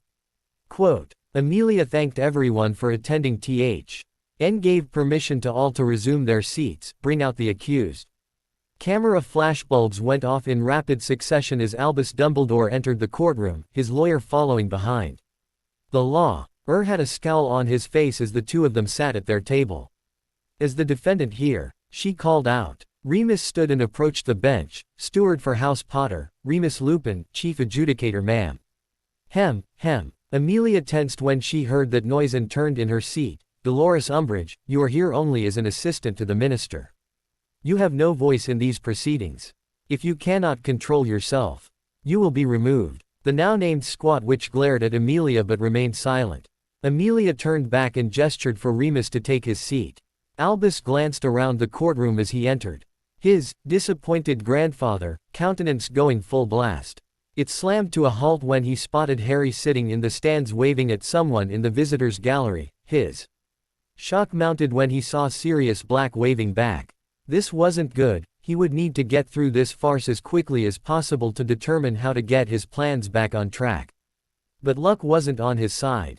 Remus was an excellent steward as he presented one piece of Gringotts verified evidence after another of Albus mishandling and outright theft of money and properties belonging to the pot. Accounts including the Gringotts certified final will and testament of James and Lily Potter regarding the appointment of Sirius Black as sworn godfather. Remus explained how Albus' failure to properly follow procedure in getting Sirius a trial, which would have shown his innocence, yet was forced to spend 9 years in the Azkaban. He presented a copy of the will that Albus had used to obtain RDI-anship over Harry and how Albus had signed it as a witness. Test results were given into evidence to show that the ministry copy was forged.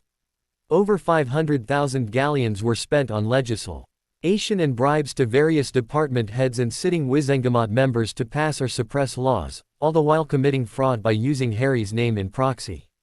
The mood of the courtroom grew dark and angry. How dare he do such things to their savior? The bribed, members grew uneasy as they were outed from their shady, backroom deals. Offshore accounts illegally made in young Mr. Potter's guardians, names then being rerouted to other accounts belonging to aliases of Albus Dumbledore were presented into evidence, illegal book contracts regarding the so-called Harry Potter adventures, as well as speculative accounts of what happened that Halloween night, with all proceeds funneled into now no longer hidden accounts belonging to the accused. Money and properties aside, there is nay item that has my client utterly incensed. I have here a marriage contract written between Mr. Potter and a witch he's never met, with Albus acting as the magical guardian. Do you know the name of the witch in question and who signed it in her name? Amelia questioned. The currently underage witch is named Ginevra Molly Weasley. It was signed by Molly Ann Pruitt. What? Someone yelled loudly from the visitors' gallery. A red-headed, slightly balding, and red-faced man rose to his feet. Silence in the court. The scribe called out, "Who are you, sir?" "My name is Arthur Weasley. I am Ginny's father, head of House Weasley, and I never approved of such thing. I, upon my authority as such, rescind the contract forthwith and will be having a strongly worded conversation with my wife. If Mr. Potter could hear me, I sincerely apologize for this embarrassment and promise that amends shall be made." Shocking everyone in the courtroom of his presence, Harry rose to his feet and addressed Arthur. "Mr. Weasley, I am Harry Potter, and he glanced back at Petunia, who nodded, "accept your apology and Aunt Petunia." She whispered in his ear, "Declaration." He nodded sharply once, then plopped back down in his seat. First, Petunia was called up to explain who she was in relation to Harry Potter. When the court found out that she and her husband were actually Muggles, here was an uproar of displeasure from the darker elements. "Muggles. In our ministry. At least they dressed appropriately instead of wearing those rags they normally cover themselves with. I don't think they should be allowed. Someone get the oars and throw them out. How dare these Muggles come here and violate and desecrate our courtrooms and ministry? This does not concern them. Were such overheard opinions." The scribe pounded on the gavel to re-establish order. "We shall have order in this courtroom or it will be cleared out," he yelled out. The room quickly quieted down. "Mrs. Dursley, please explain your relation to Mr. Potter," Amelia asked her. Fortifying herself, "My name is Petunia Dursley née Evans. I'm the maternal aunt to Harry through his mother and my sister, Lily Marie Potter née Evans. I, along with my husband, raised Harry for roughly the past 10 years since the 1st of November 1981. He was left on our doorstep in the middle of the night by Albus Dumbledore, as we found out recently by Professor Minerva McGonagall, who was there that night. He never announced himself or knocked on our door, but just left Harry in a basket with a thin blanket and a heavily charmed and condescending letter informing us about the death of my sister and her husband. I submit the letter written in the accused's hand into evidence," Remus interjected. "Please continue, Mrs. Dursley." Did you know that the letter was charmed?" Petunia went on to describe the effects the letter caused in her and her husband, then explained how when they met Remus and told him about the letter, he confirmed that there were remnants of various hate, animosity and other charms targeting Harry still on the letter. Vernon was brought in as the next witness and explained his part of the story. It backed up Petunia's statement but still raised some voices about why they should believe anything these Muggles uttered. A quick bang of the gavel shut them down. Finally, it was Harry's turn. In many of the attendees' views, Harry Potter looked nothing like he was reported to be. He was dressed in wizarding robes, had messy raven-colored hair and the legendary green eyes, but there was no scar on his forehead. He climbed up the steps to the witness platform and nervously picked at his thumbnail. "Hello, Mr. Potter, thank you for joining us," Amelia greeted him gently. "I'm just going to ask you a few questions about your life with your aunt and uncle and what you think about what the accused has allegedly done in your name, okay?" Harry smiled thinly and nodded. "Okay, so why don't you start with what an average day is like for you?" Well, I wake up and race to get into the bathroom before my cousin," he stammered. "Why do you do that?" "Because Dudley takes forever to get ready. He leaves his underpants on the floor and always forgets to open the window so the room is full of steam," Harry replied, wrinkling his nose. Dudley facepalmed his hand and groaned. Go on, Mr. Potter. What happens after your morning routine? Amelia chuckled. Well, if I'm up before my aunt, I'll cook the family's breakfast and get the newspaper from the porch. He cooks. He does the work of an elf. How shameful. Treating the boy like that, was heard muttered from some of the lower-tier warlocks. Go on, Mr. Potter. If it's a school day, I get my backpack and make sure that my homework is calm. Pleat and wait for my aunt to drive me and my cousin to school. I'm top in my class. That's good to hear. What if it's not a school day? What do you have to do around the house? Harry shrugged. I'll usually putter around our greenhouse getting the vegetables and flowers ready for transplant, or I'll be in the outside garden tending to those plants. I have my own herb wall planter in my room too. He was getting more relaxed and freer with his explanations and gave better descriptions of what went on in the household on a normal day. He mentioned hanging out with his friends and with his Sin's friends to go ride their bikes or hang out at the local park. He also described some of the chores that he shared with his cousin. It's my job to make sure that the kitchen and mudroom is clean. Ed and clear and also take out the kitchen trash. Most of the time, I just spend the day in my room or the kitchen reading and experimenting with my cookbooks and recipes. You've mentioned this before, you cook. What sort of recipes do you make? Harry shrugged a shoulder. All sorts of cuisines from around the world. This month we're having American Southwest. Most of the room looked confused, so Petunia rose to her feet. If I may, Harry and I share the cooking in the house, but Harry's culinary skills are far and above anything you could ever believe a child his age should be able to have. It's actually rather difficult to describe his skills, they really just need to be experienced. She then resumed her seat. Okay, let's move on.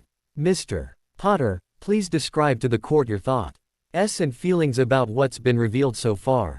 Harry beetled his brows in thought. I don't like him using my name for things that hurt others. It's not fair to people like werewolves to be oppressed. They're only dangerous for one night a month. The rest of the time, they work in their jobs, live in regular homes and try to be normal people. The Muggle born and raised should have the same rights to education and work as anyone else born to the magical world. He pursed his lips as he tried to find the right words. I was raised to know that when you go to another country, it's up to you to get the information on how to behave in their society, how to buy things, how to speak their language. It's also the country's responsibility to provide that information too. I've been told that. You don't do that here, so why is it the Muggle-born children's fault when they make a mistake? How can they learn what to do when there are no classes on what they need to know? Amelia shifted in her seat. Harry's statement made a lot of sense. Mr. Potter, if you were in charge of determining the accused's punishment, what would you want to have happen? Harry tilted his head down and nervously picked at his thumbnail again. I don't think that he should be in charge of anything. He shouldn't be in charge of making laws and whatnot. That little shit, who the hell does he think he is? Lone have the knowledge and ability to lead this world to become the shining example of what is possible. That little brat should have been meek, beaten down and easily led, not this strong charismatic boy. I wonder if this has something to do with that horcrux in his head. Could Tom be influencing him? It takes money, the knowledge on how to work the mindless sheep of magical Britain, someone who knows and can withstand the draw and dark power that public adoration can bring to a young mind. The purebloods need to be in power. It's the only way to maintain our way of life, a life that has sustained itself for nearly 1,000 years. We don't need that modern nonsense the Muggle-born bring in every year. It's my job to slowly wear down their resistance and make sure that they have no hope of re-entering their own society. Magic should be kept within magical families, that much has been proven. Better to have the Muggle-born marry into magical families than for them to go back to their own world and risk the exposure to ours. Albus' mind kept rambling on as he listened to the testimonies given by the Potter boy and his Muggle aunt and uncle. The werewolf, Lupin, kept on presenting evidence against his dealings with those in power. I knew it was a mistake letting that werewolf into the school, but I needed a spy to infiltrate the packs. It was Albus' turn to defend his actions. Representing himself despite the lawyers pleading that he let the man do the job he was hired and trained for, Albus got up and paced slowly in between the tables that separated the defendants and prosecution. He clasped his hands in front of his chest and peered over the rim of his glasses in his best, benevolent grandfather demeanor. Ladies and gentlemen of the public, lords and ladies of the Wizengamot. You are here to witness a travesty. A travesty brought upon you and even myself. A travesty perpetrated by two greedy muggles who got a taste of the high life and now. He pointed with an imperious finger at Harry. Want to control our very own savior and the boy who lived, Harry James Potter. Everything I've done for our society, and yes, some of it was using Mr. Potter's name to get some things done by those that would resist the necessary steps to preserving our way of life, I've done for the greater good. He spoke at length that it was actually the boy's muggle aunt and uncle who came to him to siphon money away for their own greedy benefit. The boy costs us a lot of money to raise, they said. He should be working to pay us back, and if he has all that money just lying about, some of that ought to come to us. His arguments that those laws were designed to protect their society from dangerous and unsavory elements. What I'm trying to do is to save our society from undue outside influences. Every year, our safe and secure way of life is threatened by those who come in and try to tell us that the old ways are no longer valid. You all need a strong leader, and that is I.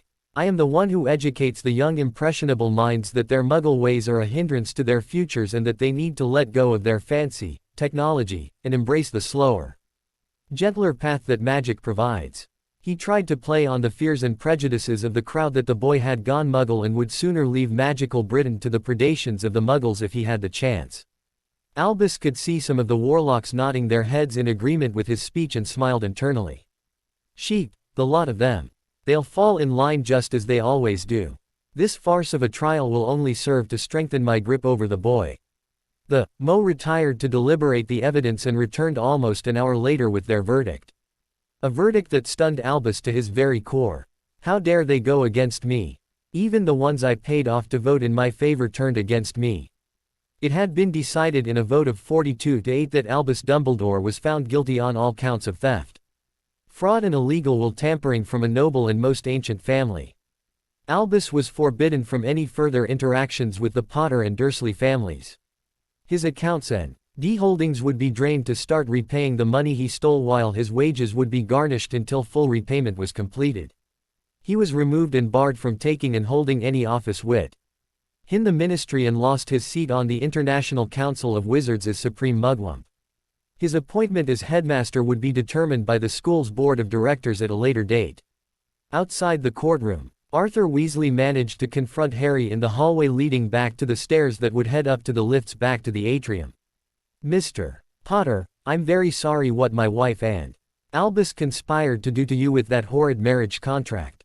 Again, I promise that when I get home, she and I will be having a long conversation about what's right for our children, he said contritely. Harry silently nodded his acceptance, then at Petunia's nudging, held out his hand. Thank you, Mr. Weasley. Upstairs in the atrium, the floor of the atrium was crowded with reporters and all hoping to get a glimpse of the boy who lived before he could leave the ministry. A platform had been set up and the minister was pompously holding his own court with the reporters. I think justice had been served today. Albus Dumbledore did a very bad thing and is now being punished. Just because he'd been venerated for his actions nearly 40 years ago for his part in the defeat of the Dark Wizard Grindelwald, doesn't mean that he can alter the laws of the land like it's his own personal playground. I just hope that young Mr. Potter and his guardians do not hold the actions of 1A against the rest of us and can rest easy now before Mr. Potter goes off to Hogwarts. When Harry and company got back up to the atrium, they were besieged with requests for an interview on how they felt the trial went. Petunia rolled her eyes at Remus, who shrugged and suggested that they get it over with. The group climbed up onto the platform where Sirius took the opening. Ladies and gentlemen of the media, Mr. Potter will be saying a few things and taking a couple of questions. Please limit yourselves to just a few questions. He's just a child and all this chaos is wearing on him. Harry Ner. Woolley approached where Sirius was standing and cleared his throat. He waved shyly. Hi. I think the trial went well. It's a shame that that man couldn't lose his headmaster job too, but my, advisor. Yeah, advisor, he said that job was determined by another group of people, so I'm not too upset. A hand went up. Hello, Mr. Potter. Daniel Tribune of the Daily Prophet, do you think the verdict and subsequent punishments against Albus Dumbledore were justified? Harry nodded until Sirius reminded him to speak his answers aloud. Yes, I do. Mr. Potter, you said in your letter to the editor in the Daily Prophet that you've not traveled around the world despite the claims of the books and announcements from Dumbledore. Now that you're aware of the magical world, do you have any plans to go visit those sites? Harry shrugged. Maybe. You'd have to speak with my aunt and uncle about that. The reporters turned their attention to Petunia and Vernon Dursley next. One asked what they thought of how the trial went and what their plans were for the coming future. Vernon waved Petunia on. We, as Harry's guardians, plan on doing the very same thing we've been doing for the past 10 years. We will always be loving and supportive of our nephew to the best of our ability. We both feel that the trial went well and that Albus got what he deserved. Whether or not he remains as Headmaster of Hogwarts has yet to be determined, but at this moment, we both feel confident enough to allow Harry to attend come September. Time skip July 1991. The intervening months leading up to July were full of activity on both sides. Petunia and Vernon along with Remus and Sirius did their best to shield against or at least filter the news of what was going on to Harry. Harry was of course, happy to let the adults deal with the financial and public image stuff. He was only 10, he didn't need to know who said what and frankly, didn't care. He figured that by the time he got to Hogwarts, the whole thing would blow over. They were asked multiple times to give more detailed statements or outright interviews about their views on the verdict, and each time, the requests were denied. Also during the intervening months, Harry managed to teach Hermione the basics of cooking and baking. She could no longer claim the notorious ability to burn water, as she frequently put it. Her talents lay more in snacks and simple foods like egg salad sandwiches, chicken salad sandwiches, baked, fried, chicken or the occasional pizza, but she was definitely getting better. Harry and Dudley no longer ing when she announced she was bringing something over for them to eat while they studied. The two future Hogwarts students received some preparation education in the subjects that would be covered in greater depth at the school. Remus taught them some of the general theories in their core subjects while the elective classes were occasionally touched on. Sirius took over when Remus was unavailable due to his condition or needed around the campground. Hermione's favorites were the etiquette and customs as well as transfiguration because it included things like how to hold and behave at parties and dancing with Harry. She enjoyed the transfiguration because it was a difficult and challenging subject akin to engineering which had always fascinated her. Harry enjoyed them as well. Hermione W. as a good dancer in his opinion, but his favorite subjects were potions and herbology because to him it was just like his garden and cooking. Harry once asked Dudley if he was feeling left out because they were going somewhere he couldn't. Dudley would just smile and shake his head. 9 whole months without having to compete with you for the bathroom. He joked back and slugged Harry on the shoulder. I think I'll be okay. Besides, I'll be going to smelting so I won't be too bad off. The Hogwarts Board of Directors held their meeting to determine Albus. Phaeton ruled that an observer would join the staff to oversee the headmaster position. That observer, known as a High Inquisitor, would be classed as outside of Albus' chain of command and report directly to the Board of Directors. Said position would not interact with the students unless it was an emergency situation. The question rose then as to who it should be. Many names were passed around until one of the members reached out to the Dursleys for their opinion. The name that came back surprised everyone. Late June 1991. You want me to take the position of what? Daggerclaw yelled in shock and disbelief. Director Ragnarok of Gringotts. The board of directors as well as Harry, Petunia and Vernon were meeting in a conference room within Gringotts. We would like you to be the High Inquisitor to oversee the headmaster's job and actions within the school. You would be perfect for it, Daggerclaw. You are utterly impartial to the school's internal politics, completely honorable and driven to complete the assignment, honest and blunt to a fault, and best of all, you'd refuse to take crap from Albus. You get to micromanage him to your heart's content every decision he makes and ignore his whining. Petunia explained with a smirk at the look of feral interest growing on the goblin's face. Say I do take the position, who would handle my job here at the bank? Daggerclaw inquired of his boss. You would remain in charge. Of the Potter accounts during the non-school days, and they would be put on hold while busy with the headmaster. I do not foresee this being too much of a stress for you. Daggerclaw sighed and glanced at each of the other occupants.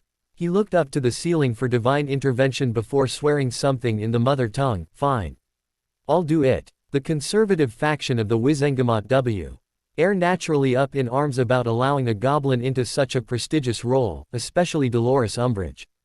She kept complaining to anyone who stood still long enough for her to waylay and espouse her bigoted ideas that the goblins should remain where they'd always been and leave the important jobs to the fine upstanding people of proper bloodlines. Minister Fudge finally got tired of fielding complaints by his department heads regarding her actions and reassigned her to the diplomatic station in the Amazon. Friday the 26th of July 1991, Dursley residence. Breck. Harry looked up from his reading of T. He comics section in the newspaper and spotted an owl sitting on the windowsill looking back at him with its golden eyes and a letter tied to its ankle. "Oh, you poor owl," he said as he got up and untied the letter. "Who sent you out so early in the morning? You should be resting. Wait a moment and I'll get you something to eat and drink. You're more than welcome to roost in our tree and take a nap if you'd like." He pulled out a thick slice of ham and cut it up into bite-sized pieces and filled a cup with water, then placed it next to the owl. The bird hooted its thanks and dug in heartily. When he read the letterhead, his eyes nearly bugged out of their sockets. "It's my Hogwarts letter. It came. It really came," he thought excitedly. He quickly read through it and took note of the rec. Saint to send a reply back as soon as possible. He dashed out of the room, then returned a moment later, asking the owl to wait. "I'm going to get a piece of paper. I'll be right back," he said breathlessly. He scribbled out his reply, then rolled it up and reaffixed it to the bird's ankle. "I meant what I said. If you need a nap, feel free to do so. I may be excited, but I won't endanger your life. It wouldn't be right or fair." He patted the bird lightly on the back, then dashed off again to the mirror hanging in the hallway. He jammed his finger onto the button and called out, "Padfoot." The conversation took an inordinate amount of time in Harry's mind, but Padfoot's sleepy face appeared in the mirror. "Yawn, what's up, pup?" Harry held up the letter excitedly. It came. The letter to Hogwarts. "It's here. I can be ready to go shopping in 10 minutes. Can we go today?" Padfoot just stared stupidly at him for a moment before shaking himself awake again. Let's see what your aunt and uncle have to say, I don't mind taking you, but maybe later. It's too early anyways, most of the shops wouldn't be open." He gave a still sleepy farewell and signed off. The rest of the Dursleys arose and made their way down to the kitchen for breakfast, where they found an overly excited Harry practically fizzing with energy. Vernon blearily glanced over at the coffee maker but saw that it hadn't been used yet, so that went the thought that Harry had drunk some coffee.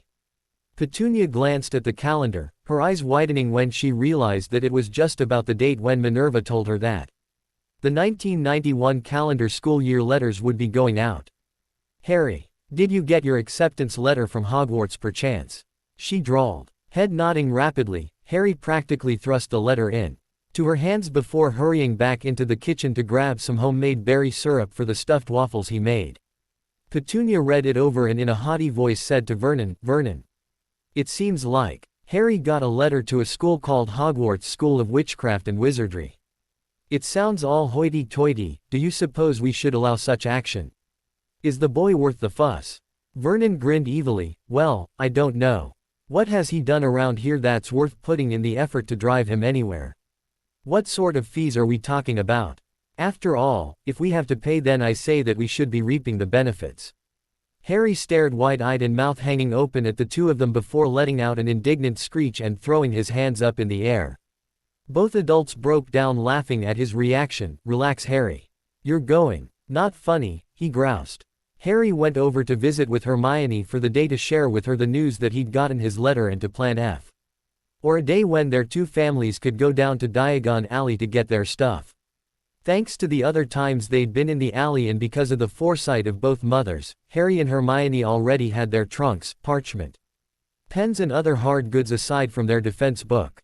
This made things easier because they wouldn't have to fight the crowds aside from the ones in the bookstore. "It's a shame that the defense professor keeps changing each year. We could have gotten everything we needed in one fell swoop," Hermione commented that afternoon as she and Harry practiced their dancing one more time. Harry surprisingly never complained about dancing with Hermione, even when they didn't have lessons. He also never told her why he never complained. He liked being close to her and her hair smelled wonderful like freshly baked cinnamon bread. I would like to go to the alley once more. I want to see if I could get an owl to take with me to school.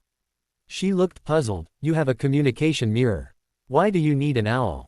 Harry shook his head as he guided her into a twirl. Aunt Petunia and Uncle Vernon have the mirror. It's only between them and Padfoot. I want to get an owl because you can't send packages through the mirror. She looked thoughtful before shrugging. It's up to you or Miss Petunia, rather.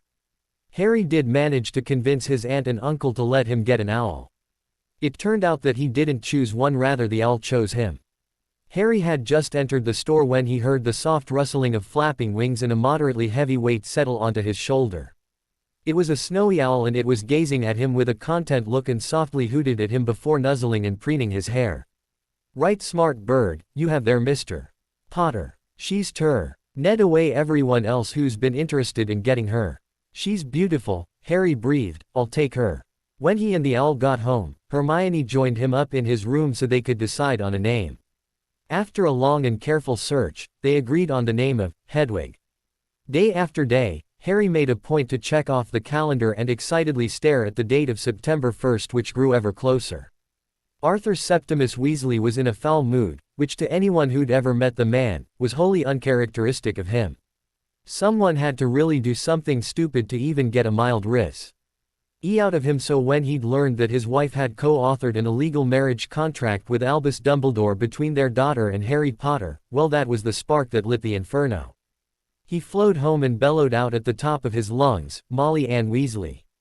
Get out here this instant. Molly came running into the living room, her face white with fear and not a bit of confusion. Arthur. Wah. Silence. You idiotic woman. He interrupted her, then lowered his voice to a hard growl. Did you or did you not pen a marriage contract for Ginny to Harry Potter with Albus Dumbledore? Art. Answer me. Why, yes, I did, but no, there are no buts. You brought shame and dishonor to our family, Molly. I had to publicly denounce and rescind that idiotic contract you stupidly co-authored. What the bloody hell were you thinking? Albus said that it would be a good idea to bring our families together before Harry started school, where he'd be set upon by all those other darker families. Arthur scrubbed his face angrily with his hands. Albus doesn't have the authority to do that, nor do you have the authority to sign as the parent. That's my job. Only the head of house has the legal and magical right to author a marriage contract. Molly sank into a chair looking distraught and wrung her hands, but he said. Arthur looked ready to have an aneurysm. What did the so-called great and powerful Albus flipping Dumbledore say? She sort of twisted in her chair like a child being forced to give up a secret. He said that if I signed under my maiden name, old allow me to get around that silly notion of head of house authority. She nearly whispered the last part as she trailed off at his thunderous expression. Arthur was livid. He didn't command much respect in the ministry. He knew that, but frankly didn't care too much. But here at home, he was supposed to be the final word, the undisputed leader and king of House Weasley. An idea formed in his head, born from a barely remembered event in his childhood. Pulling out his wand, he intoned, I, Arthur Septimus Weasley, as head of the ancient House Weasley, do hereby restrict my wife, Margaret Molly Ann Weasley, from communicating with the outside world. Her magic shall be limited to the confines as defined by the wards of this house. Any and all communication with others outside the family, be it in visual, written or verbal form, to and from said wife, shall pass before myself for approval or denial. This punishment shall continue until I or the next head of house rescind it. So shall it be. There was a flash of red light that encompassed Molly and himself before fading away. He gave her one final glare, then headed back to the office. Unseen by either of them was the daughter question, who watched the proceedings with wide eyes, open-mouthed, trembling hands and pale face. Saturday, the 1st of September 1991, Dursley residence, absurdly early in the morning. In a scene reminiscent of their fishing trip to Wolf's Bay a couple of years ago, Vernon woke Harry up at an ungodly hour. While it wasn't super early like that trip had been, it was still absurdly early to Harry, who hadn't managed to fall asleep until it was nearly 2 in the morning simply because he was so excited about finally being able to go to Hogwarts. He flopped back onto his bed and thumped his pillow over his face to block out the light. Get up, you lazy bum, unless you want to miss the train to Hogwarts and have to walk the entire distance. Vernon smugly suggested as he nudged his nephew's knee, then grabbed Harry's foot and tugged gently. Ergen Blarget. Vernon chuckled, and good morning to you too. Come on, your aunt is starting breakfast soon and I want you up and ready to head out to King's Cross within half an hour. Quote. Harry managed to untangle himself and ooze off to the bathroom to perform his morning routine, idly noticing that Dudley's underpants weren't strewn on the floor and that the window was actually open for once.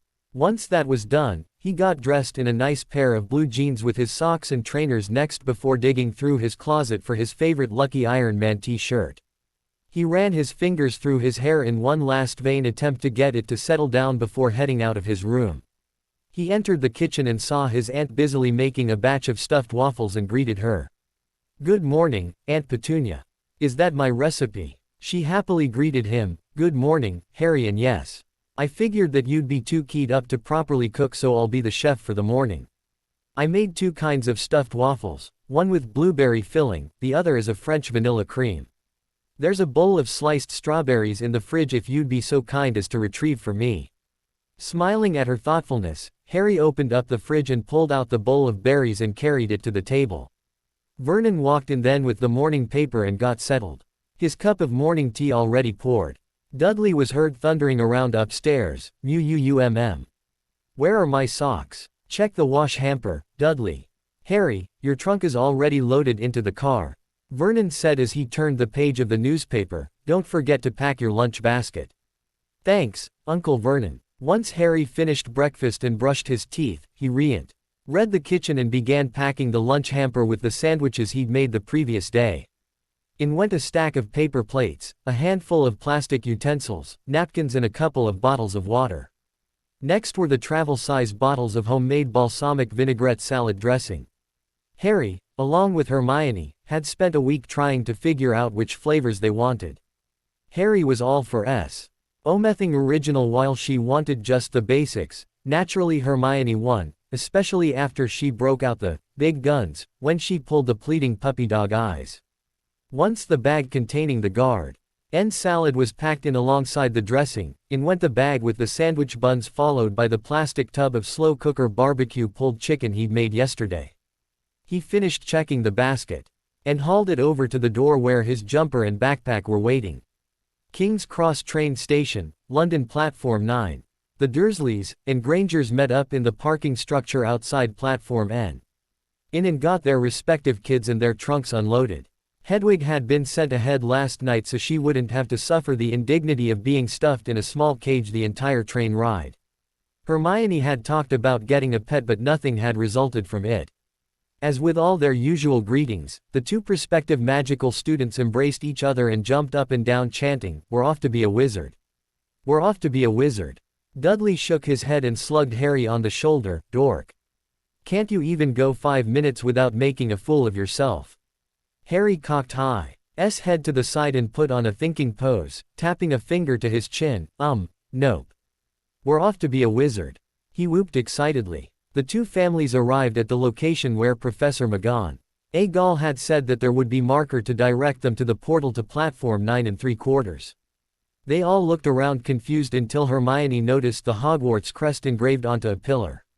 She experiment. Ally touched the pillar with her hand and gasped when said hand went right through as if it were a mirage.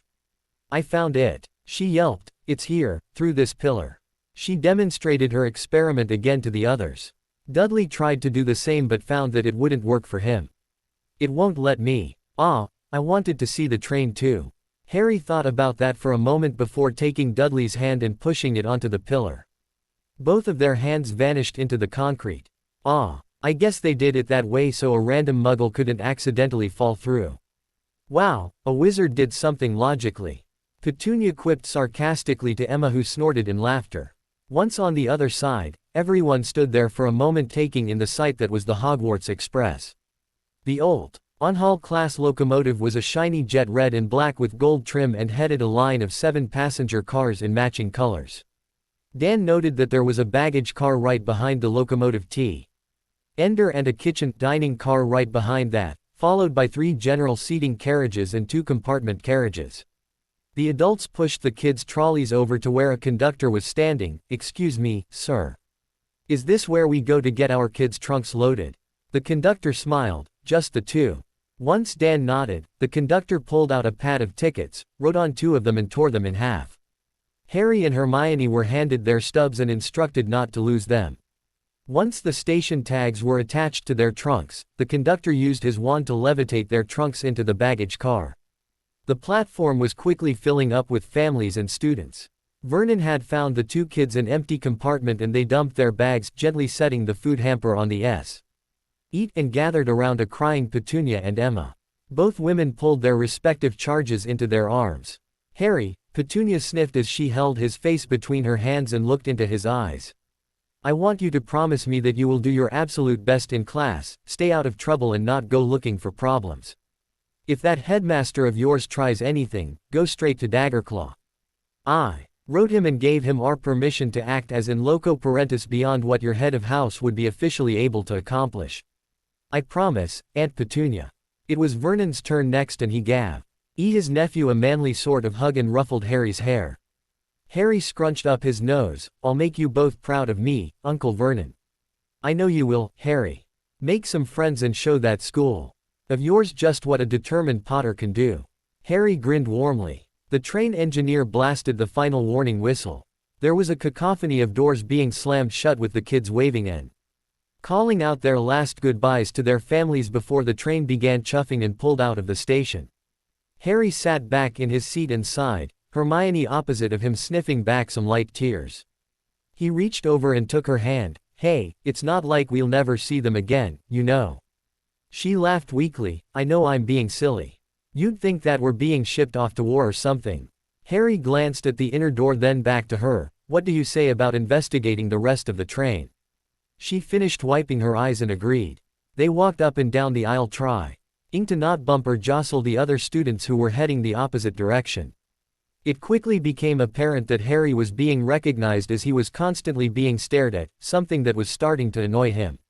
Hermione noticed as well and patted him on the back in commiseration. "You knew this was going to happen, Harry. Best to just get used to it." "I know, it's just embarrassing. I feel like I ought to have circus music accompanying me." Her sweet laughter rang out down the hall. In one compartment, Hermione noticed one boy sitting alone holding onto a toad. She tapped Harry on the arm and pointed out the scene. "Let's go introduce ourselves. He looks like he could use a friend." He nodded his acceptance. He knocked on the door before opening it. "Hi. Do you mind if we join you?" The boy looked up in surprise.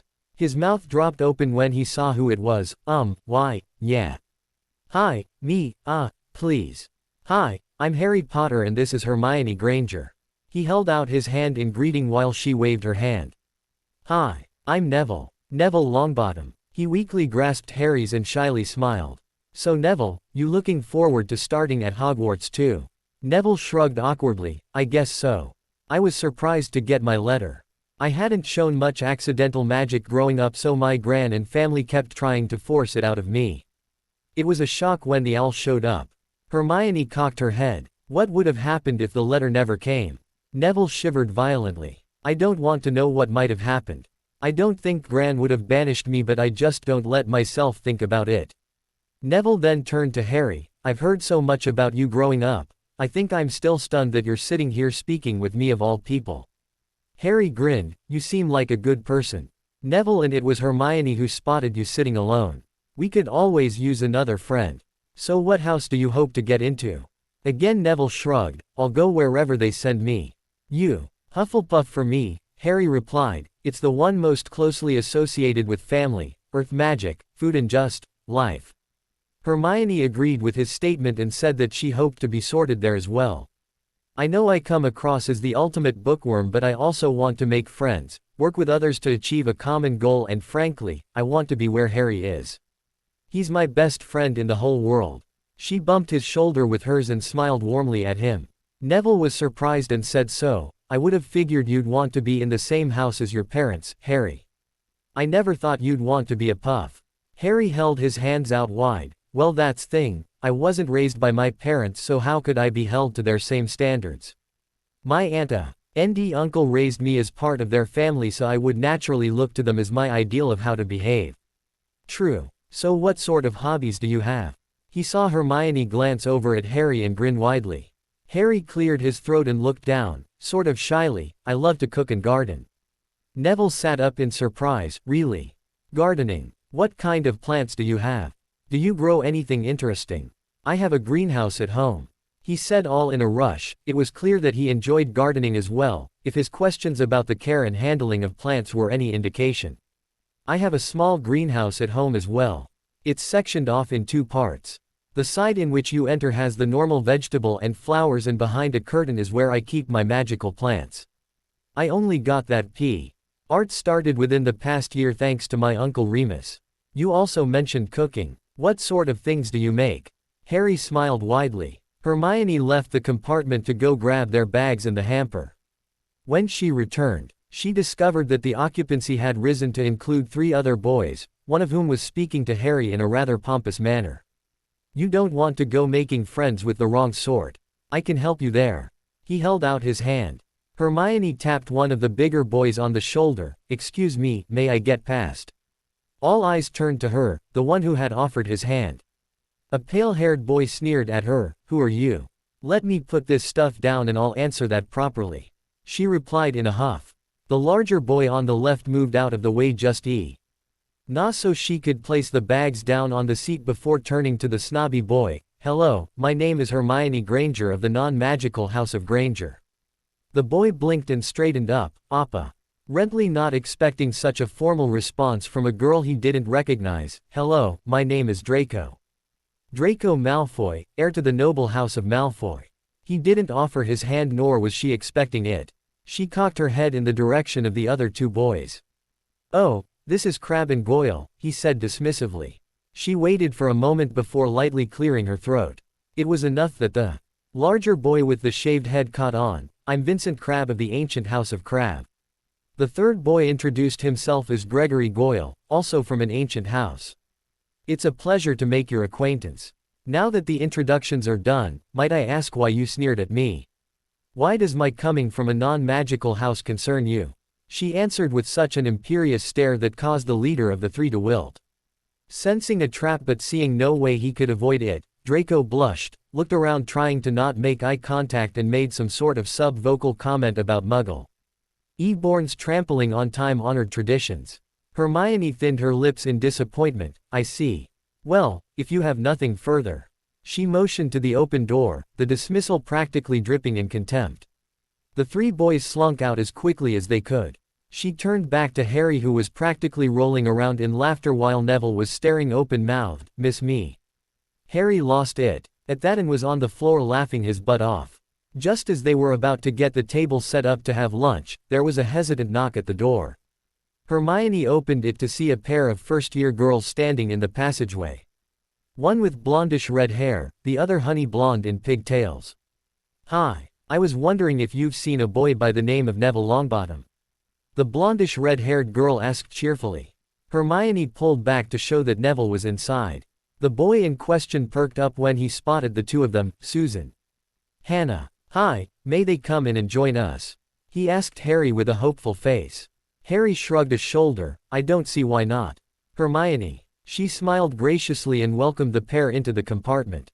The girl identified as Susan introduced herself as Susan Bones, and her friend is Hannah Abbott. Harry stood and bowed his head as was appropriate. It is a pleasure to make your acquaintance, ladies. My name is Harry Potter and this is my best friend in the whole world.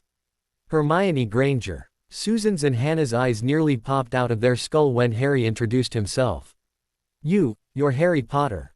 Hannah squeaked. Harry just smirked and nodded once. Wow, I've heard so much about you and your efforts to bring equality to the lower-ranked houses.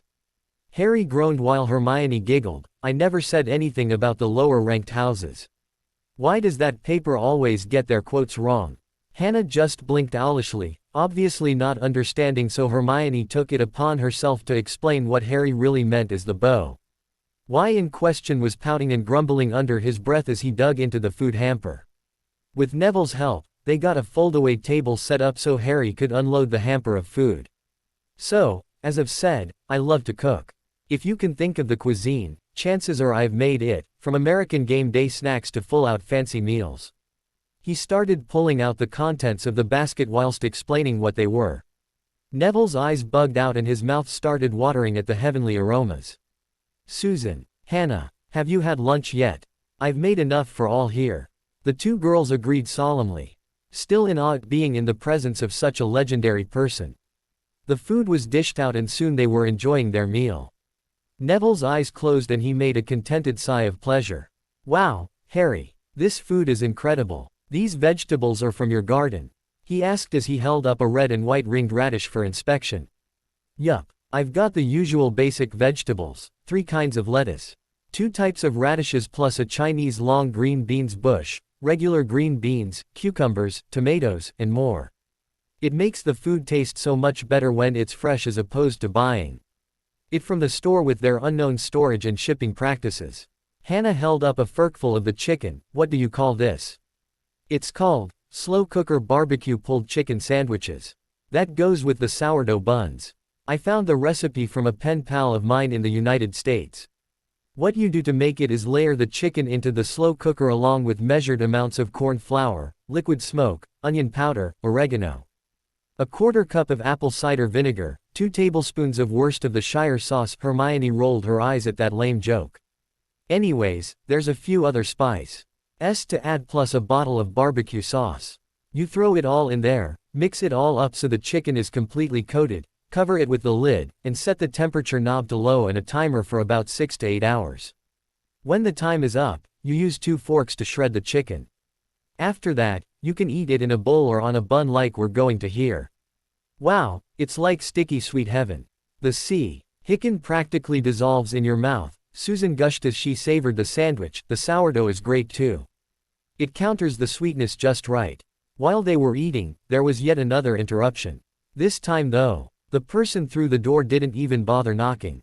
The door was just thrust open and a red-haired kid with a mass of freckles on his dirty face stuck his head in. Oi, I heard that Harry Potter was in this compartment. Harry sighed and waved from where he was. Because of the table he was unable to rise to his feet to greet the newcomer. I'm Harry Potter. Who are you? Ron. Do you have a last name, Ron? Harry could just sense that this kid was going to be a difficult one. Yeah, Weasley. A memory of an Arthur Weasley popped up in his mind. Ah, is your father Arthur Weasley? Ron's eyes narrowed a bit and he grew wary. Yeah, why? Shrugging, no reason. I met him at the trial against Dumbledore. He was polite and apologetic about that illegal marriage contract between your sister and myself that your mother co-signed with the headmaster.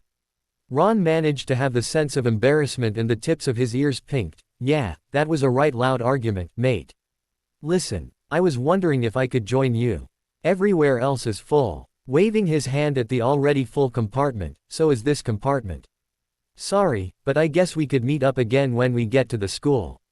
Quote. Ron was already trying to get Neville to move, shove over, squib. Let the real wizards sit. Hermione let out a gasp of shock. Hannah yelled at the git, how dare you? The look on Harry's face was thunderous. Now look here you idiot. I will not have you insulting my friends. Get out of here before I have you thrown off the train. Is there a problem here? Said 2 voices in stereo. Harry spotted a pair of red-haired twins standing in the doorway. You resemble this one. Does this belong to you? Harry said in contempt. One of the twins grimaced. What did he do? He called Neville here a squib. Both Harry and I do not suffer verbal abuse of others lightly, Hermione explained with an angry look on her face. You need to remove him before he finds himself flying without the aid of a pair of wings. Both twins rolled their eyes at their younger brother's idiocy and grabbed the protesting Ron under his arms and dragged him out of the compartment. They reappeared a few moments later. Sorry about that. You'd think that after 5 older children, our dear mother would have the parenting skills down pat. So, to introduce ourselves, my name is Fred Weasley and this is George. Wait, I thought I was Fred today. The other interrupted. Harry looked at Hermione with a glint in his eye as the twins went through an obviously rehearsed spiel. Hermione. Didn't Professor McGonagall mention a pair of twins in her house? Something about how they liked to think of themselves as the reigning pranksters of the school. The twins trailed off. ND stared open-mouthed at the two firsties. Hermione tapped her chin in thought. I do believe you're correct, though when it comes to pranksters, you just can't beat the originals. Professor McGonagall did mention that the twins' pranks were old hat and rather predictable. Fred turned to George. Can you believe this, Georgie? These two think that our pranks are old hat. George shook his head in disbelief and dismay. And what about those originals they speak of? Heroes of theirs, perhaps. Maybe we should introduce them to our heroes. Harry gave a sly grin. Which heroes would that be? The twins straightened up and struck a heroic pose. The Marauders, long may they prank. Four of the most devious people to ever have lived. Slytherins to this day still quiver in fear of their legacy. What were their names? I assume they had names. Harry prompted. The twins ping-ponged off each other in their response. Messrs. Moony, Wormtail, Padfoot and Prongs. Hermione let out a sort of strangled giggle. Padfoot's head is gonna swell up knowing that their fans still know of their names and past exploits. Harry chuckled and shook his head at the look of shock and awe on the twins' faces. You know who they are. Fred whispered in awe. Harry bowed his head solemnly. I am sad to report that Prongs is no longer amongst the living. He died protecting me and my mother from the dark idiot nearly 10 years ago. Both twins dropped to their knees in utter shock. Fred whispered in awe. Prongs was James Potter. Harry sniffed sadly and rubbed his quickly reddening eyes. Then that would make you Harry Potter. Wow, Georgie. We're in the presence of the heir of pranking royalty. Harry smiled weakly through the tears. Thanks. As for the others, the only one who all meant. Ion is the traitor Wormtail, aka Peter Pettigrew. He's the reason why my parents are dead. George looked puzzled. Why won't you mention the other two? Where's the fun in that? It would be a great rank if you and they were in close contact and you never knew it. George snorted and rolled his eyes before reluctantly agreeing. The train eventually pulled into the station at Hogsmeade and disgorged its passengers. The new firsties milled around wondering what to do next when they heard a rough, West Country accented voice bellow out from the night. Furs yeas. This way. All ye furs yeas. Don, be shy. Harry could see a lantern swinging impossibly high in the air in the direction the voice came from. He nudged Hermione and led her and the others from their compartment towards the light. Their first view of the owner of the voice was one of odd surprise. The man seemed incredibly tall, even for an adult. His legs were as thick as tree trunks, his head seemed high enough to be able to see over the tree line. The man's face was covered with a thick, scratchy-looking beard, but Harry could see the man's eyes twinkled with mirth at the approaching new students. Everyone here. All right. Follow me now. He turned around and led the scared first years off towards a roughly cut path. After a rather enjoyable boat ride where they got to see the castle all lit up followed by an arduous climb up a long set of stairs. The huge man knocked on a wooden door. The door opened to reveal Professor McGonagall staring at them all. The furs yeas, Professor. Thank you, Hagrid. I'll take them from here. The now identified Hagrid moved out of the way and headed back down the stairs. Even though Harry and Hermione had known Minerva McGonagall outside of the school, within its walls she seemed a different person. More stiff and disciplined, definitely not someone they would want to anger. She gave a short speech about the qualities of the houses and that the sorting ceremony would start in a moment. I suggest that you all smarten yourselves up while I'm gone. She eyed Ron's dirty face in displeasure. Any idea as to how they sort us? Hermione whispered to Harry. I couldn't find it in our books. Harry shook his head. No, but I doubt it would be anything dangerous. Probably just a personality test based on what sort of qualities the house founders looked for. He wrapped his arms around her shoulders. Don't worry about it, Hermione. We'll be best friends even if we get into different houses. She smiled and relaxed into his arms. Minerva returned and told her charges to follow her. We're ready for you now. The Great Hall of Hogwarts. This room is huge. I'd bet I could fit the entire house in here with room to spare. Harry thought in silent awe. His eyes roved over the ceiling that seemed to stretch forever into the heavens. Thousands of candles hovered above them but didn't drip wax down on their heads. He heard Hermione whisper about how the ceiling was charmed to resemble the night sky. He took her hand in his and gave it a comforting squeeze and received one in return. She nudged him on the arm, and when he looked where she was discreetly pointing, he saw that the house tables were nearly half empty. It was a sobering reminder of the devastation that had been wrought from the last war. Harry tore his eyes away from the sad sight of so few students and focused them up at the head table. He easily picked out Dumbledore, sitting there serenely in a gaudy-looking gold throne. Harry grimaced but refrained from saying anything. To the headmaster's left was an open seat, presumably for Professor McGonagall. To his right was a short man, described by both Uncles Remus and Sirius as being Professor Flitwick, their future charms teacher. Next to High M was a middle-aged woman with graying flyaway hair and an earthy quality to her. Padfoot had described her as being Professor Sprout, the aptly named herbology teacher and head of the house that they hoped to get into. Next to her was a thin man wearing a turban, and finally was a sallow-faced man with a big nose wearing all black who seemed to be sneering in his direction.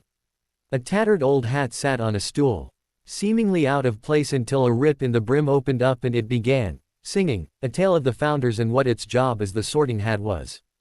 Harry shook his head in disbelief and could tell Hermione was doing the same next to him. A hat? That's what they're going to use to sort us. Professor McGonagall read off a list of names for each of the incoming first years to come and sit on the stool while wearing the hat. Each sorting took anywhere from a mere moment to Hermione's case where it lasted nearly 5 minutes.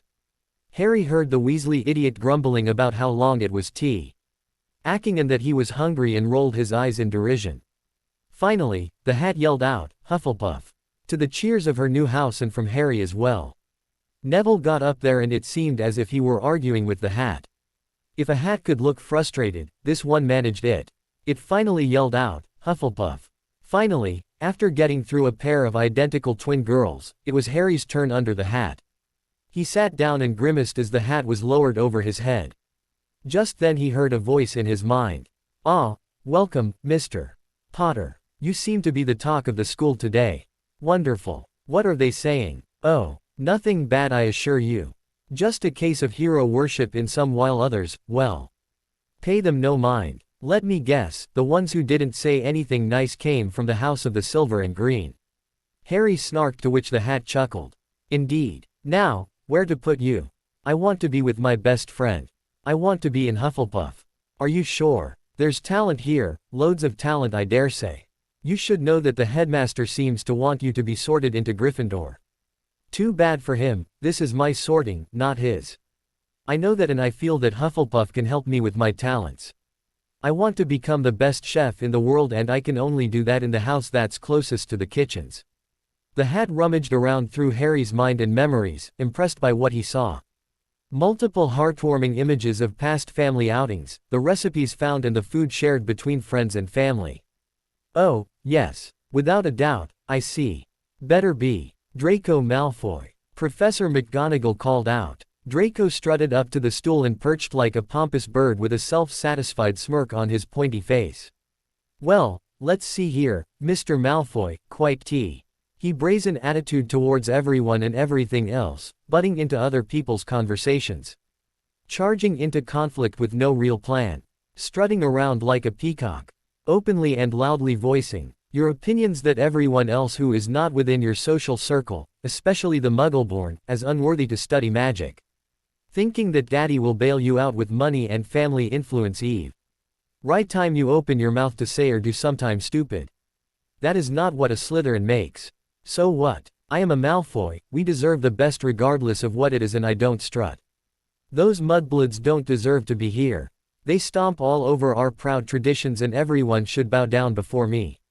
Draco sneered. "That is your father's rhetoric, you will need to learn to accept that there are others who might have a different way of learning and progress beyond your history.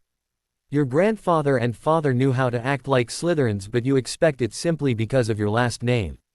I hardly think that is where you should go. You will sort me into Slytherin. Malfoys only go to Slytherin. My father is on the board of directors and he will make sure that you are dropped into a shish. Redder if you don't sort me into the proper house." "Proper house. I agree. You will be sorted into the proper house. You're a spoiled little loud brat and there's only one place for someone like you. To go though I pray for their forgiveness. Better be, Gryffindor. The great hall was silent. So silent that if there had been crickets, they'd be chirping. A hesitant clap was heard before dying away again. Draco leapt off the stool and ripped the hat from his head. Stupid hat, you will resort me to Slytherin. That jumped-up piece of cloth is clearly defective. No Malfoy has gone anywhere off. Than the noble house of Salazar Slytherin. I refuse to sit amongst the blood traitors and muggle lovers. I demand that you resort me. My father will hear about this. His voice grew whinier with every demand. Mr. Malfoy, you have been sorted, now sit down. Minerva thundered, pointing off in the direction of the House of the Lions. No, I don't wanna. I won't. He crossed his arms petulantly across his chest and glared at the deputy headmistress. Minerva's lips thinned dangerously. Then you have the option of being sent home in disgrace. Be warned that everyone here sees you acting like a brat and will be sharing this with their families and even perhaps the papers. By morning, your father will most definitely have heard about this, as the Malfoy name will have been dragged through the mud because you are acting like a spoiled brat. Now sit down. With one last act of defiance, Draco stomped his foot and slunk over to the nearest seat and plunked down. Every Gryffindor was aghast, angry at his behavior and resolved to make sure that he fell in line, even if it killed him. Ronald Weasley. Another Weasley. How many are there of you? Your family breeds like nifflers. What? There's Bill and Charlie and… Be quiet, Mr. Weasley, I was being facetious.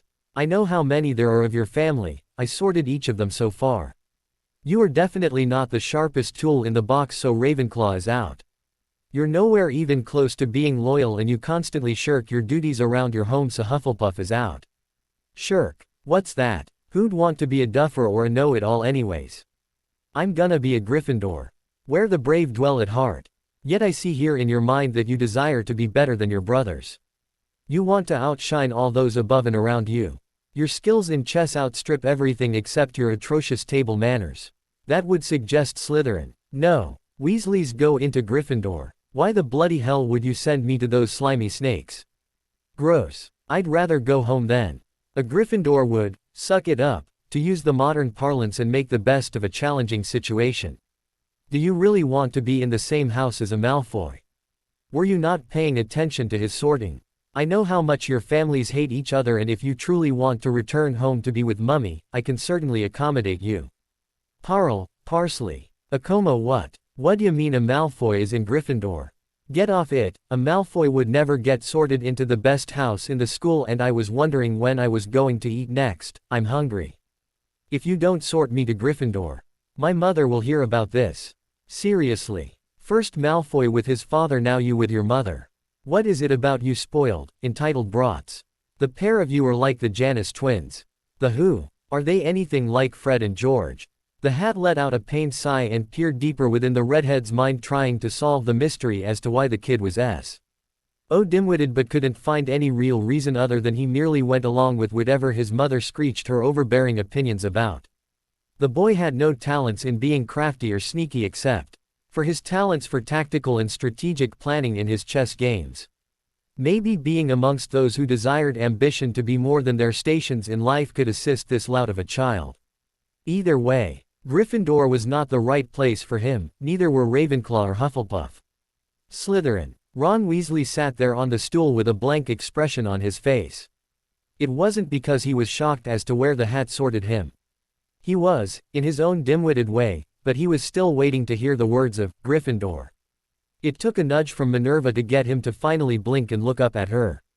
You've been sorted, Mr. Weasley. Please head over to the Slytherin table, she intoned stiffly. Again with the blank expression. She sighed internally. Dim-witted fool, he just proved my point to Molly about coddling her children. She pointed over to the table. Go there. Green table. Sit. Be quiet. Weasleys sit there, he whined out dumbly, pointing to where his brothers were sitting with aghast looks on their faces. Not you, now go. A look of anger flashed over his face. No. Weasleys, go into Gryffindor. My mother will hear about this. At the Hufflepuff table. Wow. I knew he was an idiot, but this is taking things to the extreme, Hermione commented to Harry, who slowly nodded his head in agreement as they watched and listened to Ronald Weasley making a fool of himself in front of everyone. It's almost like Draco but in reverse. My mother versus my father. It happens sometimes, a fourth year said as he rubbed his nose. You grow up listening to the Tories from the older generation about how great a particular house is or how bad another one is. Molly Weasley is legendary in making her opinions known loudly and to anyone who she thinks needs to hear it, whether they want or not. In both of Malfoy's and Weasley's cases, they're probably just in shock, most likely. Hopefully they'll come around and realize it. With any luck, Ron's brothers won't allow him to embarrass their family, or their mother just may send one of her infamous howlers. Howlers. Red letter, screams out whatever you wrote as if you were there to yell it in the recipient's face. It's not pleasant. The fourth year rubbed their ears sympathetically. Humming in response, Harry commented that he'd hate to be each of the boys' parents when they found out. The teacher's table. The students weren't the only ones who were surprised by Ron's and Draco's sorting. The teachers were whispering amongst themselves about this new development. One teacher, the man at the end with the sallow face and the big nose, Potions Master Severus Snape, sneered at full blast when he heard that the youngest Weasley had been sorted into his house. A Weasley in Slytherin. Hell must be freezing over. I could see perhaps the eldest Weasley here being a Slytherin. The boy does have the drive to become the biggest brown-noser and stick in the mud in the school. Even the twins, if I'm being honest with myself, could have potentially become snakes. Their potions talents, while lamentably geared towards pranking, is quality work I've not seen in many years. James Potter's spawn is a Hufflepuff. What the hell is going on here? He should be amongst the rest of the loudmouthed dunderheads in Gryffindor. Well, we'll see just how idiotic and talentless he is when he gets into my class. He snorted internally. I can only imagine how Lucius is going to react when he learns that Draco got sorted into Gryffindor. I wonder who's setting this year's betting pool. This ranks right up here with allowing that goblin to be the High Inquisitor. This bears further investigation. Albus was also in shock. What happened here? Why did the hat not sort these children where I instructed him to? No, this must not be allowed to happen. It goes against my plans for the greater good. He was about to stand and set things right when he received a slight tingle from a necklace he was wearing. He let out a low grumble and sat back down and laced his fingers together to keep from crossing his arms like a petulant child. Blasted goblin and his damn rules. I shouldn't have to wear this damn pendant like some rabid dog. I do need to get the feast underway. He experimentally rose from his seat to begin the feast and found that the anti-ill intent enchanted pendant didn't respond. He breathed a sigh of relief and gave his announcements before waving his hand and ordered the elves to serve the food. Back at the Hufflepuff table. Next, the third-floor corridor on the left-hand side. Off limits to all those who do not wish to die a most painful death. And finally, this year Hogwarts will be introducing several new subjects such as wizarding customs and etiquette, dance, music and physical education, as well as general Muggle education classes in mathematics, English reading comprehension and writing, amongst others, for this year's incoming students. Further information about THM will be discussed in the morning at breakfast. Thank you. Harry glanced at Hermione and Neville to see if they were as puzzled as he was. He does realize that this is a school full of kids, right? Giving a warning like that is just going to make the adventurous students more likely to go investigate. Hermione could only blink and look pensive. Maybe you ought to write to your aunt and uncle about this. What about Daggerclaw? He should know too. The next morning, Hufflepuff common room. Harry dragged himself out of bed like he always did in the morning. His morning routine done, he ed out to the common room and flopped down on a couch and waited for everyone else to get moving. A few minutes later Neville came out and sank down next to him, his eyes still glazed over with sleep. It's too early to be up. It's Sunday for Pete's sake. Harry grumbled. Neville was in too much of a daze as well to respond beyond an incoherent grumble. Hermione appeared in a cheerful mood and bounced over to them. Hi, Harry. Good morning. Cheerful person. Run and hide. He growled and feebly swatted his hands at her, even though he knew that she knew that he didn't mean it. She just scrunched her nose up cutely, patted him on top of his head, grabbed his hand and tugged him off the couch. Come on. We've waited for so long and now you just want to sit and wait for everyone else. Huh. RRY finally relented and allowed her to yank him out of the common room. Where are we going? Breakfast. But the kitchen's that way. He pointed in the direction he'd been told about last night. Harry. She hooked her hands on her hips and gave him her usual exasperated glare when he was being particularly dense about something. The kitchen staff isn't going to just let you use their stoves without being properly introduced. We'll go in there later when Professor Sprout has some free time like she promised. Fine. The three kids made their way up to the great hall where they saw some other early risers seated at their respective tables. Neville sat down at his spot from last night and pulled over a cup and a steaming teapot. Harry peered up at the ceiling which had reverted back to the underside of the rafters. I guess they turn off the ceiling enchantment at the end of the night. Hermione wandered around the hall taking in all the sights. She climbed up the step to the Tea-Share's table and just out of brazen curiosity, sat down on the headmaster's throne. She giggled at what sort of spectacle she must be making.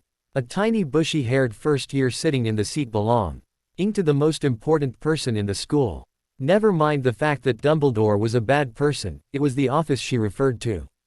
Harry approached and with an overly dramatic flourish, he bowed before her and wished his lady a good morning.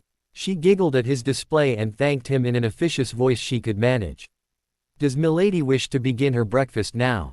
He inquired in an Sally officious voice then clapped his hands, let milady's food appear. It surprised both of them when a plate of toast, butter, kippers and a bowl of porridge along with a pitcher of juice and skim milk appeared on the table before her. Hermione yelped in surprise and scooted back. Harry's bugged out, he was just amazed that it worked. That was unexpected. May I have my breakfast as well? Harry said aloud as he took a seat next to Hermione. With a tiny pop, the same breakfast appeared in front of him. Thank you. I wonder how the table knew what I wanted. Hermione giggled and wiggled her fingers mysteriously. Ooh. It was probably the elves. Harry looked puzzled for a moment before it dawned on him what she said. Oh, yeah. I met one at the ministry before Dumbledore's trial. Funny little thing. I suppose it's possible for the castle to have a few as well. Hermione was curious about that. Really? Elves exist. What are they like? The one at the ministry stood about chest height on me. And had large bat-like ears, tennis ball-sized eyes and seemed to be timid and ever happy to please. Got upset when it thought it made a mistake like it was afraid that I might punish it for doing something bad. Hermione's face dropped into one of dismayed horror. That's terrible. I hope you were nice to it. Harry nodded silently as he reached for his spoon. They ate in near silence.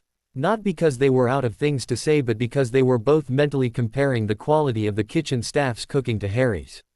After finishing her bite of kipper, Hermione laid her fork down. Not bad though, it is rather difficult to mess up when making kippers. I like your seasoning blend better though. Harry agreed. Yeah, I would have done something a bit more elaborate, I would think. This is about as basic of a breakfast as one can get. If it were me, I would have had a bowl of freshly sliced berries, stuffed waffles if it were a weekend, or a layered breakfast bowl if it were a school day along with the juice and milk. Hermione's eyes widened. A breakfast bowl. That's what I was missing. A bowl of scrambled eggs, crumbled bacon, sliced sausage with chopped bell pea peppers and shredded cheese, plus that homemade spicy sauce you make. You really need to be introduced to the kitchen staff. That bowl is just absolute heaven. When the rest of the school started showing up for breakfast, the two firsties were quickly made an example of how not to blend in on their first day of school. With a look of amusement, Professor Sprout quietly suggested that they return to their table so the headmaster and Professor McGonagall could sit down. Blushing madly, they scampered back to the proper table amongst peals of laughter from the other students. Breakfast finished rather quickly as there was a lot of new information to be passed on. Albus stood and announced that the new classes were part of an effort to offer a more rounded education to the students at the request of many parents who felt that Hogwarts standards were slipping. Anyone who knew Albus knew how much it was costing him to admit that out loud. It has been made patently clear to me by the newly formed Parent-Teacher Association that by not offering classes in basic English reading and writing, mathematics, physical education and the like, our future graduates and leaders of magical Toyn will be unable to excel like we would wish them to. Additionally, there will be a new class covering the subjects of wizarding customs and etiquette. I have been remonstrated that with so many Muggle-born entering our world each year, it behooves us to teach them how to navigate the intricacies of our world. The new classes will be mandatory to all incoming first-year students while our Con through 7th years have the option of taking a remedial course over the weekends. He then proceeded to introduce the teachers for the new subjects to a general applause. Pomona came down to hand out their schedules early so as to allow the first years time to acclimate themselves to the vagrancies of a magical castle. Both Harry and Hermione eagerly took their slips and began to compare them. "Ooh, look, flying lessons. I can't wait to try that out," Hermione commented excitedly. "Do you think I can find some green face paint and a black cat quickly?" Harry laughed and shook his head. "I dunno, but I'm looking forward to Tuesday's herbology lessons." He turned to where Neville was sitting and examining his own schedule with his tongue peeking out between his lips. "Hey Nev, herbology is on Tuesday. You up for seeing if we could check out the greenhouses early?" Neville eagerly agreed to the suggestion. "I'm kind of curious as to what they're going to teach in that customs and etiquette class and how it would differ from what Moony and Padfoot taught." Harry spoke to Hermione as he continued to take in his class lineup. Since she was sitting next to him, he felt her shrug her shoulders but remain silent. Because it was a Sunday, it had been decided by general consensus to spend it exploring the castle and the grounds. Harry wanted to immediately dash over and introduce himself to the kitchen staff, but Hermione remonstrated him that there was more to life than just the kitchens. "Harry, you're going to be here for 9 months of the year and 7 years total. That's plenty of time to make friends with the kitchen staff and demonstrate your talents." "But Hermione," he whined pitifully, but she wouldn't be swayed. "No, we are going to see the rest of the saws. Then we can go to the kitchens if there's any time left in the day. Now come on." She finished imperiously with her nose cutely stuck in the air. Harry quickly realized she was just teasing him and relaxed. If Hermione was being this bossy, it meant that she was just as curious but refused to act childish in front of so many new people. He gave her a Harry Potter classic, and let loose with a guaranteed to turn her insides to mush, lopsided smirk and turned his eyes on her to show off those luscious green orbs she loved so much. The result was, as always, hilarious. Hermione tripped over her feet and careened off the wall as she turned to lead him away from the kitchens. Gryffindor dorms. Draco Malfoy was not a happy Gryffindor. He had made that quite clear the previous night, and he had to deal with the fallout in the morning. He tried to get up out of bed but found himself stuck beneath the sheets and unable to move. He tried yelling for help but found that there was either no one in the room or his voice had been silenced, or both. He was getting desperate and in dire need of the loo. Just as he was about to scream in despair, the door to his dorm opened and admitted an older red-haired teenage boy. "Mr. Malfoy, what are you still doing in bed? It's past time to get up already." Draco tried to respond but couldn't make himself heard. This clued the older boy that there might be something amiss. A wave of his wand and Draco could suddenly move and speak. "Gah, I'll be right back," Draco yelled as he dashed off to the bathroom. When he returned, his ire was stratospheric. "Someone did this to me last night while I was sleeping, and when my father hears about how they treated his heir, there will be hell to pay." The teen with a prefect badge on his chest, Weasley sighed in disdain and rubbed the bridge of his nose. Why couldn't it have been someone else to deal with this brat this early in the morning? "I don't have time for this. Mr. Malfoy, you have approximately 10 minutes to get ready for the day so I can escort you to the Great Hall for breakfast and morning announcements. Get moving." He ushered Draco off. "I never thought I'd live to see the day when I would prefer to deal with the antics of the twins over putting up with the mouthy attitude of a Malfoy." Slytherin dorms. Ron Weasley was not a happy person either. While he'd not go the same sort of rude treatment that Draco did, he was being treated as some sort of interesting bug to poked and prodded to see what his reaction would be. The older years ignored him for the most part. There were still one or two from the darker families that made an occasional snide comment about something that had to do with his family's honor, he thought. Unfortunately for Ronald Weasley, they always used big words and refused to explain what they meant. He tried to get loud like his mother since he knew that when she got that way, she got the results she wanted, but in his case, all it resulted was a silencing charm. A stinging charm and a mild banishing hex thrown at him. As he was still new to the art of magic, he didn't know how to dispel the silencing charm, so he had to wait until it wore off. The next morning, he had to be physically dragged out of bed and practically kicked into the showers before he finally got himself underway. It was only the promise of food that he showed some signs of life. His rat, Scabbers, ducked under the bed and cowered in fear. Headmaster's office. Albus sighed once again as he re-entered his office and sat down in his chair. This was Shish, aping up to be the most vexing year, and it had just barely gotten started. New classes, new teachers, progress happening faster and without his input. It was intolerable and flew in the face of his vision for the greater good. He scrubbed his hands over his face and looked over his desk to see what that blasted goblin had in mind to torture him with today. There was a stack of forms that needed to be filled out. Topped with a note stating that these new forms superseded the ones he'd just wasted nearly half the day yesterday on. Grumbling once more about the injustice being heaped upon him by the universe, he pulled out his quill and got to work.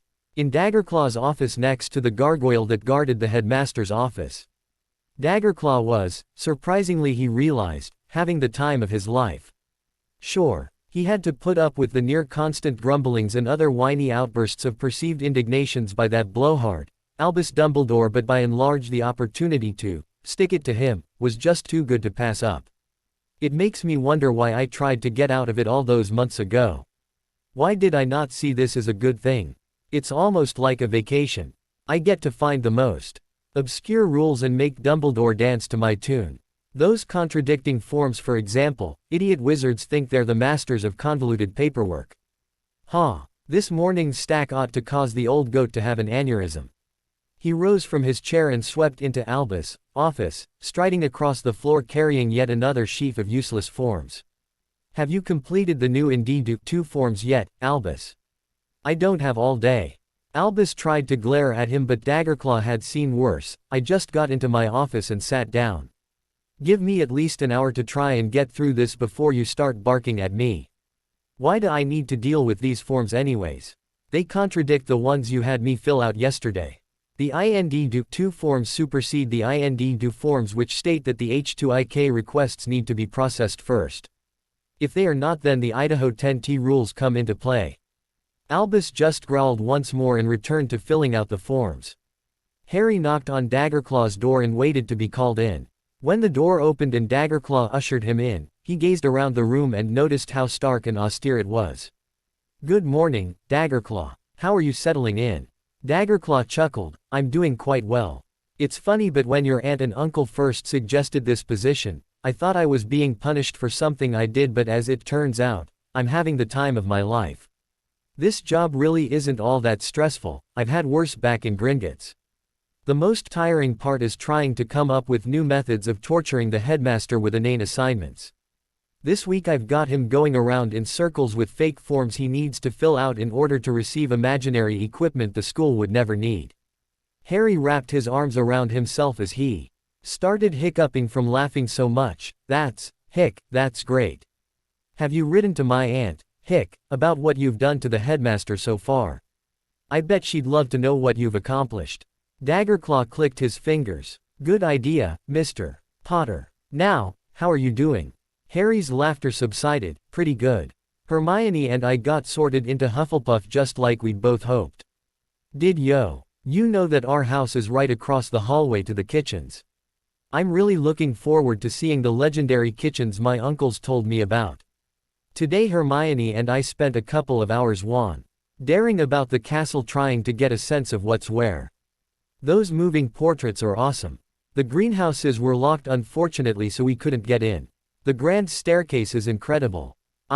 T moves back and forth, sending you off in another direction sometimes. Daggerclaw shook his head at the continued inanity of wizarding architecture, though he did admit that the moving staircase was a potential tactical advantage he should suggest to Director Ragnarok. Anything else you think I ought to know about? Harry thought for a moment. Oh, yeah. Do you know why the headmaster would tell everyone not to go near the third floor corridor on the left-hand side, unless we wished to die a most painful death. Daggerclaw's eyes widened briefly, then narrowed in anger and glanced in the direction of the man's door. No, I do not. I don't know why he would say such a thing. That's very suspect, Mr. Potter, and I thank you for bringing it to my attention. Monday morning, the 3rd of September 1991, Great Hall. Once more unto the breach, would have been Harry's thought if he were dreading the outcome of the day. Fortunately for him, he was looking forward to getting his class schedule and start learning magic. It had been only 2 days, and in that time, he'd had to put up with the near-constant stares and whispers surrounding his appearance and celebrity status. Hermione plopped down next to him. ND gave him a brief hug before reaching out to snag the plate of bacon. Neville, Susan and Hannah appeared a moment later and joined them for breakfast. Susan was really looking forward to seeing what the Muggle education stuff was all about, while Hannah was interested getting started with the dance class. Harry bit into his slice of breakfast bruschetta he'd whipped up on the spot with sliced sage topped with a soft boiled egg and a slice of Swiss cheese and a smear of mustard he'd brought from home on a slice of toasted white bread. Dance. I thought we were going to be done with that. Hermione giggled. Just because Padfoot was done teaching us doesn't mean that there aren't other styles of dancing to learn. Besides, I don't know why you're complaining, it was fun learning to dance with you. Harry blushed at the compliment. Transfiguration classroom. When the Puff contingent entered the classroom, they wondered where the professor was. Susan spotted the cat sitting primly on the desk, but there was no sign of McGonagall. Harry paused and narrowed his eyes after setting down his backpack. He cocked his head in thought and slowly walked up to the cat, who peered back at him. Harry. He distantly heard Hermione calling him. Something strange about this cat. There's no wariness in its behavior when I approached. A real cat would have pulled back in case I was a threat. If anything, I'd say that this cat isn't a real cat but more like Uncle Sirius. He murmured mostly to himself, though the cat's ears did perk up. The bell rang and he gave the cat one last contemplative stare before rejoining the others. The cat blinked once and jumped from the desk, transforming into Professor Minerva McGonagall halfway through the arc. There was a bit of excited chatter and light applause from the students, which caused the teacher to twitch her lips in faint pride. Congratulations, 5 points to Mr. Potter for your thorough analysis of determining if I were a real cat or not. She turned serious on them. Transfiguration is the study of changing one object into another. I will stress that joking around, horseplay and lack of attention to what you are assigned will have you quickly dismissed from my class. As this is a core required class, if you are dismissed you will have to explain to your parents why they must now pay for a private tutor. Do not test me on this. Over the next 45 minutes, the professor had them taking a copious amount of notes. When they only had about 15 minutes left, she demonstrated the incantation and wand movements to transform a matchstick into a needle. I want you to understand, you must visualize what the final product will look like in your mind. Once you have that, I want you to imagine channeling your magic from wherever you think it is within you, down through your arm and out of your wand. You are asking your magic to accomplish this task. Without that visualization, you will accomplish nothing. Harry picked up his matchstick and examined it carefully. He placed it down again and pulled out his wand. He thought about one of the many needles in Aunt Petunia's pincushion back home and cast the spell. He could feel his magic trickling through his arm and beamed brightly when the matchstick wavered a bit before morphing into a bright purple needle with a sharp tip and a rounded eyelet at the rear. Defense against the dark arts. This class was rapidly shaping up to becoming the most aggravating class they'd ever taken. The teacher had a terrible stutter, stunk to high heaven with heavy ammo. Unts of garlic stuffed in and around his turban. The teacher claimed it was to ward off a vampire who was supposedly stalking him, and seemed jumpy around his own shadow. Harry wished that the windows could open to let in some fresh air to counteract the garlic stench, but it wouldn't. With an aggrieved sigh of defeat, he settled into his chair and tried to take as many notes as he could before his eyes became too watery and his nose stuffed up to where he couldn't breathe. I need to speak with Daggerclaw about this. Broom flying class, Quidditch courtyard. Both Harry and Hermione were understandably nervous about this lesson. Neither one had gone flying before unless it was in an airplane and strapped into a seat going on a vacation. Because they lived in a Muggle area and even Wolf's Bay was populated with enough Muggles. Remus and Sirius couldn't take them flying. The brooms appeared to be relatively new and unscathed, unlike the ones they'd heard about from the older students. Y mentioned in an aside to Hermione that Daggerclaw must have done something to override the board and Dumbledore to get the existing brooms replaced. He noticed that her hands were shaking slightly. "You okay? Your hands are shaking." Hermione squeezed her hands into a fist, then shook them out, "Just nervous. I know what I said at breakfast, but now the idea of flying around on nothing more than a tree branch is unnerving me." Harry made a face in agreement. "I'd rather just keep my feet on the ground like nature intended." When the flying instructor, Madame Rolanda Hooch, arrived, she demonstrated on how to approach the broom and to get it into their hands by sharply stating, "Up." She then had everyone mount their brooms while she wandered between the students, adjusting their grip or seating position. Madame Hooch led them through the basic patterns of controlling the broom handle, pushing forward or back to make the broom go up and down, rolling to the side to go left and right, and aiming forward to make the broom go faster. Then it was just the matter of letting the kids go and slowly get used to flying without wings. "This is so much fun. I thought I'd be terrified, but this is so much better than I could have hoped for." Hermione squealed in her mind as she soared through the air at about 50 feet above the ground. She experimented with the brooms and her own capabilities for acrobatic maneuvers and was pleasantly surprised at how natural it all seemed to be. "Maybe I could get used to this. I wonder if there's a team I could join. I wonder if I can do a loop." She chattered excitedly in her mind while screaming in delight with every dive and barrel roll she made, her hair whipping in the wind behind her. When they all landed, some more gracefully than others, the kids were congratulated by Madame Hooch and reminded that they would have another flying class come Wednesday, then dismissed them. "So, how was it for you, Hermione? Did flying around like a classic witch live up to your expectations?" Harry inquired with a knowing smirk on his face as he took in his, glassy-eyed in a happy sort of way, female best friend. "Oh, Harry, it was wonderful. I can't wait to do this again. I wonder if there are any flying clubs I could join," she gushed. "Wizarding Customs and Etiquette class. Welcome everyone to your first class into the fascinating world of customs and etiquette. My name is Professor Elaine Bainbridge, and it's my mission to make sure that you all will learn what you need to know to navigate the sometimes confusing and yes, even outdated, rules and regulations of magical Britain." Quote. Professor Bainbridge, it turned out, was a cheery half-blood who'd been raised in the Muggle world up until receiving her own Hogwarts acceptance letter.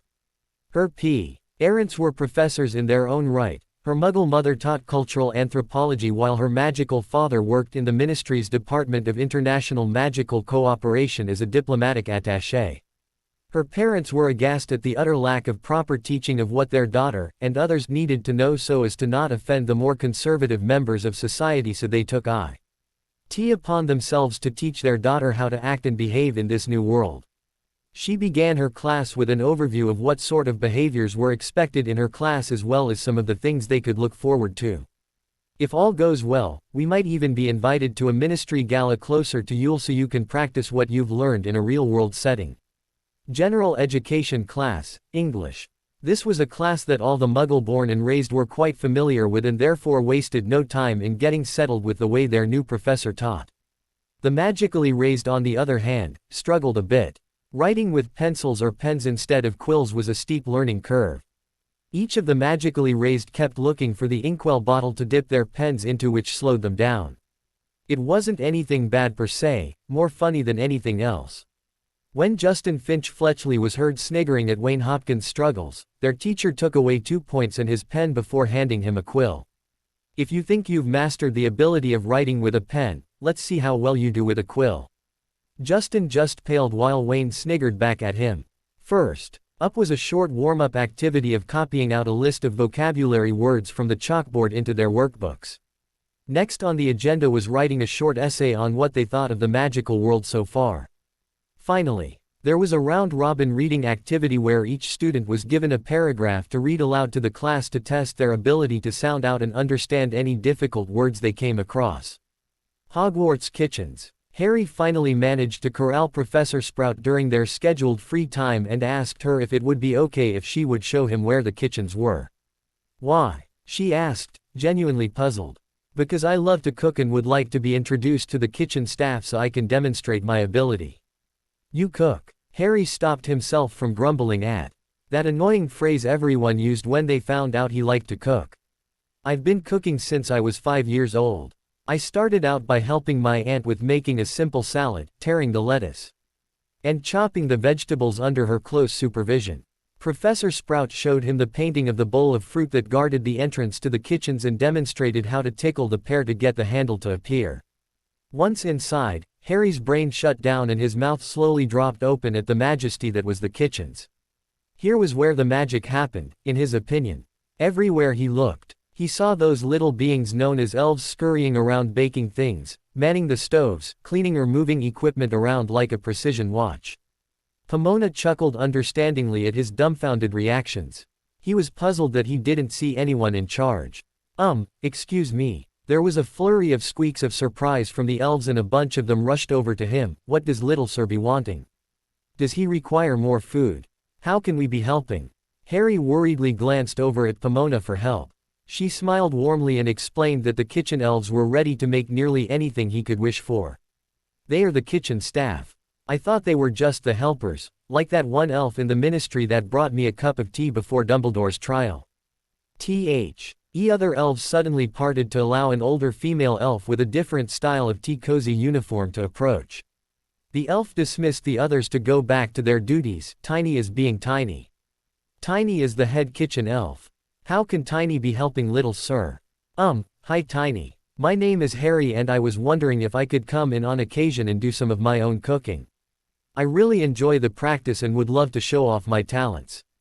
Quote. Tiny's eyes cocked her head. Little Sir be cooking like elves? That is most strange. Does Little Sir not be having elves at home? Harry shook his head. No. I grew up in a muggle home and my aunt and I shared the cooking for the most part. Tiny thought about this strange new development. Well, Tiny supposes Little Sir could show her what he knows. This way, she led him and Pomona off to a cook station set apart from the main group, this being a station that new elves be learning to cook on before they is being allowed into the main group. Little Sir be showing Tiny what he can do. Harry examined the cook station and utensils, noting their quality, and with the knives, how sharp they were, before asking where the pantry was. He was shown where the dry goods and where the cold storage was and began formulating an idea as to what would showcase his best work. Deciding against anything too fancy, Harry decided to go with a hearty Scottish fish dish. He pulled his recipe notebook out of his backpack, then hunted around in the pantry and cold storage for the ingredients for a recipe he'd made once. Pomona and Tiny took a seat and watched as Harry began preparing the ingredients for his dish. What are you going to be making, Mr. Potter? Cullen skink, ma'am. I figured that since we're in Scotland, I ought to make a signature national dish. Would you like me to explain as I go, or would you just like to watch without the commentary? Both requested he explain as he went. Harry started his explanation while he finished tying on an apron. So, the first thing any chef needs to do is wash his hands thoroughly to prevent the spread of outside germs and whatnot. No one wants to taste whatever you were touching before you got into the kitchen. He put action to words by washing his hands with soap and hot water in the sink. Next, prepare all the ingredients beforehand so you're not racing to get something peeled, chopped or whatever while the food is being cooked. That's very important because if you don't prepare beforehand, you run the risk of ruining the meal. I have here one medium-sized onion and it needs to be finely chopped. He expertly handled the knife and quickly and efficiently chopped the onion into small pieces. He reached into the cupboard and retrieved the white pepper. Next, I shall peel and slice these potatoes. As a gardening side note, I like to save all of my vegetable peelings and offcuts to add to my compost heap. At home, I have 2 compost bins. One is the traditional, pile it all in and let a turd take its course, while the other is known as vermicomposting, which utilizes earthworms to eat and break down the compostable materials like grass clippings, newspapers, leaves, kitchen scraps but not meat, grease. Plastics or the slick newspaper inserts. He finished peeling and slicing the potatoes and put them aside. Next, I need to inspect the smoked haddock fillet for any signs of discoloration and rot. If there is any sort of rotting smell, you should discard it immediately. Fresh fish should still smell like the ocean. I also need to roughly chop some parsley and a bit of scallions. Out came a container of fish stock. Single cream and milk, he put those to the side. He moved onto the range top and pulled out a pan. In goes 50 grams of butter into the pan and it needs to be heated until the butter coats the surface. Once that's nice and hot, I add the onion and cook it gently for about 7 to 8 minutes until it is soft but not brown. I'll pour in 300 milliliters of fish stock and milk each and bring it to a boil. Once that's in, I add the sliced potatoes and let it simmer for about 20 minutes until they are really soft. Both Pomona and Tiny were flabbergasted at the professional way Harry explained the steps needed to make the soup and how efficiently he was at preparing the ingredients. Pomona couldn't wait to get him in her greenhouses given his clear talent with gardening. What with the tips and tricks he kept interjecting into his demonstration. Tiny was shocked to learn that there were wizards who knew how to cook as well as the elves. It worried her that if this young wizard knew how, then maybe there were more and they wouldn't need the elves. With the 20 minutes done, I add the smoked haddock and continue to simmer for another 3 to 4 minutes until it is cooked and will flake easily. Carefully lift the fish out onto a plate and leave to cool slightly. Meanwhile, crush some of the cooked potatoes up against the side of the pan with the wooden spoon to thicken the soup a little. He carefully lifted the haddock out and set it aside. When the haddock is cool enough to handle, break the fish into flakes and discard the skin and any bones. Return it to the pan and stir in the parsley and some of the seasoning to taste. Stir in half the cream while leaving the rest for a garnish. He scooped soup out of the pan with a ladle into 3 bowls and garnished them with a swirl of cream, a little more chopped parsley and a couple of chopped scallions before sliding the bowls in front of Pomona and Tiny. Ey reached for their spoons and took a bite of the fish soup. Tiny's ears drooped in evident pleasure while Pomona moaned lightly in delight. Harry grinned at their responses. Their dining pleasure was music to his ears.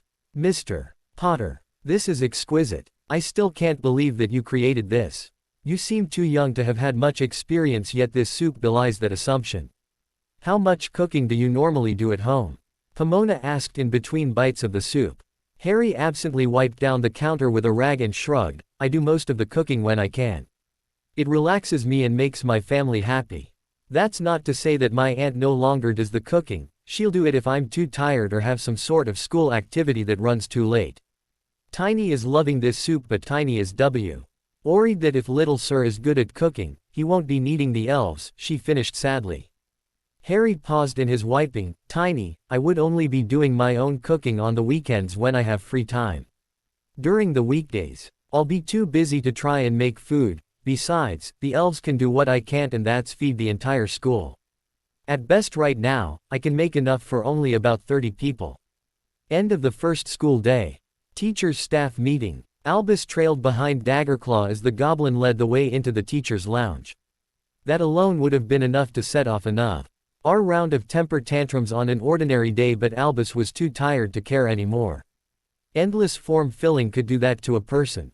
He was also sullen from the dressing down he'd received after the goblin had ripped into him for announcing that the 3rd floor corridor was off limits to, as he'd put it, those who did not wish to die a most painful death. It took all of Albus' persuasion that the corridor in question wasn't dangerous per se, but did hold a number of personal experiments he was conducting and just didn't want to have any of the children snooping around and potentially getting hurt. Daggerclaw fiercely grinned internally at the old goat's reaction, or lack thereof, to entering in first and brazenly sat down at the head of the table. This raised some eyebrows of the teachers as they searched for their own seats. Minerva came in last, escorting Elaine in while finishing some conversation they'd had on the way in. She paused to take in this new change of dominance being displayed before dismissing it with a facial shrug. "Let us begin the meeting," Daggerclaw announced. "Does anyone have anything they wish to announce first?" "Questions about anything?" Phileas Flitwick, the charms professor, raised his hand. "Yes, where's Argus Filch? I thought this was an all-staff meeting." Minerva knocked on the table to draw attention. "He's dealing with a busted pipe on the 1st floor. I promised to fill him in later." Daggerclaw made a note of that. "Was the busted pipe a student-related incident?" "Not as far as I know. I'm sure he'll update me as soon as he can." Daggerclaw accepted that and moved on to old business. Next, After the meeting concluded, Minerva, Pomona and Phileas gathered together in Minerva's office for a nightcap. Pomona started things off by waxing philosophically about the sheer culinary talents of one of her new students. "Ah, sampled some of Harry Potter's cooking, have ye?" Minerva smiled at the dreamy expression on her colleague and friend's face. Phileas looked confused. "Harry Potter cooks? Nay, what Mr. Potter does transcends the mere description of cooking. What he does is orchestrate a symphony of tastes and sensations that play with your emotions." "What sort of cooking does he do? Does he have a specialty?" Minerva replied that he seemed to be talented in just about everything. According to his aunt, he's made everything from breads, snacks, desserts, main courses and cuisines from around the world. Pomona here is so lucky to have him in her house and for the kitchens to be so close. The rest of the week passed along as well as any first week in a new school could. Hermione thrived in their next flying lesson as she had in the first. She did get around to asking Madame Hooch if there were any first-year flying clubs available.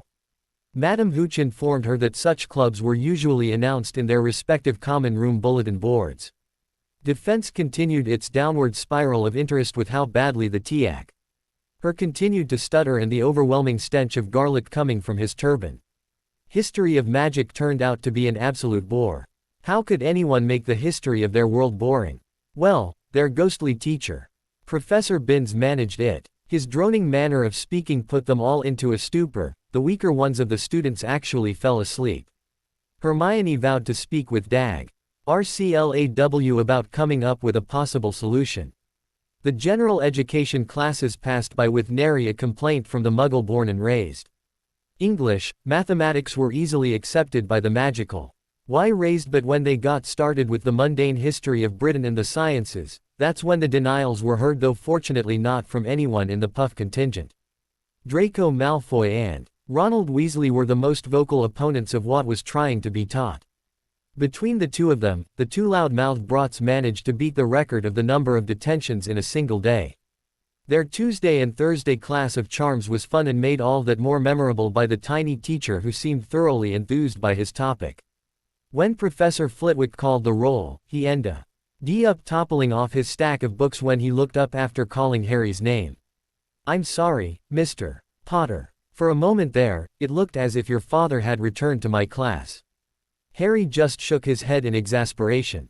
As with their other classes, they had to take a huge amount of notes and listen to a lecture on proper behavior in the class. The first charm they got to try was a wand-lighting charm, Lumos, and its cancelling companion, Nox. Harry would suppose later that because he and Hermione had had previous instruction into the theory of the wanded subjects, it was easier to actually perform them. Visualizing was apparently key to getting a spell or charm to work properly. "Professor Flitwick." Harry raised his hand to get the man's attention. "Yes, Mr. Potter. I've noticed, through my own trials as well as the instructions you and Professor McGonagall have given, that visualization is a key component in getting our magic to work properly. If that's true, why say the incantation at all, and could I use any language I wanted to get the same result?" The rest of the class looked interested in this. Professor Flitwick was, however, beaming in pride. "Very good, Mr. Potter. Take 5 points for a logical supposition. Yes, visualization is a primary ingredient in making your magic do what you want. Without it, anything could happen. It would be akin to turning on a garden hose and not holding it in the direction you want to water. As for the different languages, the words are merely a guide to help your mind think, and yes, visualize, what you want to have happen.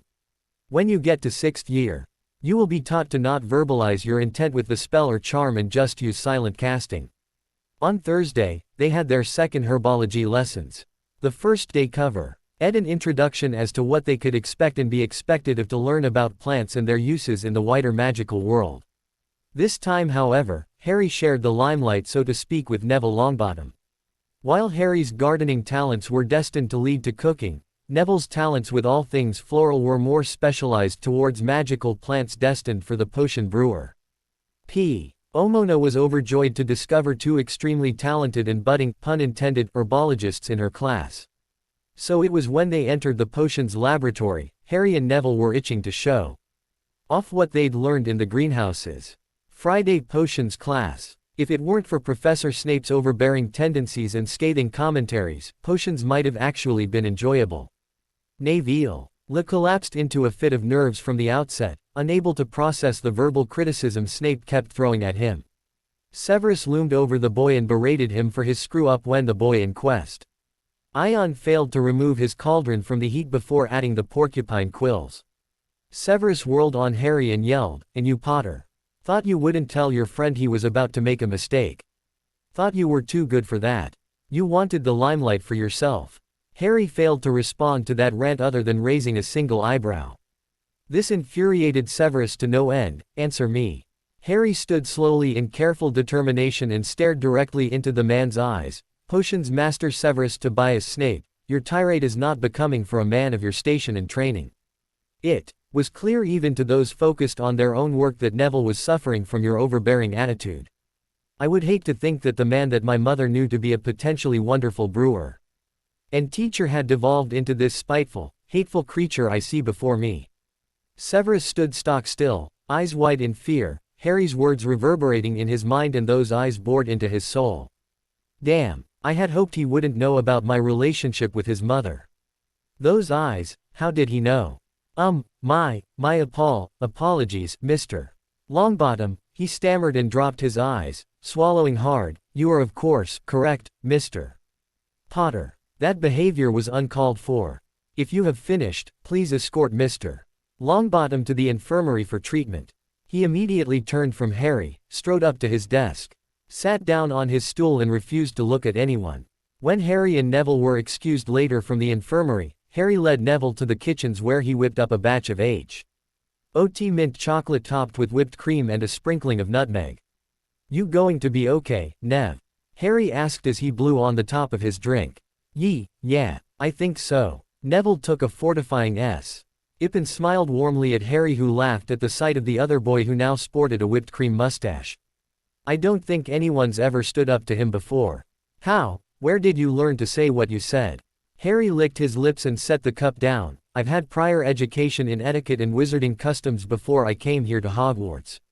My uncle Remus and my godfather Sirius taught RMI1 and myself the art of berating someone while looking calm and collected. When they got back into their common room, both boys were set upon by nearly everyone who'd heard about the altercation in class. Even the older years congratulated Harry on his successful verbal smackdown of Severus Snape. Molly Weasley was sitting at her kitchen table quietly enjoying a morning cup of tea while waiting for the postal to make its arrival carrying her son's letters home. The sorting ceremony was last night and she couldn't wait to hear that her baby boy, Ronald, had gotten into Gryffindor with his older brothers. Now all we need to do is wait for Ginny to turn 11 and get sorted there as well, and I'll have the complete set. She mused happily. A sudden flutter of wings and the telltale sound of claws skittering on the wooden table heralded the arrival of a post owl and interrupted her morning musing. She smiled dreamily at the owl and relieved it of its burden. There are some owl treats in a bowl of water on the perch if you're interested. She turned away and opened the scroll. She read the letter once, twice, then slowly looked up, her eyes focused on nothing before the red. Haze of extreme displeasure settled over her features. That little shit. If I've told him once, I've told him a million times. Weasleys go into Gryffindor. She angrily rummaged around through her street ash of parchment and grabbed a self-inking quill before settling in to begin writing one of her infamous howlers. Ministry for Magic, Department of Magical Law Enforcement, Misuse of Muggle Artifacts Office. Arthur Weasley was sitting at his desk reading through a repair manual for a vintage Ford Anglia. A stack of urgent requests for technical information lay ignored in his incoming box. He absent-tly reached for his cup of tea only to grimace when he discovered it was empty. He rose from his chair and ambled along the hallway to get a refill. When Arthur returned to his office, he was surprised by the arrival of a howler. Odd. The others usually aren't that angry at me to send me a howler, not when they can just stop into my office, he mused out loud. He pulled out his wand and cast a ple of diagnostic charms to check for anything illegal, but it came up clean. He then visually inspected the destination note on the front. Past experience told him of the utter stupidity of touching something magical that didn't belong to you. With a pained groan, he recognized the writing. Molly, you idiotic woman. Ronald Weasley. How dare you get yourself sorted into Slytherin? I am absolute. Lee outraged that you would bring this shame upon the family. I have half a mind to bring you home in disgrace for your blatant disregard for all the traditions our family upholds. You will go to the EADMASTER and request a RE sorting or you can just forget about ever coming home. If you do not get into Gryffindor like your brothers, I will see to it that you are disowned from the family. Arthur sighed in dismay. Apparently Molly must have forgotten that all letters to Anne from her were routed through him first. He had received the letter from Percy first, detailing the surprising results from last night's sorting, but he wasn't surprised by them. His youngest son did have a few talents and attributes that would have led to him being sorted into Slytherin. The chess playing, his sneaky MPTS to getting out of doing his chores. Well, perhaps I should go up to the school and console him, let him know that not all Weasleys ended up in Gryffindor. His calm demeanor hardened, right after I deal with Molly. The Burrow. Arthur had received permission from his supervisor to take a few minutes to return home and deal with his incalcitrant wife. The man had smirked and wished him luck. Molly's howlers were legendary. After stepping through the flow, Arthur first checked the kitchen but discovered it empty. He heard the sounds of his daughter thumping around upstairs along with the faint notes of some song ostensibly playing on her radio. If we had the money, I would look into getting her dancing lessons. It's a shame that Pandora Lovegood died. She was such an excellent teacher of dancing and music. Next he checked the paddock where their livestock was kept. There he saw his wife's distinctive homemade apron peeking out from behind a bale of hay.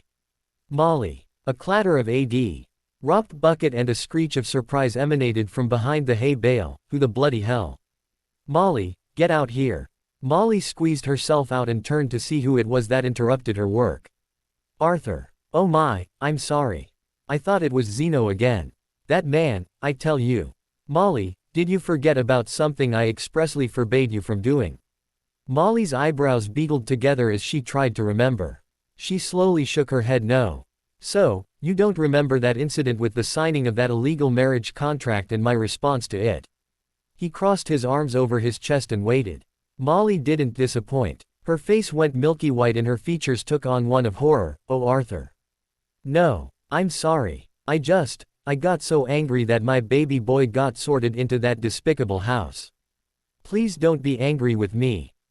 Once Ronnie gets resorted, everything will be better anyways, she pleaded with him. With a look of disgust on his own face, Arthur turned away and headed back inside. Molly trailed after him, wringing her hands. Standing by the kitchen table, Arthur thumped a box full of unused howler parchment and the quill that Molly usually used. He pulled his own wand and cast a spell onto the quill before handing it to his wife. When she took it, the quill in her hand glowed a sickly green. Molly dropped the quill in shock and rubbed her hand. I'm taking this bow X of howler parchment and making a stop at Scribblus. I'll be letting them know that any purchases made by you, especially for howler paper, must be approved by me first, as it seems that you still can't control yourself. Without another word, he flowed out of the house. Back at Arthur's office, Arthur sighed as he dropped the box onto an already overflowing pile of things he needed to deal with and sat heavily in his chair. His supervisor entered a moment later, knocking once on the door. Trouble in paradise? He asked with a knowing look. Arthur growled lowly and pulled out a fresh pad of parchment and self-inking quill. Then he used his wand to cast the other half of the spell he put on Molly and her quill onto the pad and hung it from a peg on his wall. His supervisor tilted his head in silent curiosity and glanced at Arthur. It's enchanted so that whatever Molly writes with her favorite quill will also appear on this pad. If she's going to disregard my explicit orders regarding sending out letters without my approval first, then she needs to learn the consequences. What if she uses another quill? The spell I used also bound itself to her hand, so no matter which quill she uses, it will still connect here. Family spell. Arthur nodded while his boss made a face. Shame that. It would have been a great one to use on the Dark families when they think we're not paying attention. Does it show up as a recognizable spell? Arthur shrugged. It'll show up as a sickly green light. I don't think I've ever analyzed it before. Never had to use it before, but because of the PR. A blems at home and that court case against Dumbledore, I've had to reread the family grimoire. His supervisor accepted that and gestured to his stack of requests. How are you doing with that? Arthur rolled his eyes. It's slow going. Being the only one in my department, it takes time to process the requests for their urgency and to dig out the information, then to write a report in terms that the Aurors understand. His boss looked nonplussed. But you're the expert in all things Muggle, how can it be difficult? Arthur grunted in amusement. Sir, I dabble at best. It's not like there's a proper class at Hogwarts that taught everything we should be knowing about the Muggle world. What I would love have happen is for the Office of Administrative Services to approve my repeated requests. To set up a fund so I can go to Muggle school and learn the things I need to know to make my job that much more efficient instead of bumbling around like I've been doing. I've done my research and GG-less have classes in just about every sort of aspect of their lives and then some. Okay, what sort of classes would you think about taking? A course in general automotive technology, general sciences, history, that sort of thing. Nothing too specialized but a comprehensive overview of what's out there. And how long do you figure that all this classwork would take? Arthur shrugged helplessly. I dunno. No more than a year or two for something like the general sciences sort of thing. Probably longer for the automotives. His boss thought carefully. Arthur, as it happens I'm on the review board for those requests and I can officially state that I've never had them come across my desk. Are you sure you sent them in? Arthur looked shocked. He quickly rummaged through his top day drawer and pulled out a stack of forms that had been clipped together and handed them over. These are the applicants' copies of those same forms, all completely filled out and signed by the secretary for those. The supervisor scanned them over and grunted in confusion. This doesn't make sense. This isn't our secretary's name. Why in the heck would Dolores Umbridge even care about this sort of thing? He shook himself out of his murmuring. Well, consider it approved, Arthur. I'll get you the funding, but you need to get me the parchment from the school you plan on attending along with your receipts for school supplies. Arthur beamed ecstatically. Thank you, sir. I promise that all this will be a great boon for the department. Just then the enchanted pad started writing out a message from Molly. Reminder to get more Howler paper when out picking up new knickers for Ginny. Arthur groaned and thumped his head on his desk while his boss laughed and patted him on the shoulder in commiseration. Hogwarts kitchens. The door leading to the kitchens was wrenched open by an impatient Pomona Sprout and quickly followed by Professors McGonagall and Flitwick. They hurried over to where nearly every kitchen elf was seated in a set of bleachers similar to the ones lining the Quidditch pitch. Pomona spotted Tiny waving excitedly to get her attention and quickly led the other two over. Did we miss much? Pomona puffed heavily to Tiny, who shook her tiny head. Just started. Little Sir's just been inspecting his utensils and getting out his spices. Harry looked up and smiled pleasantly at the crowd. Hello and thank you all for another fun and tasty experience of, yes, Harry Potter Cooks. Today I will be demonstrating a delightful and savory dish that can be served as an appetizer or even a main meal. It's called stuffed long green beans. A little background for those interested: Chinese long beans are versatile as well as having a pronounced bean flavor. They can be twisted to make tiny wreaths. Add minced shrimp and chicken breast as filler, then fry in a chili pepper sauce for a wonderful appetizer and a clever presentation. I see that Professor Sprout is amongst the audience here, Professor. For your information, the Chinese long green bean can easily be grown in the mundane greenhouses just like you would for ordinary green beans. Now and always, the first thing that needs to be done is to wash your hands and prepare your utensils and ingredients. This recipe as it stands will serve 2 people, but as with any recipe, it can be scaled up as needed. So to begin, you will need 8 stalks Chinese long beans. Clip off any stray bits that cling from the bush and drop the beans in boiling water in a saucepan and add a pinch of salt. Let that boil for 2 minutes. Once those 2 minutes are up, strain out the beans and dump them into a ice water bath. Then when cool, remove and twist the beans into a large circle about the size of a galleon to make it easy to make the wreaths later and place onto a plate. Set them aside for now. Professor Flitwick was sitting there silently wide-eyed at the professionalism that Harry was demonstrating. If only my students in the later years were so adept at speaking in front of crowds when giving their presentations. Harry continued, unaware of the thoughts in the diminutive professor's mind. Next, smash the Shrimp with the side of a knife and finely slice the chicken breast, dice the shrimp and chicken together then place it in a bowl. The sounds of two cleavers clacking on the cutting board echoed throughout the kitchen. A couple of elves were seen making notes on his technique. Combine the salt, black pepper, water and corn flour then stir well. Add this to the shrimp and chicken mash and combine until it forms a minced paste. Take the green beans from earlier and wind each of them to form little wreaths about the size of a sickle. Using a spoon, stuff the paste into the center of the bean wreaths. Take a plate and slightly cover with olive oil. Press the circles into the oiled plate and set aside. This allows the paste to rest a bit and cling better to the beans. Harry pulled out a lard skillet and added a drizzling of olive oil, then put it on the stove and turned the fire to a medium-high temperature. Once the oil is sizzling, transfer the bean wreaths to the skillet and pan fry both sides of the circles until the meat is golden brown, then remove and set aside once more. The sounds and scent of the meat sizzling reached the audience, causing all to sniff deeply. Harry removed the skillet from the flame while he got out some more ingredients. For the sauce, cut the scallions into pieces, cut the skin off the ginger and slice. Cut the stem off the red chili pepper and roll it on the cutting board while pressing down a bit to dislodge the seeds. Dump out all the seeds you can and save them. Why waste good money buying new seeds when the food you're preparing is offering a veritable bounty for free? Once that's done, slice the chili pepper with a bias cut. He gathered up the seeds as best he could and wrapped them up in a napkin to be dealt with later and put it aside. Put the scallions, ginger and chili pepper into the same skillet you just used and stir in the sugar, soy sauce and chicken broth, then put it back on the flame and let it simmer. Add salt and black pepper to taste. Put the stuffed long beans into the pan and cook for about 5 to 6 minutes. Use a spoon to scoop up the liquid and drizzle onto top of the bean wreaths. Flip the wreaths over occasionally. To thicken the sauce, make a corn flour slurry of 14 grams of corn flour mixed with 48 milliliters of water. Add that to the sauce and continue stirring until it starts to thicken. Harry reached over and pulled up a serving tray. He transferred the wreaths to the plate and drizzled over the wreaths and around the plate to give it a decorative look.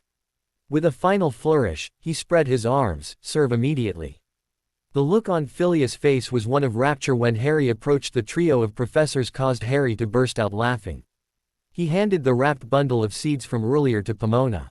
I take it then that Professor Flitwick here enjoyed his tasting. Phileas just dumbly grinned and let out a slow, "Yeah." Pomona and Minerva chuckled at their colleagues' dazed reactions. Indeed he did, Mr. Potter, and thank you for the seeds. I'll add them to our stockpile. Also 10 points to you for that wonderful gardening information. You know, if you're not careful, you and Mr. Longbottom will be constantly competing for the top spot in herbology. Harry shook his head at that. I doubt it. My gardening skills are aimed at what I can bring into the kitchen and cook with. Neville's, on the other hand, is geared towards what can be brewed into potions. He sighed deeply. On that note, I need to speak with Professor Snape about the incident in potions on Friday, but LD like to have you go with me just in case. Minerva cocked her head at him. What do ye mean? What incident? Harry briefly looked pensive. Neville had a case of the nerves caused by Professor Snap looming over him and making rude comments about his brewing capabilities. This resulted in Neville adding an ingredient at the wrong time and causing his cauldron to melt. Professor Snape then yelled at him for being a dunderhead and tried to foist the blame onto me. I may have said a few things in anger. Minerva's eyebrows rose, then she slowly nodded as she assimilated the new information. A look of grim determination crossed her features. Mr. Potter, do na worry yourself aboo it. I shall be speakin' wit Professor Snape aboo his behavior. Her Scottish brogue becoming more pronounceable the longer she spoke. High Inquisitor's office. Albus, get in here. Daggerclaw released the rune that acted as an intercom between the two offices. The connecting door opened a moment later, bearing an irate Albus Dumbledore. What now? I was just about to take a walk to clear my mind, he groused. Daggerclaw held out a sheath of forms. If you have time to take a walk, then you have time to take this down to the Ministry's Office of Administrative Services to pick up our order of supplies. Be quick about it, I expect you to return within 2 hours. He turned back to his own stack of paperwo. RK and ignored the buildup of ranting from Albus. Once the old goat had stormed out of his office did Daggerclaw belt out a deep and hearty laugh. Oh, this ought to be good. Ministry for Magic, Office of Administrative Services. Albus Dumbledore stormed into the office where all forms requesting everything from the tiniest seed used in the greenhouses to massive machinery originated from and were either approved or rejected. He thrust the stack into the outstretched hand of the secretary who'd been pre-warned that the headmaster was on his way and what sort of things were being requested. After reviewing the paperwork, she stamped each form with an approval mark. In her most smarmy and officious tone of voice, the secretary directed him to head over to the Materials Warehouse Director in subsection A113. Follow the yellow line, at the reception desk for the Materials Warehouse Department. After reaching the lifts and hitting the button for the level for materials warehousing, Albus was then subjected to the further indignity of having to walk for what seemed to be nearly an hour following that blasted yellow line through endless nondescript hallways, then wait an inordinate amount of time at the front desk for the director to present himself. It's about time, man. What kept you? I don't have time to be wasting for you to finish up your cup of tea or whatever. Director. Basil Thornberry harumphed at Albus' intransigence. Now, see here, Headmaster Bumbledore. I'm a busy man myself and I don't appreciate you thumping around down here bellowing like a gutsick cow. No. Do you have the appropriate forms for me? He held out his hand and yanked the forms away from Albus, who thrust out the pile to him. Let's see here. Form 1 LOSER for 15 barrels of cesspool sucker, Form Idaho 10T24. No, this one needs to go to the Department for the Control of Magical Creatures. He dropped that one on the desk. Form 8 BU 2THE'd for an order of 25 skirting board la. DDERS, I sure hope you brought something to carry this all in. Where is the form for, oh, here it is. Form N1M rod for 5 liters of acetylsalicylic acid. Oh, you're going to definitely need that at that school of yours. Now you seem to be missing forms A55B, A5KET and FO0L.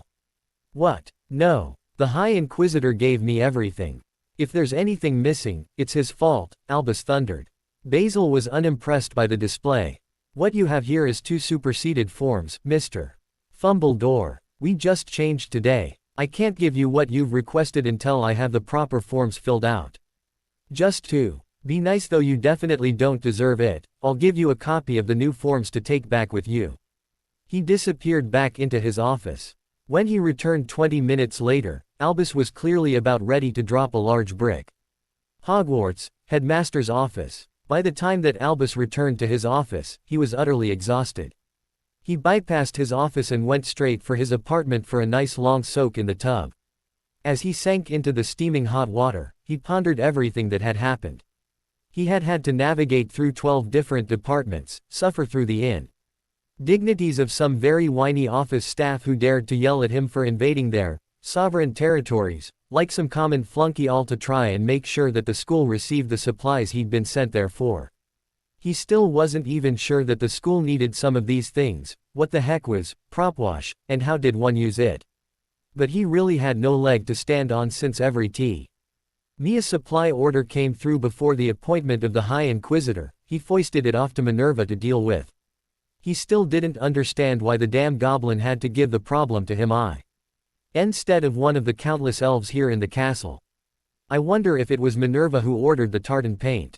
I hope that she ordered enough. I'd hate to have to deal with all that again. Hufflepuff common room, study area. Hermione had her face practically buried in her non-magical history book while simultaneously scribbling out notes for an upcoming test next week. Susan and Hannah were on her right, busily studying and whispering about their dance instructor and how cute he was. Neville was taking a break by stretching and wandering around the room. The smell of potatoes filling her nostrils caused her to look up. Blinking owlishly. "Hi. Thought you could use a bit of brain food for while you're all studying," Harry said as he placed a tray of fingerling potato boats down on the table. Each one was sliced in half, hollowed out, then refilled with an assortment of tiny bits of fish, some kind of stiff cream and seasoned with different spices. Hermione reached for one and took a bite before letting her eyes slowly close in delight. "Harry, what is this?" "Fingerling potato boats with a sardine Genovese filling." He sat down as well and pulled out his homework for defense. "Who care what it is, it's heaven." moaned Hannah as she slipped another into her mouth and savored the flavors as it hit her tongue.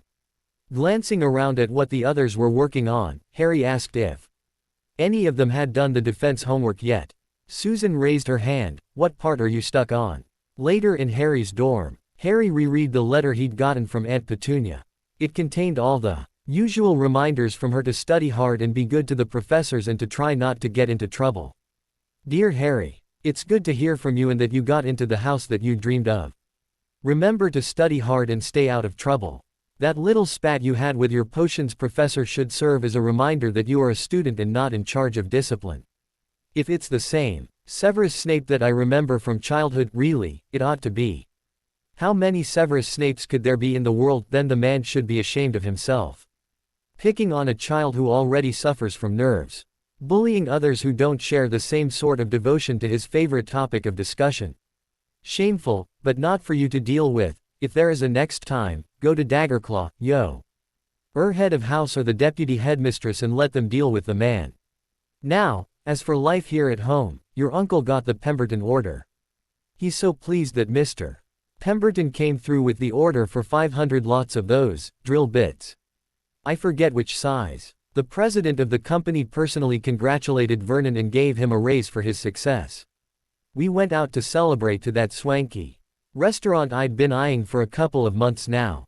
Don't worry, their food was good but nothing compares to yours. It's odd that your headmaster would word his warning about the third-floor corridor like that. It was a good idea of yours to tell Daggerclaw. He wrote us to keep us informed that the headmaster backtracked and tried to pass it off as some personal experiments he was working on and didn't want any interruptions. You could practically hear the eye roll from Daggerclaw. Anyway, that is being handled so you need not go investigate. I'm glad that the efforts of the PTA is paying off handsomely. It was heart-wrenching to find out that if we hadn't intervened, your education would have been severely disorganized. Who lets a school operate without offering general education classes or etiquette and customs for those new to the magical world? Sometimes I think Dumbledore was dropped on his head as a child. Don't you dare repeat that to anyone. Dudley's written and said he's getting settled into his new school as well. He's found that he's becoming popular once everyone found out that he plays the guitar. Beyond that, there's really not much to talk about. The garden and greenhouse is doing fine, though the broccoli didn't make it. It wilted 2 days after I transplanted it and I don't know why. The weather is as it always is around here. Love, Aunt Petunia. Wizarding Studies classroom. Harry entered the classroom carrying the partial remains of a wrapped sandwich in one hand and a bag in the other. He shrugged off his backpack and set it down on his chair before unzipping the top pocket and removing his books and notepaper. He put the bag inside and lightly zipped it back up. He took another bite of the sandwich and sat on top of his desk waiting for everyone else to show up. His teacher, Charity Burbage, looked up puzzled and occasionally sniffing the air. She spotted him where he was sitting and munching on his sandwich. Mr. Potter, what are you eating and why in this class? He paused and examined his sandwich. It's a barbecued chicken in a Cajun spice glaze, grilled Munster cheese on toasted sourdough, and I'm sorry about that. I didn't want to sit down in the Great Hall for lunch. Still, she was puzzled. But why go through all that? It seems like an odd assortment of food. Harry shrugged. I felt like experimenting. It's not bad though. You want to try some? Charity made a face and shook her head no. Dinner time rolled around and once again, Albus felt that the universe was conspiring against him. Every time he sat down on his chair in his office, it changed from that wonderful ornate styling to something hideously boring like one would find in a monastery. Even his throne in the Great Hall changed to a mundane wooden chair prompting whispers and finger pointing. He could see several of the children immediately look over to where the Weasley twins were sitting, but judging by the looks on their faces, they were surprisingly innocent for once. It wasn't just his chair that would change into something plain and ordinary. His colorful robes would undergo a similar transformation. Whenever he was alone, they were as he'd purchased them. Today's ensemble was a lurid purple with bright orange starbursts and glittery green rhinestones around the collar. However, the moment he was in public, they changed into a drab, muted bluish gray with the most basic black piping around the cuffs and front half of the collar. He sighed internally, it was just another thing he'd have to suffer until he figured out how to get that damn goblin out of his castle. Albus was sure that the meddlesome beast was behind it all. Harry was busily working on the worksheet his teacher had given him at a feverish pace. The students were taking a pop quiz on multiplying fractions and he wanted to see if he could beat Hermione's record of always finishing first. Done. He groaned as he heard her stage whisper her completion of the quiz. Jew. Saint, one less question and I would have had it. Once the quiz was done and handed in, they were put into groups to learn ratios and rates, stats, pre-algebra and a little geometry. Harry was rereading T. He textbook when he overheard some chatter from Justin, who swore he heard that the defense teacher talking about some sort of philosopher's stone, and that he was telling someone named Master that he couldn't figure out how to get past someone or something called Fluffy.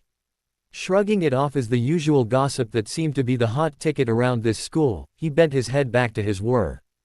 When all of a sudden Hermione let out an eep and jumped up out of her chair, then bolted out the door. Harry had a puzzled look on his face that was shared by every other boy in the room, and a couple of girls. That was strange. What just happened? Susan blushed while Hannah and a couple of other girls tried to look elsewhere. Harry. Hermione's, well, she whispered the truth in his ear. Harry's eyes widened comically and his mouth dropped open before his face took on a distinctively green hue and he looked positively sick. Oh, God. I hope she's all right, he panted when he opened his mouth to speak without the fear of throwing up. Hermione was all right, though greatly embarrassed that she didn't plan for that thing to happen. She tried to apologize to Harry, but he shook his head, wrapped his arms around her shoulders and told her not to worry about it. As far as I'm concerned, you had gas and didn't want to stink up the room. That's my story and I'm sticking to it, he said with such a stubborn look on face that she couldn't help but giggle. Do you want to take a walk or grab a broom and fly for a while? Her eyes lit up at the suggestion of going for a flight. Quidditch pitch. After inspecting the school brooms for any damage, the two kids ran out to the pitch and laid down some rules for their impromptu challenge. First rule, neither one is allowed to pull any dangerous stunts to unseat the other, Hermione warned. What sort of dangerous stunts did you have in mind? There's one called the Wronski feint, where the lead flyer descends towards T.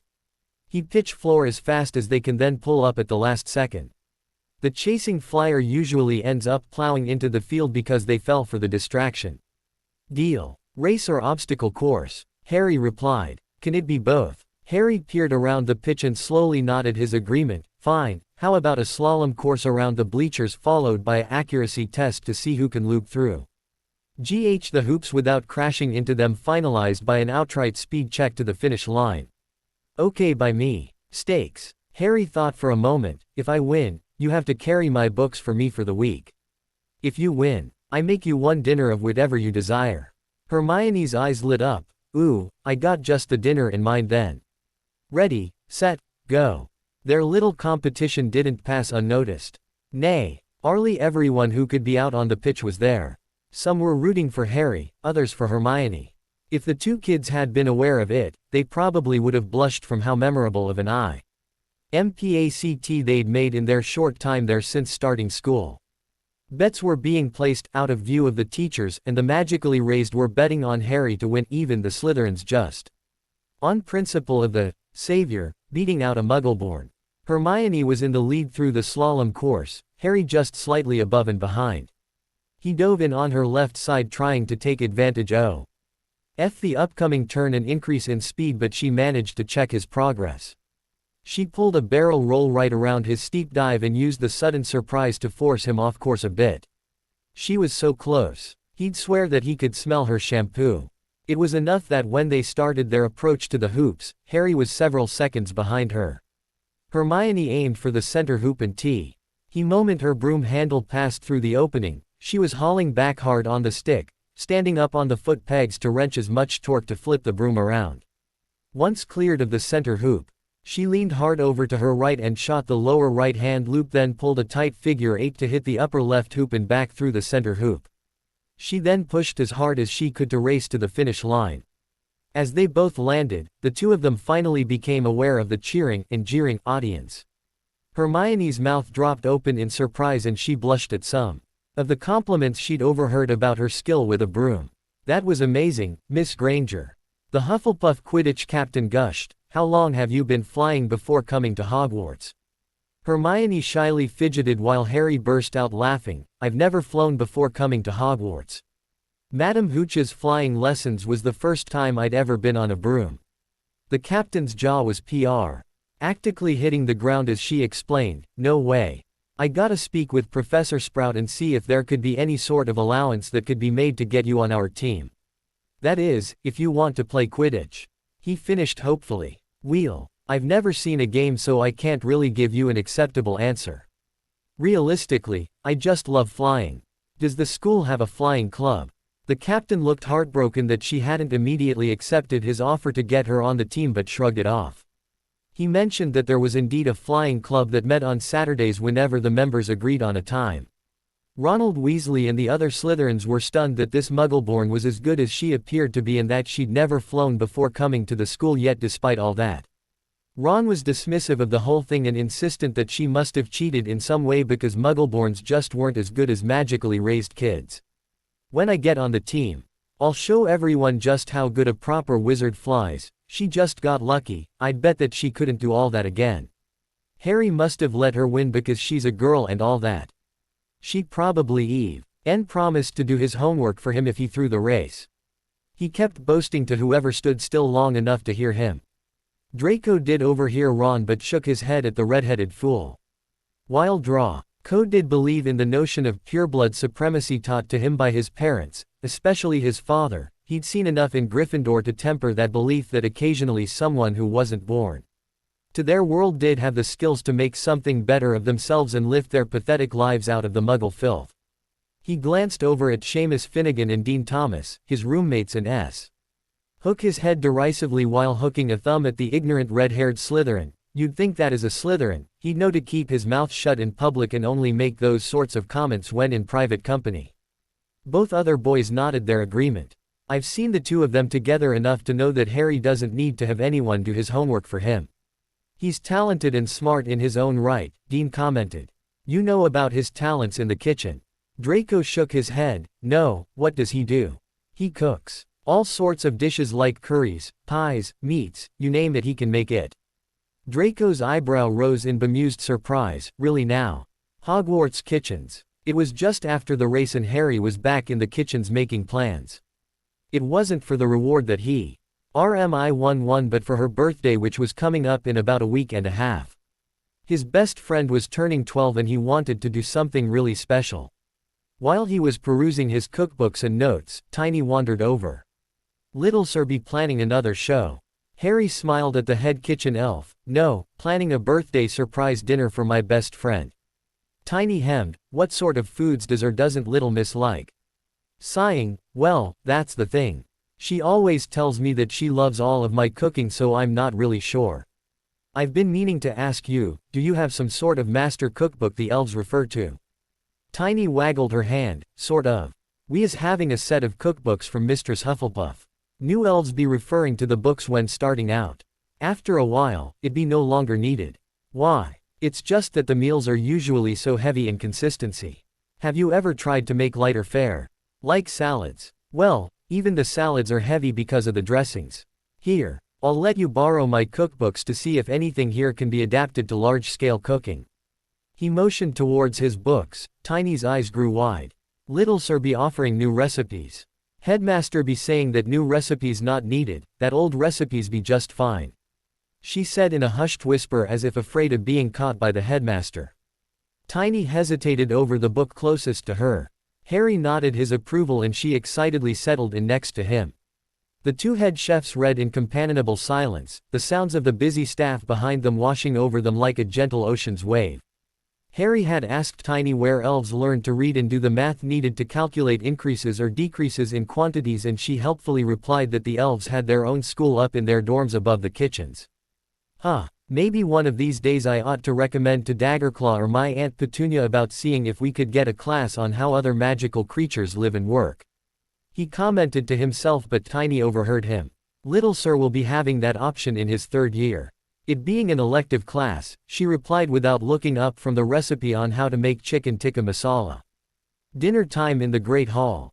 Hermione waited with bated breath for the celebratory dinner that Harry was obligated to create after her resounding success at winning their impromptu race. He promised that he could do it, and frankly, he'd never let her down before. She told him that she wanted stuffed Yorkshire puddings but left the stuffing up to him. The tables groaned WITH the arrivals of the evening meal, and in front of her on a prettily decorated plate of her own were 2 stuffed Yorkshire puddings with a bechamel and prosciutto filling. One bite and she was hooked. "Oh, Harry. I wish you were up here. This is heaven." Harry appeared a few moments later with a large knowing grin on his face. He sat down and began assembling his own dinner. He leant over to her and whispered, "I'm glad you're enjoying it. It does look like heaven." Hermione's face grew puzzled. "How did you know I said that? You weren't here a moment ago." Harry pointed at her plate. "That plate and the others in the set are enchanted to transfer your voice to the kitchen staff that can alter the contents as you desire." She squeaked as she examined her plate again. "Really? Quite handy too, I reckon. Must make things a lot easier if you're hosting a party and don't have anyone available to act as a go-between." Headmaster's office, the next day. With an answering grumble about how the universe must still hate him, Albus tried to pick up the broken pieces to the dish containing his favorite tart treats. For some reason or another, he kept missing or bumping into things whenever he moved around. He reached down and ended up jabbing his finger on the broken edge and drawing a drop of blood. Once more he grimaced and stuck his injured finger in his mouth to ease the pain. "Damn it. What did I do to deserve all this? What else could go wrong today?" he growled. His intercom buzzed. "Albus. Get in here." Albus looked to the ceiling for divine intervention and heaved a sigh of defeat. Defense class. Harry was wondering if his mind was playing tricks on him. Ever since the first day of school, he'd known that people would be staring at him for just about any reason. That being said, the staring that Professor Quirrell was giving him was really starting to unnerve him. It was almost looking into the face of a snake poised to strike. Every time it happened, his head would start to feel like someone had put it into a vice and was slowly clamping down on the handle. He'd mentioned this to Hermione as well as his other friends, but no one had any ideas on what to do. On top of that, the stutter that the professor supposedly suffered from was intermittent. Harry knew from past experience that there were some words that would trigger an episode, but in Professor Quirrell's case, those triggers seemed almost forced. Today they were trying to learn about the tripping jinx, or repello, and how it could be used in combat situation. The tripping jinn. X can be the most effective spell in a wizard's arsenal. Easily cast and always effective. The longer Quirrell spoke, the less he stuttered, which made Harry, and some of the more observant kids, rather confused. Daggerclaw's office. Daggerclaw looked up from his myriad of reports and documentation at the sound of the light knocking on his door. "Come in," he barked. When Harry poked his head in worriedly, Daggerclaw's demeanor changed. "Sorry about barking like that, Mr. Potter. Please, come in. Was there something troubling you?" Harry sat down in the proffered chair and cocked his head at the goblin. "There is, but I need to ask. Is everything all right with you? Is there anything I can do to help?" Daggerclaw snorted lightly and shook his head. "No, Mr. Potter. It's mostly just the stirs of straightening out the paperwork nightmare that Albus had created since he took office here as headmaster. I've seen trolls that were more organized than he is. Maybe you need to prank him more." Daggerclaw chuckled. "I would, but I think he's finally starting to get wise to the whole thing. Took him long enough. I'll still throw in the occasional prank from now on, but the phony forms have run their course. Now, what's brought you to me?" Harry picked at his fingernails. "I've been having problems with Professor Quirrell. He's staring at me like a snake hunting a mouse. His stutter makes it almost impossible to concentrate or take notes from, and there's this overwhelming stench of garlic coming from that turban he wears. He says that the garlic is to ward off a particularly troublesome vampire he met, but I don't think any vampire would need to be subjected to that much garlic." Daggerclaw cocked his head in thought. "How do you know that?" "I have an acquaintance in Slytherin who has relatives in Eastern Europe where vampires have a base, I guess. He says that the vampires aren't really affected by the smell of garlic unless it's as heavy as Quirrell's been putting on." "I can understand that. That much smell is enough to drive anyone away. He said that it's a chemical within the garlic that vampires find distasteful. He said that even when the vampires know that there's garlic cooked into food, they don't have a problem with it. That is actually quite good knowledge to have, Mr. Potter. Perhaps that acquaintance of yours ought to consider publishing that information.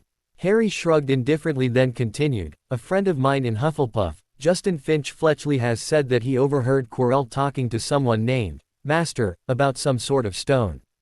And how he couldn't get past someone or something called Fluffy. Daggerclaw's face took on a look of surprise that morphed into anger. He visibly restrained his emotions and motioned for Harry to continue. Hermione's mentioned a few times that whenever she's passing the landing to the third-floor corridor, she swears that she can hear growling and barking from a bunch of large dogs. She confided in me that she did take a peek to see if the dogs could be spotted but didn't go in further than the doorway to the corridor. She did say that she's not the only one to check out what could be down that corridor if the various shoe prints on the dusty floor are any indication. Daggerclaw scrubbed his face with his hands. Thank you, Mr. Potter. It seems that the deterrent that the headmaster put in is not as effective as he thought it would be. Was there anything else? Harry thought for a moment then shook his head, not regarding the castle. I hope you'll be available when we celebrate Hermione's birthday though. Daggerclaw smiled lightly. I look forward to it. Has she given any indication as to what gifts would be appropriate? Harry shrugged. Not that I know of. I'm cooking a birthday dinner for her and her friends are going to take her out to the pitch to keep her occupied until it's ready. He rose from his seat, made his goodbyes and left. Third floor corridor landing, saw me time as Daggerclaw and Harry were talking. Hermione peered through the doorway and listened for any more sounds coming from the door at the end of the hallway on the left. She'd swear that she could hear something really large shuffling around behind it. She shrugged a shoulder and turned her head to look down the right side. It appeared to lead off to a balcony of sorts. She was hesitating on whether or not to go investigate when she heard the sounds of an inquisitive meowing coming from below her. Oh, hello, kitty. Are you lost? She bent down and reached her hand out to let the cat sniff. Her fingers then proceeded to stroke the cat's fur. Ah, you're a sweet kitty, aren't you? The cat meowed again, seemingly like it was agreeing with her assessment. Hermione sank down to sit on the floor. The cat climbing into her lap and sniffing at her face. Hermione's nose crinkled up at the tickling the cat's whiskers were doing. The cat head-butted her chin and meowed again, this time glancing in the direction of the doorway. Oh, I wasn't planning on going in. I was just curious as to what's down the right-hand side. Hermione felt a bit strange explaining herself to a cat of all creatures. The left-hand side is clearly guarded by something big that growls and I don't want anything to do with something that growls like that. The other side though looks to head towards a balcony overlooking something expansive. She started scratching the cat under its chin lightly, eliciting loud purring from the feline. Hey, now, what are you doing to my cat? Argus Filch came storming up the stairs. This sweet kitty is yours.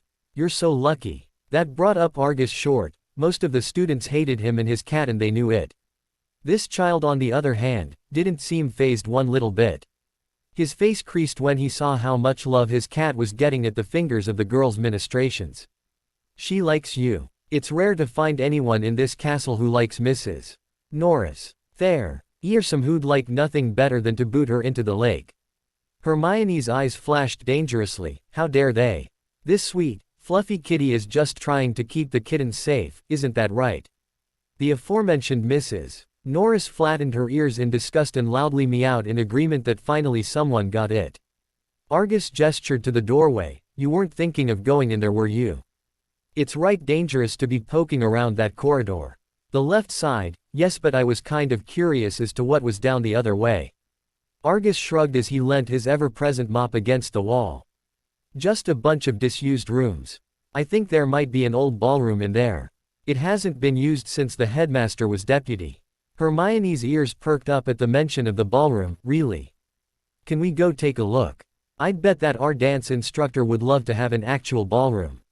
He's been heard lamenting that the classroom he's in really isn't what's the word? Conducive. Yes, that. Conducive to properly teaching dance. Argus thought about it while scratching his chin. I guess we could as long as you don't stray from my side. He turned and led her into the corridor. The abandoned hallway. The look of awed surprise crept over Hermione's face as she took in the decrepit grandeur of the view in front of her. Twin staircases led down to an NSIVE ballroom floor complete with dusty and cobweb-laden chandeliers, mirrored walls and tarnished ornately decorated murals. "This is so beautiful," she whispered as if afraid she might disturb the haunting silence. "It's also sad. Why would the headmaster seal this off?" Argus took in the scene with a more weathered eye. "I dunno, miss. It does seem a shame. I've known this was here but Neville. R really took the time to stop and really look. Come on, let's go further." He led her carefully down the stairs and together they poked their heads into the various rooms that branched off from the main. What they discovered made Hermione squeal with excitement. "There's an indoor swimming pool. And an exercise room and she kept babbling about the various rooms. "All I see is more work for me to try to accomplish." "As if I'm not already swamped with things to do," Argus growled unhappily. Hermione was bewildered by that. "Can't you use magic to clean up?" Argus got this look on his face. "I can't do magic," he growled lowly. "I'm a squib." Hermione paused as she thought about it. "What about the elves?" "I've seen them clean." They do, but if they're doing the cleaning, what good am I?" Hermione gestured with her hands. "What about a supervisor role? You make your rounds, pointing out what needs to be done and let the workers deal with the actual cleaning." Argus shook his head. "Nah. They already have a system in place." "Well, who is it that maintains the portraits and all the other artwork?" Argus pointed at himself. "Well, there you go. You will always be needed here to do the restoration. Did you have to go to school to learn how to do that?" "I took several years in a Muggle school to learn art history, painting, sculpting and whatnot before getting to the restoration stuff." "Wow. I bet you could teach art too." Argus shrugged a shoulder. "Probably could, but there's never been much of an interest in art these days." With that, he led her out and back to the grand staircase. Hermione watched him shuffle off and made it her mission to speak with her head of house and tell her about what they'd discovered. "Professor Sprout's office. And so that's what we found. If you want, I could show you too. I definitely think that we should include Mr. Tomlinson so he can see that the school has an actual ballroom for him to work with." Hermione finished her presentation with a puff of excited breath. Pomona smiled at her charge's enthusiastic retelling of her discovery. "I think that would be a wonderful idea. Allow me to make a few calls and we'll go as a group." She got up and Flo called several teachers, instructing them to meet on the third-floor corridor landing. She then gestured for Hermione to lead the way. Later in the teacher's staff room, an impromptu meeting was held to discuss the discovery of rooms and possibilities of what Hermione Granger had shared with them. The dance instructor's eyes were dancing with delight as he waxed philosophical on the amount of proper dances that could be held there. He was already planning future events and writing down the things he'd need to bring the ballroom back into operation. Phileas was enthusiastic about discovering that Hogwarts had a proper dueling room instead of that abandoned classroom he currently used. Minerva knocked on the table to get everyone's attention. "You've all seen. And what is there on offer after that revelation? Two things need to happen if we are to bring it back. One is funding. Do we have the money to refurbish what is missing or broken? Second, is there an interest beyond ourselves? There must have been a reason why the rooms were closed off in the first place." The door opened then and Daggerclaw entered, followed closely by Albus, who wore his now familiar scowl at being upstaged. "I'm sorry we're late." He glanced off at Albus with a bit of a sneer. "Someone misplaced his glasses and couldn't take the time to just summon them like a normal person." Opening parenthesis. Never mind the fact that it was he who cast the enchantment to keep said glasses from being summoned. "It's no matter, we've only just begun. We were discussing the discovery of several rooms found along the right-hand side of the third-floor corridor. It seems that there's a full ballroom available along with other rooms geared towards exercise and fitness, including an indoor pool and running track. The two questions that need to be asked are, do we have enough funding to cover the costs of repair and refurbishment, and second, why they were taken out of service in the first place?" All eyes swung towards the headmaster, who shifted uncomfortably in his chair. "Well, Albus," Daggerclaw inquired, "the staff and I would like an answer to this. You are the only one here who would have known ABO. These rooms and certainly the one in charge of whether or not they'd be closed off. Well, that is to say, it wasn't very popular during the Grindelwald War and frankly, it cost too much to keep it open for just a handful of students and it wasn't for the greater good too, well. Most everyone in the room sighed in frustration when they heard him trot out the tired phrase of the greater good. Albus, if I didn't know any better, I'd swear that you did your absolute best to further the hostilities between the Muggleborn and the Conservatives just to perpetuate your amorphous ideas of this greater good nonsense. Minerva growled, dances and social interaction would have a perfect way to introduce the incoming Muggleborns on how to interact with the older families and probably would have led to a lessening of problems that cropped up. I would wager that if these rooms and programs were in place then, we wouldn't have had the problem of you-know-who rising up to sow destruction upon our world. A slight blush appeared on Albus' face momentarily. Those not facing him didn't notice but Daggerclaw, Phileas and Minerva did. Their eyes narrowed and the look on their faces promised that they'd be returning to this conversation really soon.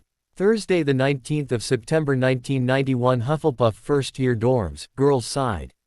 Hermione's eyes popped open early in the morning and for a moment, she wondered what was wrong. She sat up and glanced around her bed, the curtains partly open to allow in fresh air. Her roommates, Susan and Hannah were still soundly sleeping, Hannah making little indecipherable noises in response to her dreams. Hermione slid out of her bed and peered out the window but not noticing anything that would have disturbed her own dreams.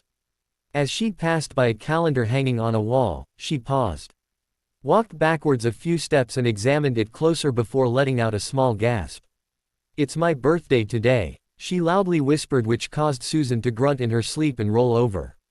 Hermione ran back to her bed and pulled the curtains closed and tapped the knot on one of the posts that would silence the area around her. She then let out a whoop of joy. She was 12 today. She met Harry like they normally did every morning since coming to the school. He was sitting on the couch barely awake as she bounced into the room. She gave him a hard hug and giggled at his now usual half-hearted groans of her being too cheerful this early in the morning. "But Harry, today is different. Today is my birthday, I'm 12 years old today," she bubbled happily. Harry turned a leery-eyed towards his bushy-haired friend. "So, it's still too early to be this happy." He softened his words with a wink. She just lightly slapped him on the arm and tugged him out towards the Great Hall for breakfast. The Great Hall. Hermione found that her day was just going to be utterly memorable. The moment she walked into the Great Hall, she spotted two people that made her scream in surprise and joy. Dan and Emma Granger were sitting there at the Hufflepuff table with big smiles on their faces and backed with a couple of wrapped gifts. "Happy birthday, Hermione," they both sang out. Hermione let go of Harry and dashed over to greet her parents, her myriad of questions rapidly fired off before anyone could get a word in edgewise. Dan finally covered her mouth and with dancing eyes, laughed and told her to breathe before asking any more questions. "As to how we're here, it's Daggerclaw's gift to you. He was the one who overrode the enchantments keeping us non-magical people from seeing the castle. Your Professor Sprout also gave her permission to excuse you from classes today so we have plenty of time to talk, honey." Hermione practically swooned as she was guided onto the bench. Breakfast was served and already Harry's influence and cookbooks were being felt in what was on offer. There was the usual arrangement of eggs, scrambled, over easy, sunny side up, etc., hash browned potatoes, porridge and the like on the table, but now it included some lighter fare as well. There were bowls of salsa of varying types, trays of fixings for bruschetta, eggs Florentine, bagels with cream cheese, smoked salmon lox, breakfast burritos, grilled vegetable and cheese omelets and fondue pots with cubed cheese. "Harry," Emma inquired as she pointed to what appeared to be a serving bowl of corn, garbanzo beans and diced cucumbers. Harry laughed and shook his head. "I think the elves got confused as to what constitutes a lighter breakfast assortment. They're used to the recipes handed down since Helga Hufflepuff and the other founders. The concept of healthier food options never crossed their minds until I showed up with my cookbooks." He reached for the bowl and scooped some out onto his plate and began eating. After breakfast, Hermione led her parents all over the school, showing them all of her favorite places and sights to see. Both parents were amazed by the sheer size of the library. Hermione demonstrated some of the spells and magic that she'd learned in the 19 days she'd been in school to the amazement of her parents. The adult Grangers were impressed by the Quidditch pitch and terrified by her skill on a broom. She offered to take them both up, but her mother declined, so she just took her father up after promising not to pull any of those crazy stunts. The three Grangers wandered around the school grounds, including the greenhouses and the castle. Hermione saw Harry a couple more times, usually carrying something that looked like it had been freshly harvested from the greenhouses. She also noticed a smirk ghosting around the boy's face as he disappeared down a hallway, but shrugged it off. "I'd love to show you the newly rediscovered ball room and exercise rooms, but they're cordoned off because the teachers are still evaluating things. Something about inspecting the place to make sure nothing will hurt the students and staff." Emma SMI led warmly as she patted her daughter's hair. "That's all right, honey."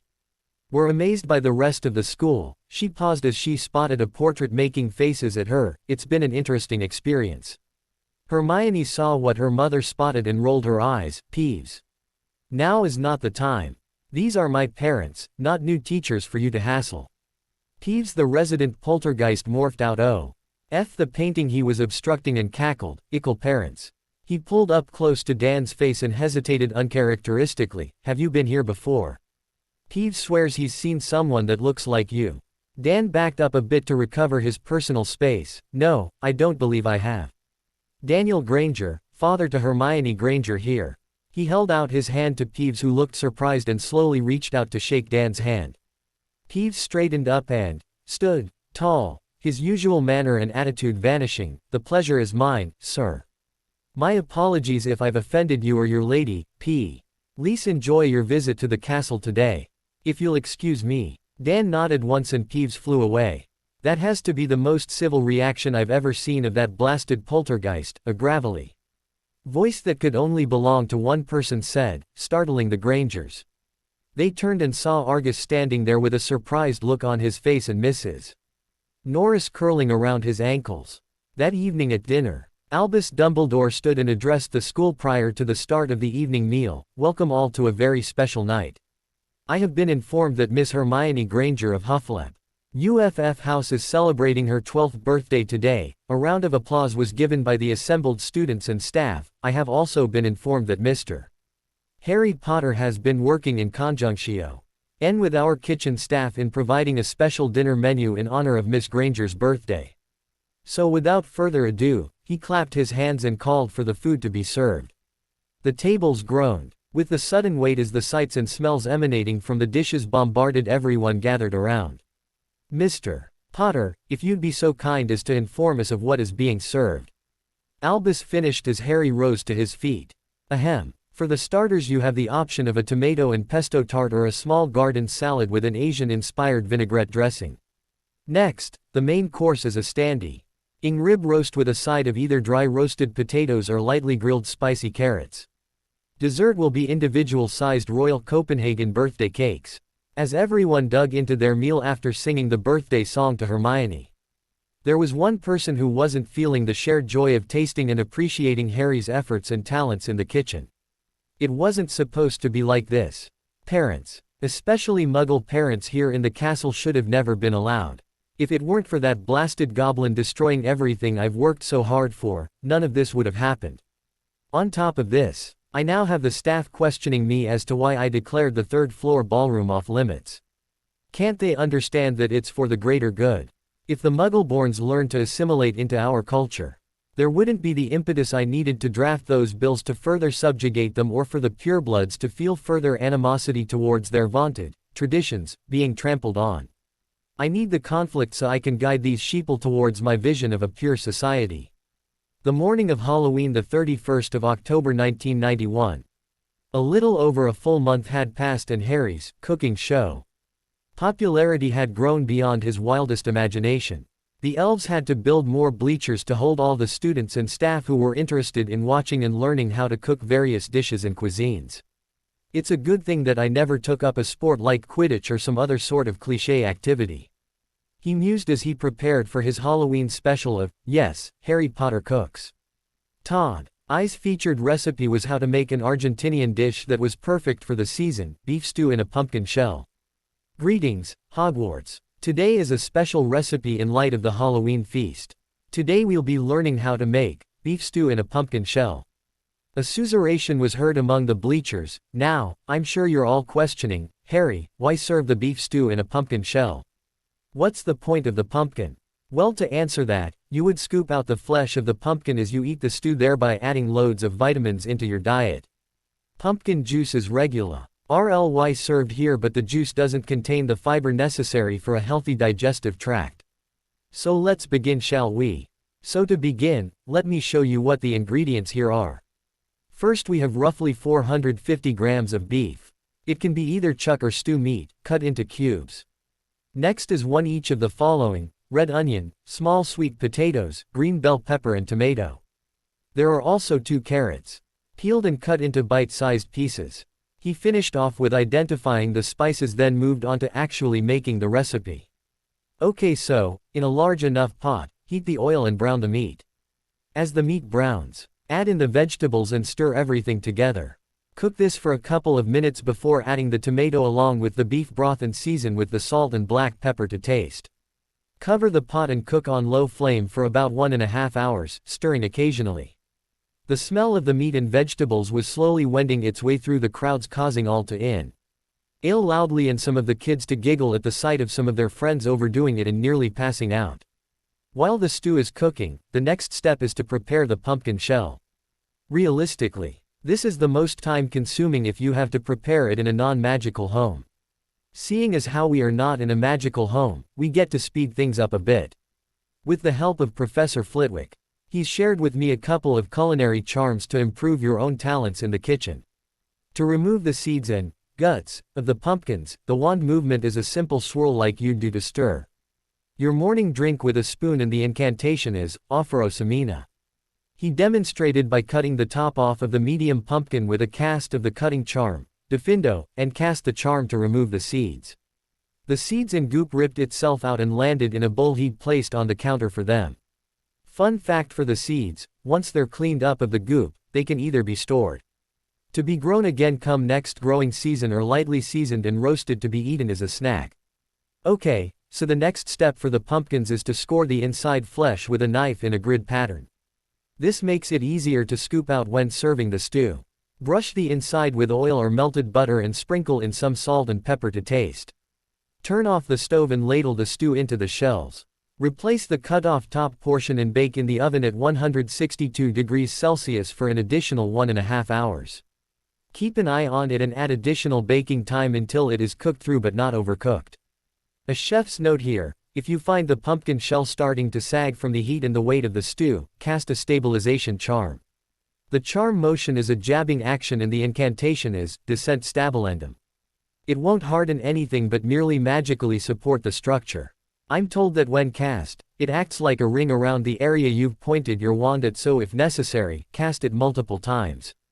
While the stew was cooking, Harry cleaned up his workstation and utensils, then fielded questions from the audience about some of his other cooking exploits and what his home life living in a non-magical home was like.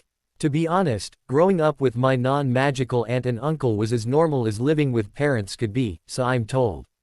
They both loved me and raised me to be an honest, hard-working and fair-minded person. I wasn't the only one in my family that knew how to cook, so please don't think that they forced me to slave away in the kitchen. My aunt WOULD also pitch in as needed, but as time went on and they realized that my talents far outstripped their own, she would just let me explore the world of cooking as long as the ingredients or supplies weren't too expensive. When we took a trip to coast in Cornwall, I discovered that seafood could be harvested with minimal effort. Well, minimal effort, if you didn't mind getting wet, bruised or cut on sharp rocks and sticking your hands into freezing cold water in between gaps and caves of rocks while trying to land the various crustaceans or fish. That got some laughter from the crowd. Finally, his stew was ready to be transferred into the pumpkin shells, then it was into the oven. Before they broke up, the audience learned that tonight's demonstration would be the featured dish at the feast. Oh, they'd all get to taste what the pumpkin stew was like. Phileas hung around and congratulated Harry on another wonderful show. Thank you for another wonderful demonstration, Mr. Potter. You've read me to teach my students some household charms in the coming months. I'm surprised and saddened that I've never realized that I should have been doing this from the get-go. He patted Harry on the back and trotted off. At the feast, once more, Albus stood to address the school's population. Welcome to another fun-filled feast in honor of Halloween. I've been told that Mr. Harry Potter has demonstrated to everyone a new dish for the holiday and will be the centerpiece of tonight's celebrations. So without further ado, his speech was cut off as Professor Quirrell came running into the room yelling his head off. Troll.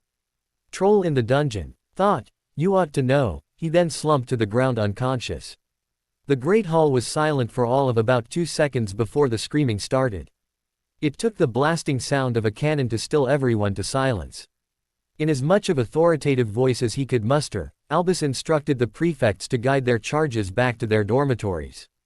Hogwarts. Seal the doors. Came the return bellow from Daggerclaw as the massive doors slammed shut. No one is to attempt to leave the great hall. Now sit down and remain quiet. Albus whirled on him angrily.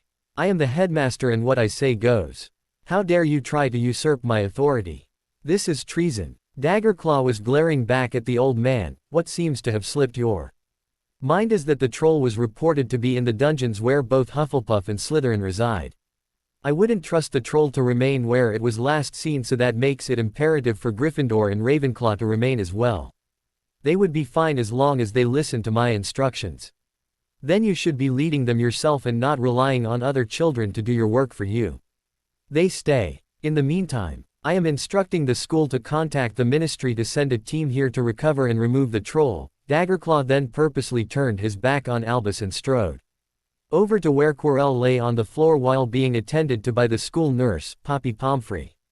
Albus, hand strayed dangerously close to where his wand was holstered only for another wand to be leveled at his busted nose. Phileas Flitwick was glaring at his boss with such a steely demeanor that it made Albus pause.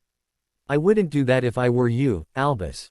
Goblin or not, staff or not, pulling our wand with the intention for doing harm is a sign of going dark, and you wouldn't want to have everyone here telling their parents, friends or the newspapers that Albus Dumbledore shot someone in back because he was feeling slighted now to you. Albus, exposed face paled at the thought of his public image taking a further and final beating and lowered his hand before sinking into his chair. It took a bit of effort and call-outs for reassurance from friends, older brothers and sisters, but the children of Hogwarts managed to resume their seats and for the most part continue eating. For some, like Ron Weasley, he never stopped eating once he started. He was still clutching onto a half-eaten chicken leg when Dumbledore tried to get them to clear out, and when told to just go back and sit, repositioned himself better to get at the steak and kidney pie and about a half-dozen other platters that were left sitting unattended. Those around him stared with visible disgust at the boy's lack of public or self-decency as the red-haired stomach piled his plate as tall as it would go and began scarfing it down with barely a breath in between bites. Vincent Crabbe glanced over at his best friend, Gregory Goyle, and shook his head. And people think we're the dumb brutes. Compared to him, that troll has better manners. Greg silently nodded and covered his mouth, trying not to puke at the display before him. Couldn't someone speak with our head of house about this?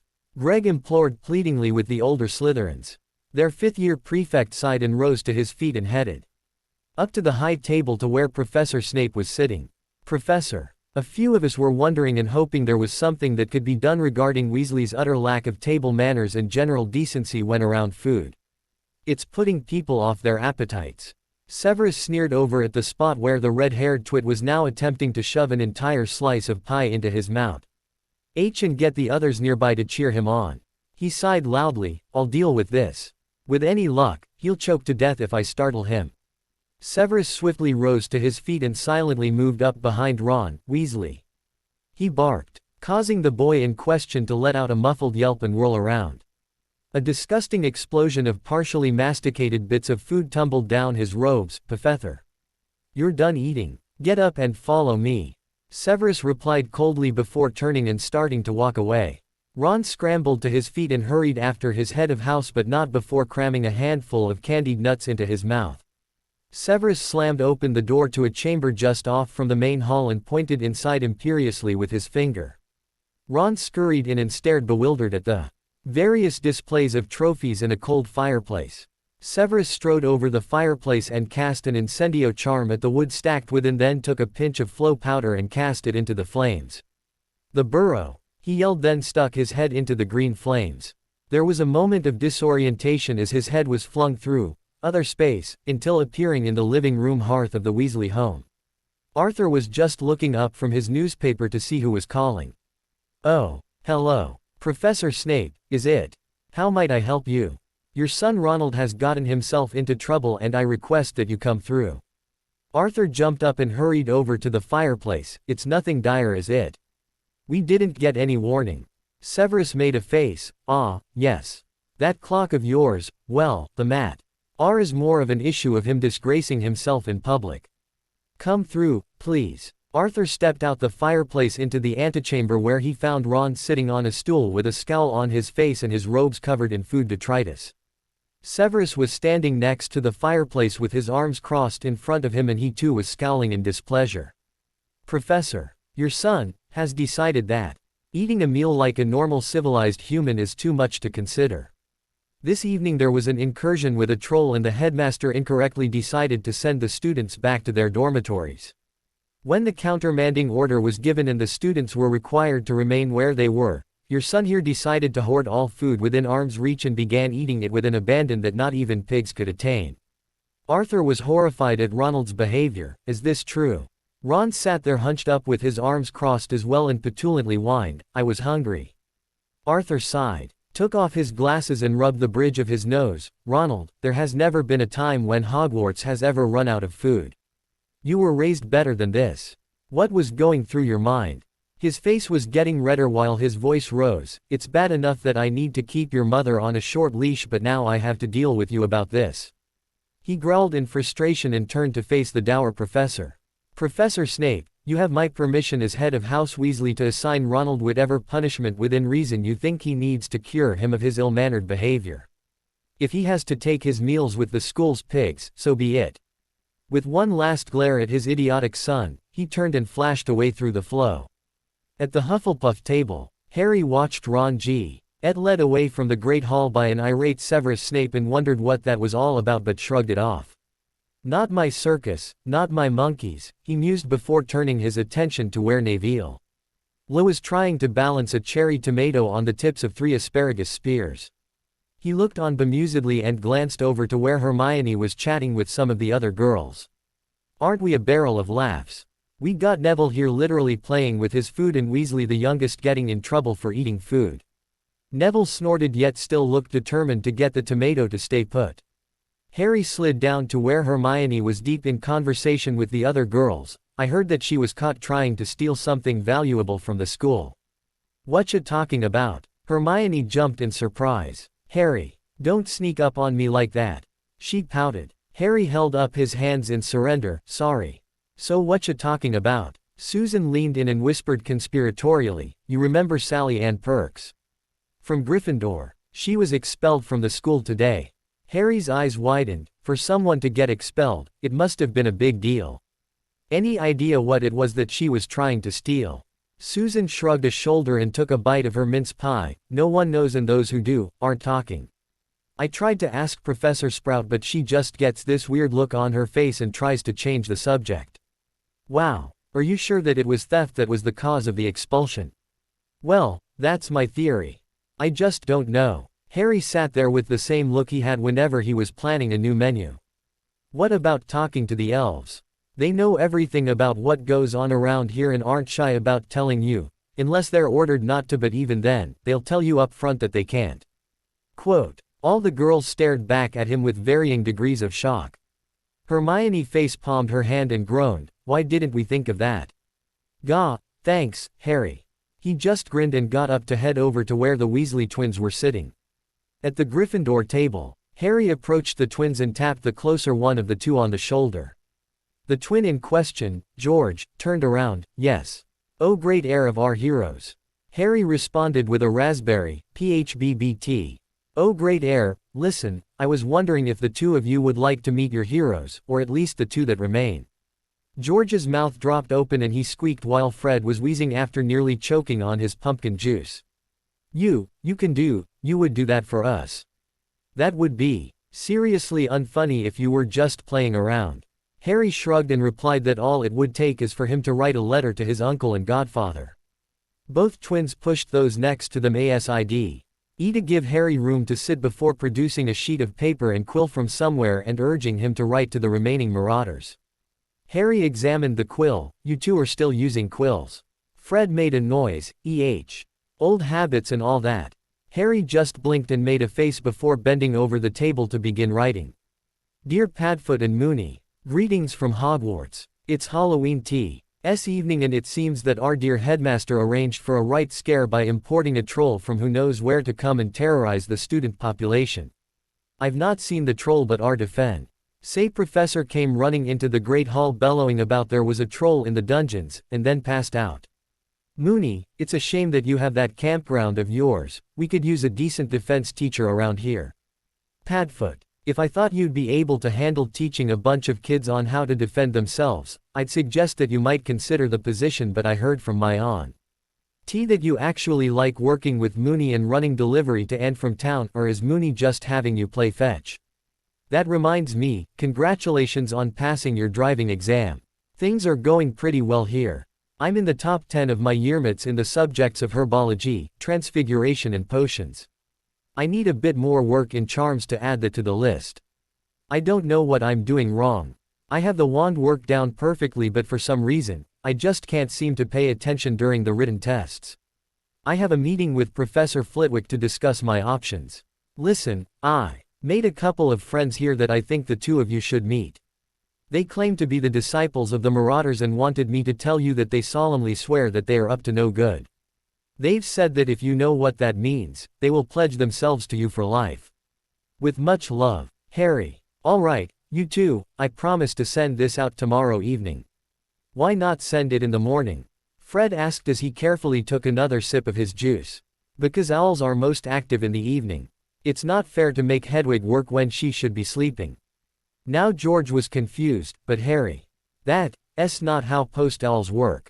There's some sort of magic involved that changes their sleep patterns so they can fly during the day.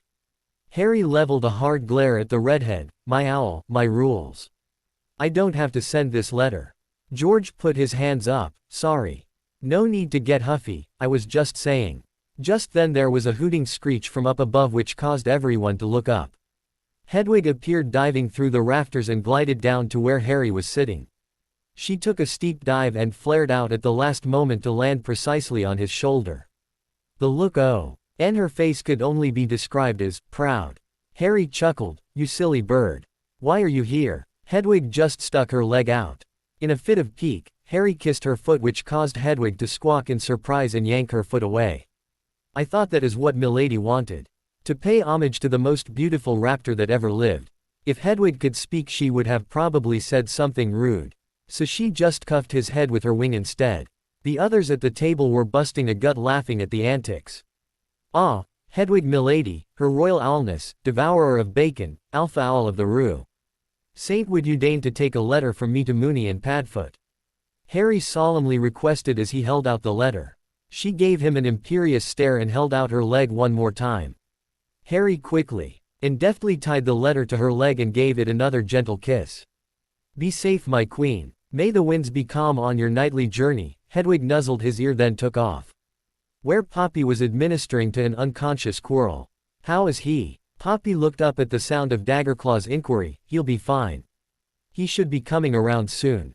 She dusted off her hands and began repacking her ever-present healer's bag. Daggerclaw examined Quirrell's face for a moment before he noticed something just peeking out from underneath the edge of the turban. He carefully lifted the edge before dropping it quickly, letting out a stream of goblin swear words. He grabbed Poppy by the arm and began dragging her away from the prone man. High Inquisitor, I must protest. What is the meaning of this? She yelped in shock at being so roughly handled. Hogwarts. Emergency alert. Ward the area around Professor Cornelius Quirrell and allow no one to approach without my permission. Contact the Ministry Unspeakables, Priority 1. Keep him unconscious. He bellowed and turned to the children still sitting nearby. Everyone here, move to another table. Quickly now. Move. They moved in a tsunami of limbs and bodies, each trying to get away from the yelling goblin.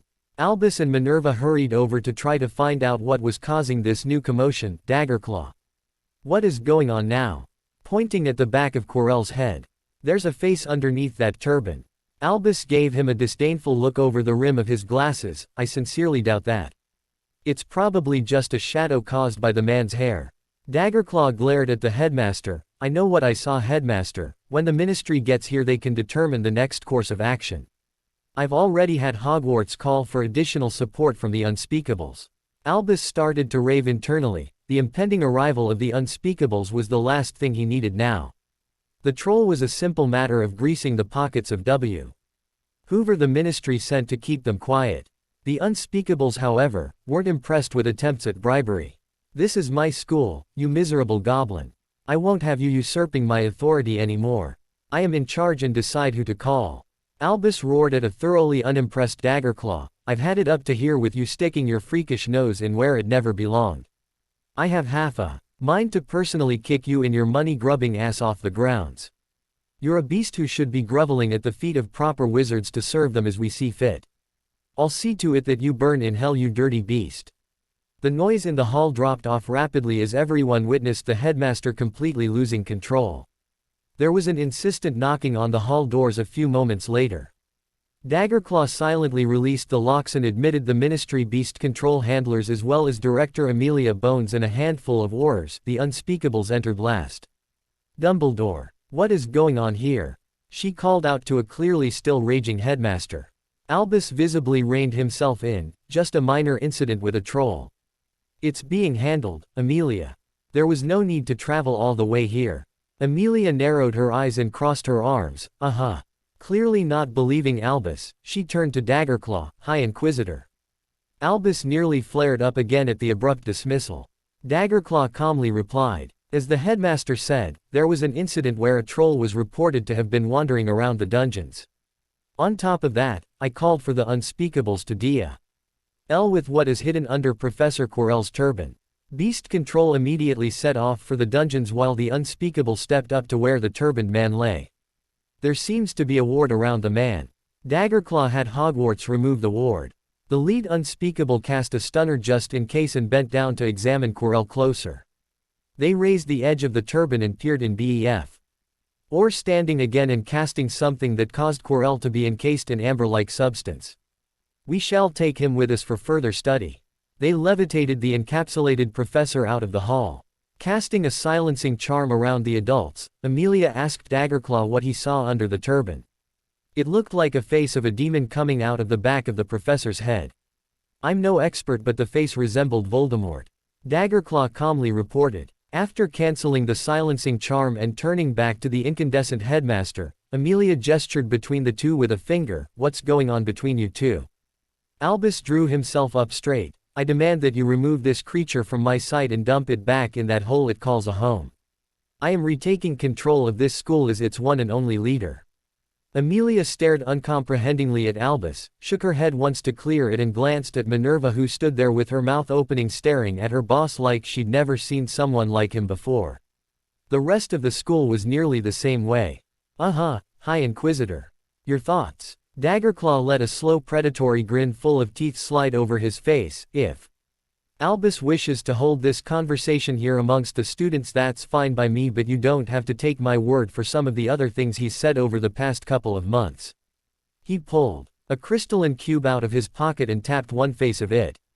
A spectral image of Albus sitting at his desk appeared, hovering just above the cube like a pensive memory. Albus' face went deathly white and he started babbling. No, you can't share what I said in the privacy of my own office.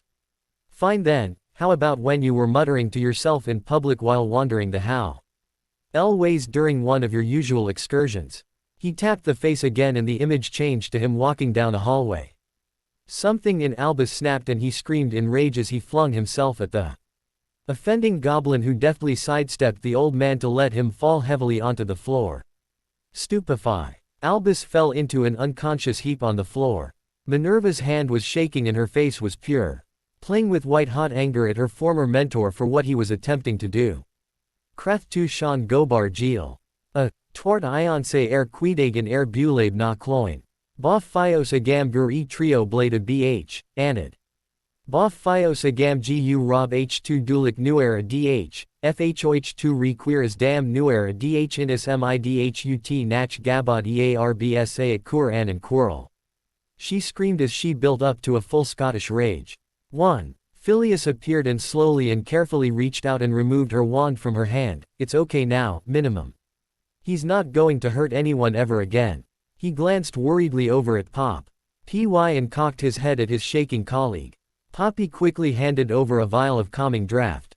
Drink this, Min, then go with Poppy, okay.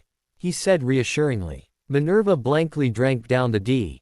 Rawdon let out a shuddering cry of anguish before letting her friend guide her out of the great hall. There were tears in the eyes of many of the students and staff, including even the gray-leaning Slytherins.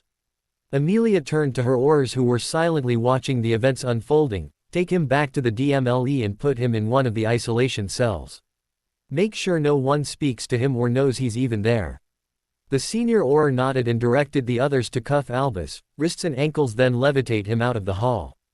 Once Minerva had been escorted from the hall, Daggerclaw led aim. Leah to the same chamber Severus used to deal with Ron Weasley. Turning to face the goblin, Amelia demanded some answers. Just what is going on around here?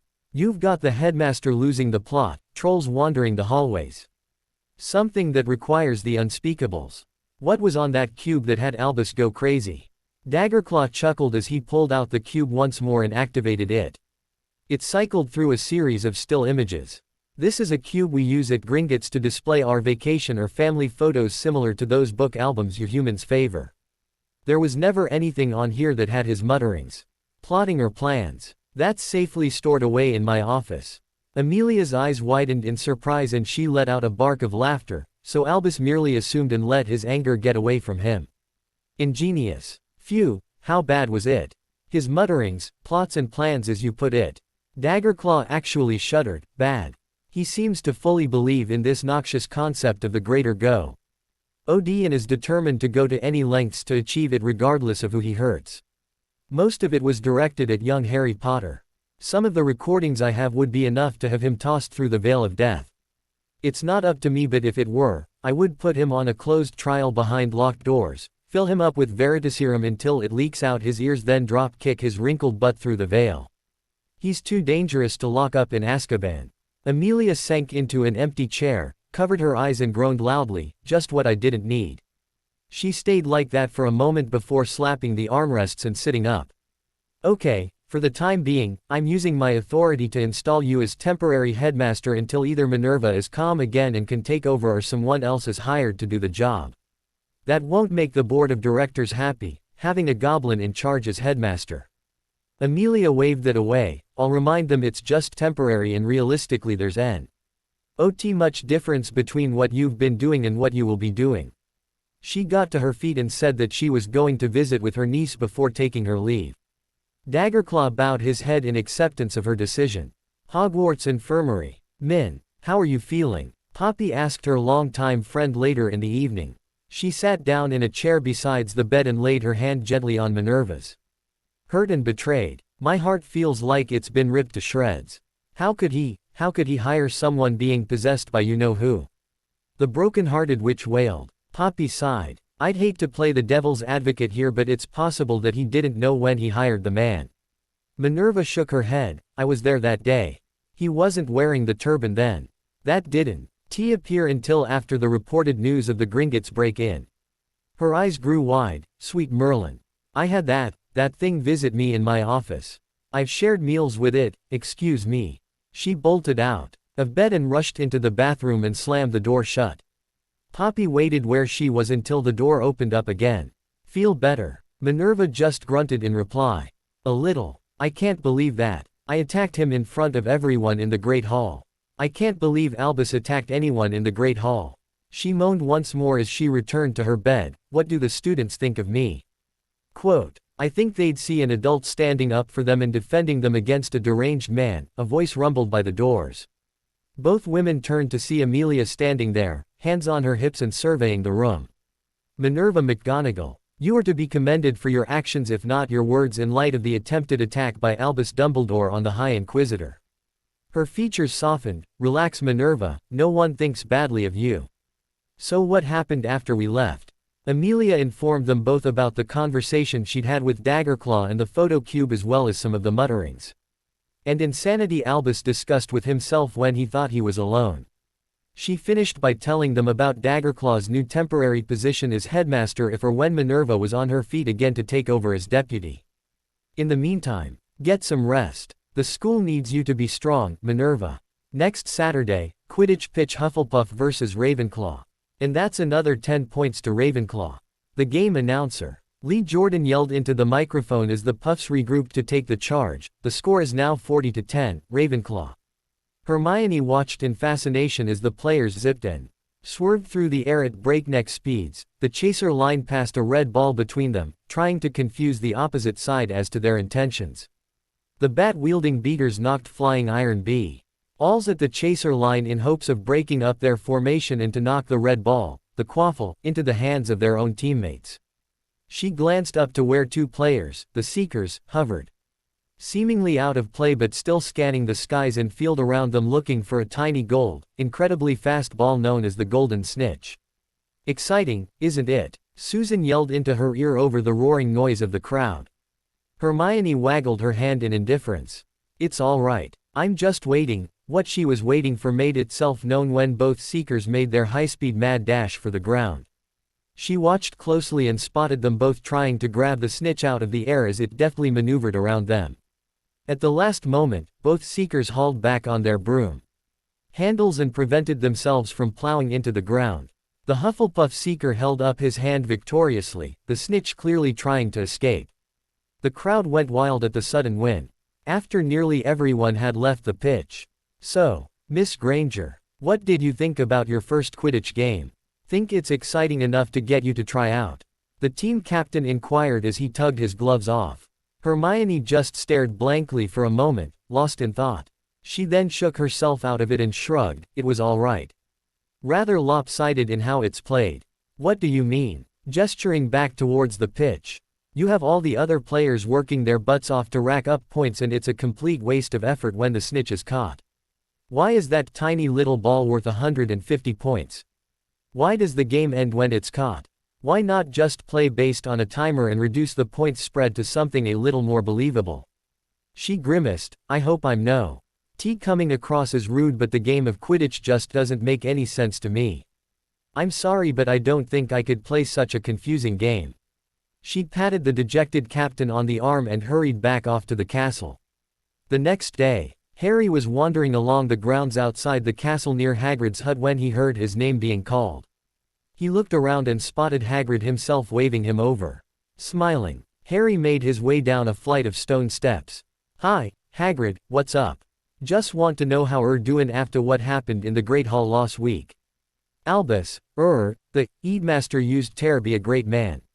Don, no wa, got inter, I am. Hagrid rumbled. Harry shrugged. I'm doing fine. It really didn't affect me because I wasn't the target of the headmaster's rage yet. I knew that if he'd actually grabbed Daggerclaw, the headmaster wouldn't be around to stand trial. Everyone should know that you don't mess around with a warrior society, even if they don't look like they're dressed like it anymore. So what's going on in your house? Why is the fire raging so much? Hagrid spun around and quickly closed the door. I'd appreciate it if you didn't tell anyone about that. He lowered his voice and looked around shiftily. I've gotten myself a dragon egg and I'm gonna try tear hatch it. Harry just stared at the huge man and blinked. A dragon egg, a real dragon egg. Hagrid beamed at Harry. This right. I got them books out of the library which tell me what to pecked. I reckon I got me hands on a Norwegian ridgeback. Harry just mutely shook his head. Hagrid, you know that you live in a wooden house, right? What if that thing breathes fire? Hagrid waved it away dismissively. I've got plenty of time before that happens. Harry nodded once, then bid his giant friend goodbye, then hightailed it towards the castle. High Inquisitor's office. Harry urgently knocked on Daggerclaw's office door and rushed in when it unlocked itself. Daggerclaw, the school has a dragon prob. Oh. Hi, Director Bones. He finished lamely. Daggerclaw couldn't contain himself and chortled at Harry's embarrassment. Please continue, Mr. Potter. What dragon and where is it and who is responsible? He waved the boy to an empty chair. Sighing uncomfortably, I was just visiting Hagrid when I noticed. He relayed the events that had just finished not 20 minutes ago. Amelia removed her monocle and rubbed the bridge of her nose and grumbled, I ought to think about installing a field office here at the castle. That's actually not a bad idea, Amelia, though I'd suggest putting it in Hogsmeade. Daggerclaw commented before turning back to Harry, what do you suggest we do about it? Get him some mental help. He lives in a wooden house for Pete's sake. Find someone to properly teach him that raising a dragon that could breathe fire around kids is a bad idea. Both adults nodded understandingly. Well, for starters, I think that Hagrid needs to have a long conversation with you, Daggerclaw, to remind him about inappropriate and/or dangerous items being brought onto school grounds, Amelia commented dryly. Next, I think I need to speak with him to determine the extent of the illegal animal trade here in Hogsmeade. You're not going to arrest him, are you? Harry asked worriedly. Amelia patted him on the shoulder. Probably not.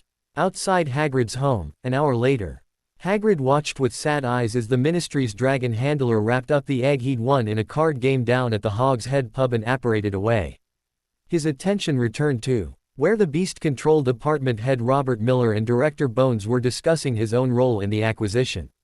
Robert, you know that Hagrid meant well, and frankly, his contribution to protecting a species, however misguided, did get us an in with the local black market. It's my opinion that he ought to be commended, not punished. Azkaban is too much for something like this. Hagrid paled at the mention of that demon-infested prison.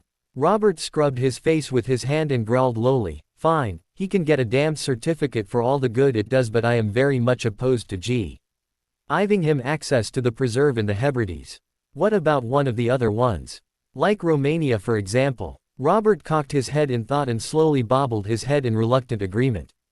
Quote, that could be acceptable, he'd be out of our jurisdiction and therefore any problems wouldn't land on my desk. He let out a loud sigh. You contact them and if they agree then he can be sent there as soon as possible. They shook hands. Robert gave Hagrid a searching look and apparated out. Hagrid. He turned to look at Amelia. I hope you know now that what you should have done was contact us immediately.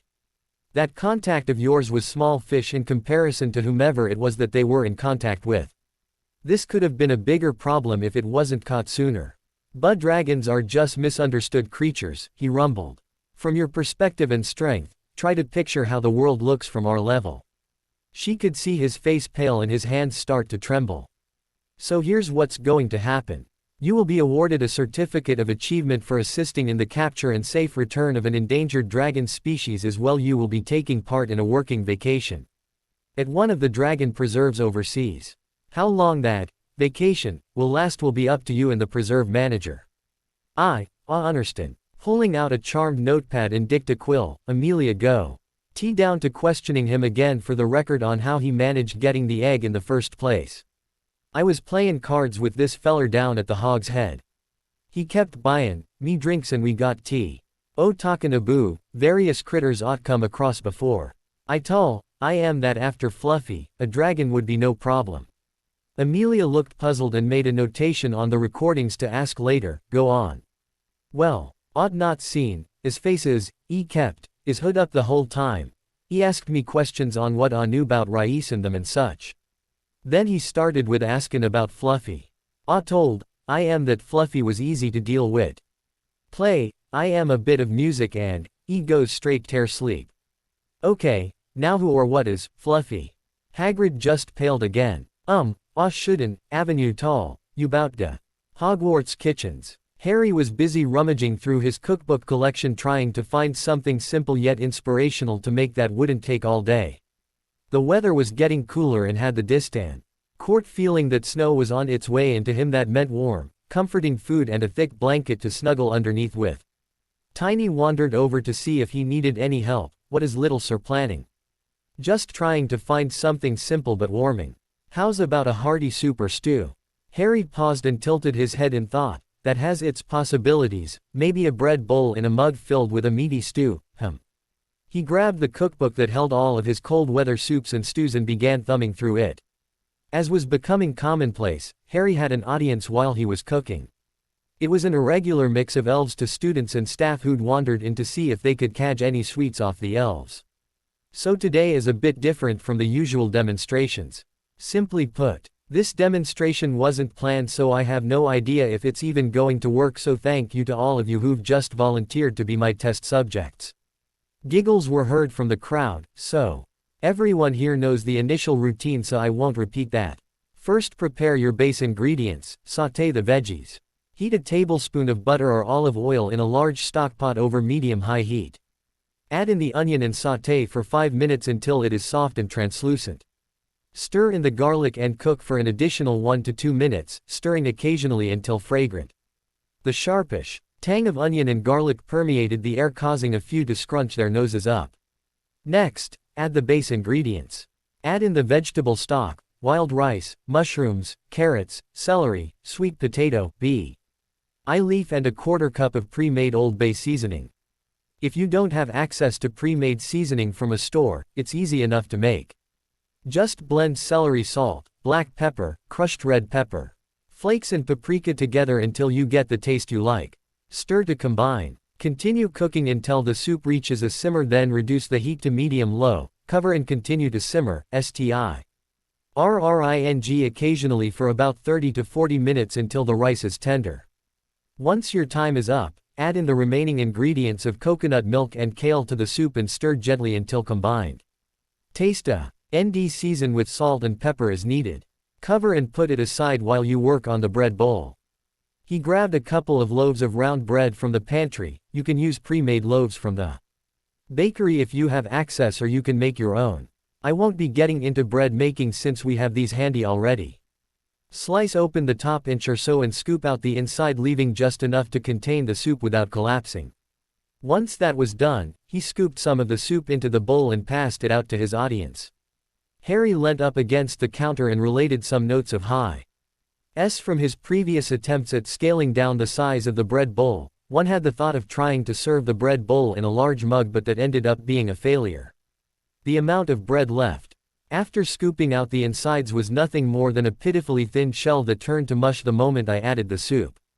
So what does everyone think?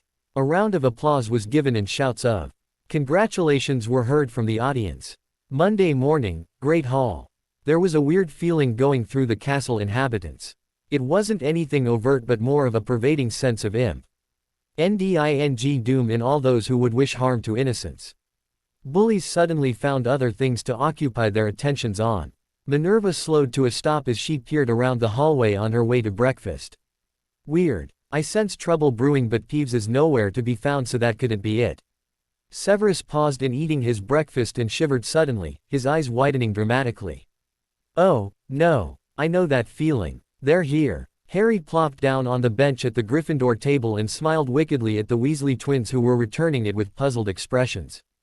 Something you wish to share, Harrykins? George inquired. The doors opened up at that moment and 2 men appeared in the doorway. One was sandy-haired and had numerous scars on his face, plus that weather-beaten look of someone who spent a long time at the beach. The other man was raven-haired with silvery eyes that danced with mirth and a smirk tugging at the corners of his mouth. Both were well-dressed and starry, looking straight at where Harry and the twins were sitting. Fred and George stared at the new visitors, then turned towards Harry, who still smirked wolfishly. I solemnly swear that I am up to no good. Hey, pup, how are things? Sirius asked as he ruffled Harry's hair, smirking as he always did when Harry growled ineffectually at him. Both men sat down on either side of Harry and smiled politely at the Weasley twins, who stared back with dumbstruck expressions on their faces. So, who are your friends? Are they all right? Remus coughed into his hand to break up the tension.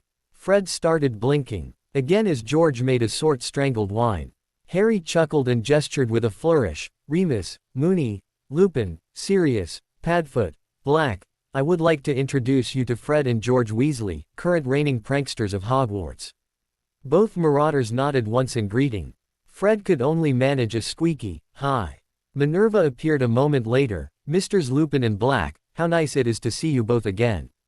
I sincerely hope you're not here to cause more trouble, are you? Sirius placed his hand over his chest like he'd been mortally wounded. Professor, I should be outraged that you would ever think of such a thing. I am the paragon of reformation and rehabilitation. A single eyebrow rose up in disbelief, causing Sirius to sag in mock sadness. Moony. It's like she doesn't trust her old favorites. Hold me, he started wailing how Minerva had forsaken him. That broke the twins out of their shock and started them laughing. Harry just rolled his eyes and looked to the ceiling for divine intervention. Just promise that you will try to not set anything on fire or bring the castle walls down, eh? Her eyes twinkled slightly and the corners of her mouth twitched before turning around and heading back up to the teacher's table. A transfigured fluffy tail swishing from the back of her robes. Everyone's eyes turned to Sirius, who just shook his head and slyly pointed at Remus, who sat the with a contented grin spread over his face. Sirius turned to the twins with a full-blown marauder's grin. So what do you both like to do for fun around here these days? 5 minutes later in the Weasley twins' lair of laughs. Harry peered around the converted abandoned classroom, curious as to what most of the items were that were in sight, yet somewhat fearful of the things still in crates. Nothing good can come from things in moldy-looking crates with questionable labels on them. Sirius, on the other hand, was digging enthusiastically through one such crate. I'm impressed, boys. It's not every day when someone can come across a jar of any size of powdered magma worm eggs. Thank you, sir. Sirius glanced up at the redhead with a sardonic eye. None of that, sir, stuff. I'm not ble enough to warrant it, and even if I was, I'd rebel. Sure. Relax, kid. It's just Padfoot. Say it enough times and it gets easier. The redhead in question, George, slumped his shoulders and shook his head. I don't think I'll ever get to that point. You two are legendary, and compared to you, I feel like I'm still in nappies and just figured out which end of the bottle to hold. Remus slapped his hand consolingly on George's shoulder. Think of how we felt when we discovered that we weren't the first or even the original pranksters. There were others that came before us who terrorized the school. Fred sat forward on the chair he'd been sitting on. Who? Sirius had put down the jar and wiped his hands. 2 of the founders, of course. Godric Gryffindor and Salazar Slytherin were the original pranksters. Harry perked up. Really? I thought they were always at odds with each other. That argument came later in life, according to the journals we found in a distant corner of the library. It was during their younger days while setting up the school they weren't allowed to be in the same room together unsupervised.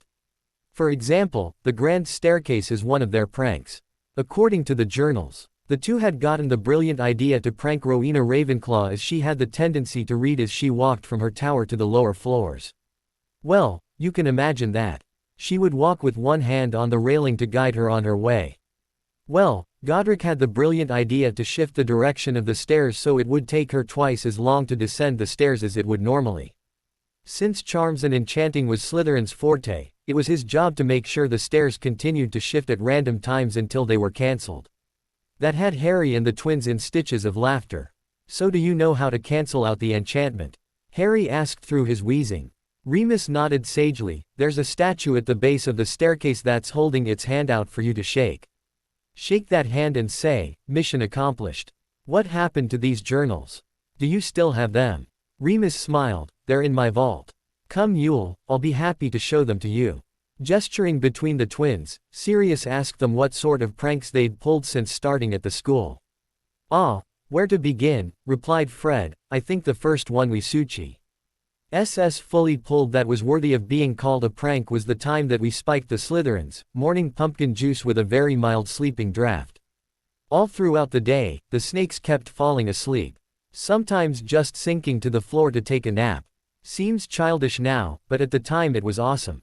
Sirius grinned and waved his hand dismissively. All the greats have to start somewhere, you know. What else? George picked up the thread, swapped the labels on the condiments. If you reached for the ketchup, you ended up getting hot sauce. Mustard got you mayonnaise and so forth. Harry looked scandalized. If you ever try that again when I'm making food, well, I'm not sure what I'd do, but it wouldn't be pleasant. George clapped him on the back. Never fear, young Harrykins. If word got out that we did that, I think the whole school might rebel and we'd be lucky to get out with our lives. Got a taste of Harry's cooking, have you? Both twins put on the look like they'd seen heaven. Harry Potter doesn't cook. Harry Potter makes art. Harry blushed at the praise. So, what else? Remus asked to get things moving again. Well, we got into the laundry and de-charmed the Ravenclaw's robes to randomly change colors and patterns. Remus frowned briefly. Simple but not exactly what I thought you would do. Fred smirked. Ah. But here's the best part, Depin. Ding, on which spell was then cast on them, either a finite or finite incantatum. It would either cause their robes to turn transparent or make rude noises as they moved. Remus silently clapped his approval. I think the funniest one we've ever done was to the other house's Quidditch teams. We swapped out their brooms and balls for the Muggle variety. The quaffle was a large red rubber ball. The bludgers were just 2 ordinary cannonballs and the snitch was a walnut painted gold. Fred tapped his chin. Hey, Georgie, remember that time we pranked Argus Filch's shoes to sing that Disney song? Hi-ho, it's off to work we go. Remus chuckled. That's Disney and that's hilarious. How long was it good for? George shrugged. An hour at most, though we never got to hear more than a couple of lines of the song. He just went back to his office and changed shoes. Harry picked at his thumbnail. I got an idea. All eyes swung to him. What? I mean, have you ever pulled anything on the headmaster? The twins shook their heads while the Marauders nodded theirs, but Remus motioned for him to continue. What was your idea, Harry? It won't do you any good now, but maybe use it on another professor like Snape. You ever heard of a whoopee cushion? While the twins and Marauders were showing off to one another, Hermione was on a mission to seek out some pressing information. Information on what really happened to Sally Ann Perks. She had tried to speak with Madame Pomfrey, but the older Mediwitch was bound by confidentiality rules.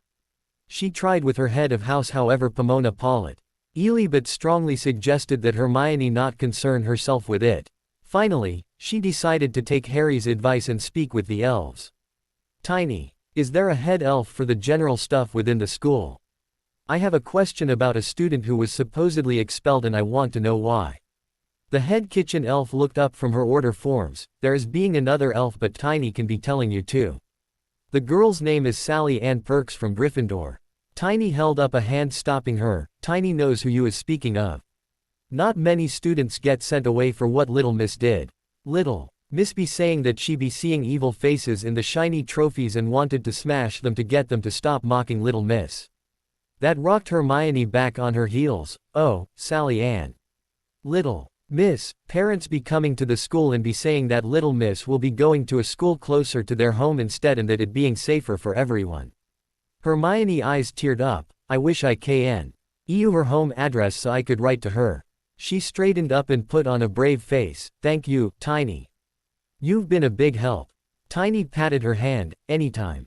Hermione determinedly made her way up to Professor McGonagall's office and knocked on the door. When she was bid to enter, she didn't even wait to be asked what the problem was. I would like to have Sally Ann Perks, home address S. Oh, I can write to her and let her know that I don't hold her at fault for what she experienced. Minerva let out an uncharacteristic snort of laughter. And it's a pleasure to see you too, Miss Granger. She tilted her head and studied the pint-sized dynamo before her. You heard what happened to young Miss Perks? Hermione waggled her hand. Sort of. I heard she had a mental breakdown and started seeing things, and that's why she started destroying the trophies. Minerva held out a tin. Have a biscuit. Hermione was puzzled but took a ginger snap anyways and bit into it. It was good but not Harry quality. I think it's wonderful that you would like to write to Miss Perks. It shows a determined degree of friendship and even bravery towards someone you've never met before. You're correct, T. Hat she did have a breakdown of sorts in her short time here. It's rare but it does happen, especially amongst the Muggleborn who are not used to being away from home for long periods of time and also being thrust into a whole new situation. She took out a scrap of paper and wrote something down on it. I'm entrusting this to you. Please do not share with the others what really happened unless you get approval from Miss Perks or her parents first. Clutching the paper in her hands, Hermione promised Minerva that she wouldn't and took her leave. When she got to the door, Minerva called her name again. Oh, and 10 points to you, Miss Granger, for your compassion. Third floor ballroom. Argus Filch was actually enjoying himself in a way that he'd never thought possible. True, he was tired, sweaty, and dirty and in need of a stiff drink, but the restoration of the ballroom and other exercise rooms was proceeding splendidly. It was a constant source of amazement in the grandeur and beauty. and went into the design of each of the rooms. Even the most staid of them, like the aerobics studio which just had a mildly springy floor and mirrors on 3 of the 4 walls, was still an example of Art Nouveau organic styling in the doorframes or the stained glass window treatments. The coup de grace had to be the ballroom, which was decorated to resemble something straight out of the Queluz National Ballroom in Portugal. He remembered that visit fondly. It was one of the few trips in the Muggle world he'd taken while studying for his master's degree in art history. The cream-colored walls with the hand-painted murals, sweeping gold trim, hanging crystal chandeliers, and floor-to-ceiling windows that let in huge amounts of natural lighting. Why anyone would want to seal this all away and just let it turn to rubble was beyond him. He was overseeing the construction team that had been hired from who knew where by the Hogwarts elf assignment supervisor who knew that elves had subcontractors. A pop heralded the arrival of one of the elves. "Mr. Filch, sir, where does you be wanting this crate of books?" came a somewhat deeper yet still squeaky voice. Argus turned to see one of the slightly taller elves holding a clipboard and standing next to said crate. "What's in it?" The elf peered at the manifest, exercise books and charts. "Ah, take that to the library just off the aerobics studio. Down that hall. 3rd door on the left side." He pointed in that direction. "Yes, sir." Argus decided to take another look at the Roman-style indoor pool and its enchanted skylight and animated murals. The tall columns, panoramic windows to let in the light, a decent-sized lounging area and heated tub and sauna promised to be a showstopper. Argus headed down the wide hallway until he heard the sounds of flowing water and banging of tools. He stepped into the room and his nose was immediately hit with the sharp, acrid aroma of some sort of harsh cleaning chemical. "Petty," he yelled out in between rasping coughs. The elf in question popped to his side. "Yes, Mr.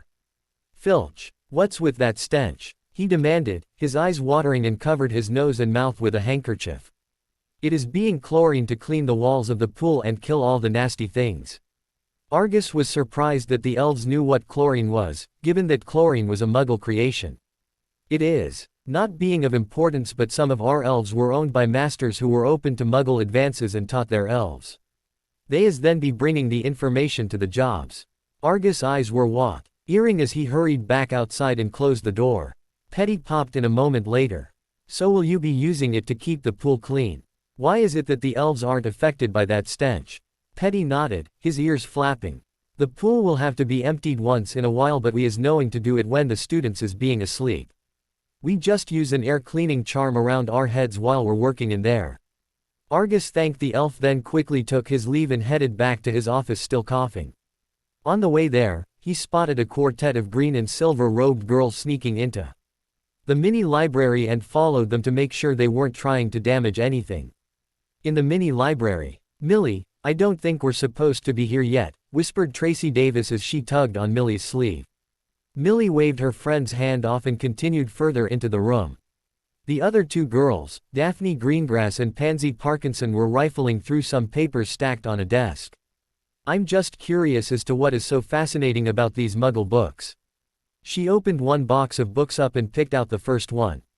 It was a primer on weightlifting basics. Millie's eyes grew wide at the full-color images of muscular men and women. Ahem. The girls whirled around and shied back from the sight of the usually cranky Argus Filch standing in the doorframe. "Curiosity is not a sin, but stealing is," Argus intoned and crossed his arms across his chest. Millie swallowed noisily. "I wasn't going to steal it. I was just looking." "Uh-huh. Well, at any rate, the library isn't open. And yet, so I suggest you put that back in the box. If you want to help out, I suggest you speak with Madame Pants."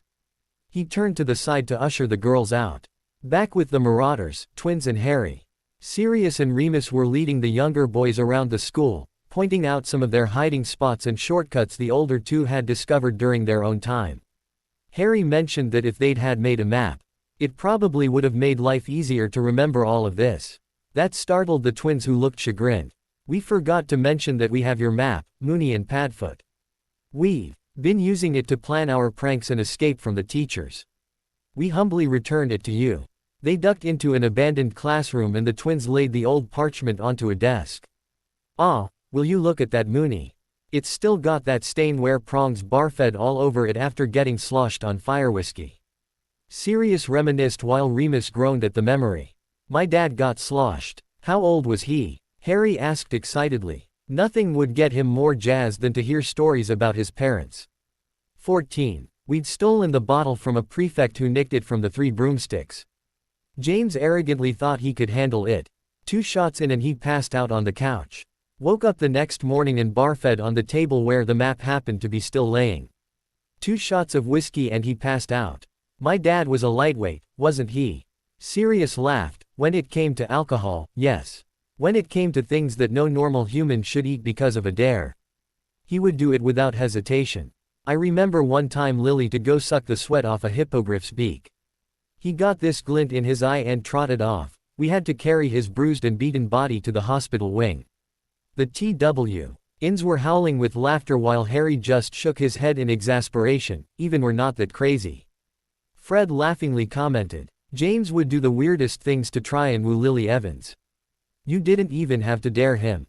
Just mention her name and it was like someone had put him under the Imperious curse. Remus reminisced. There was even a sign-up sheet in the Gryffindor Tower to Sug's ideas to get him to try to accomplish while under her thrall. What about Harry's mum? Did she ever get into pranking? George asked. Sirius grunted in amusement while gesturing Remus to take this one.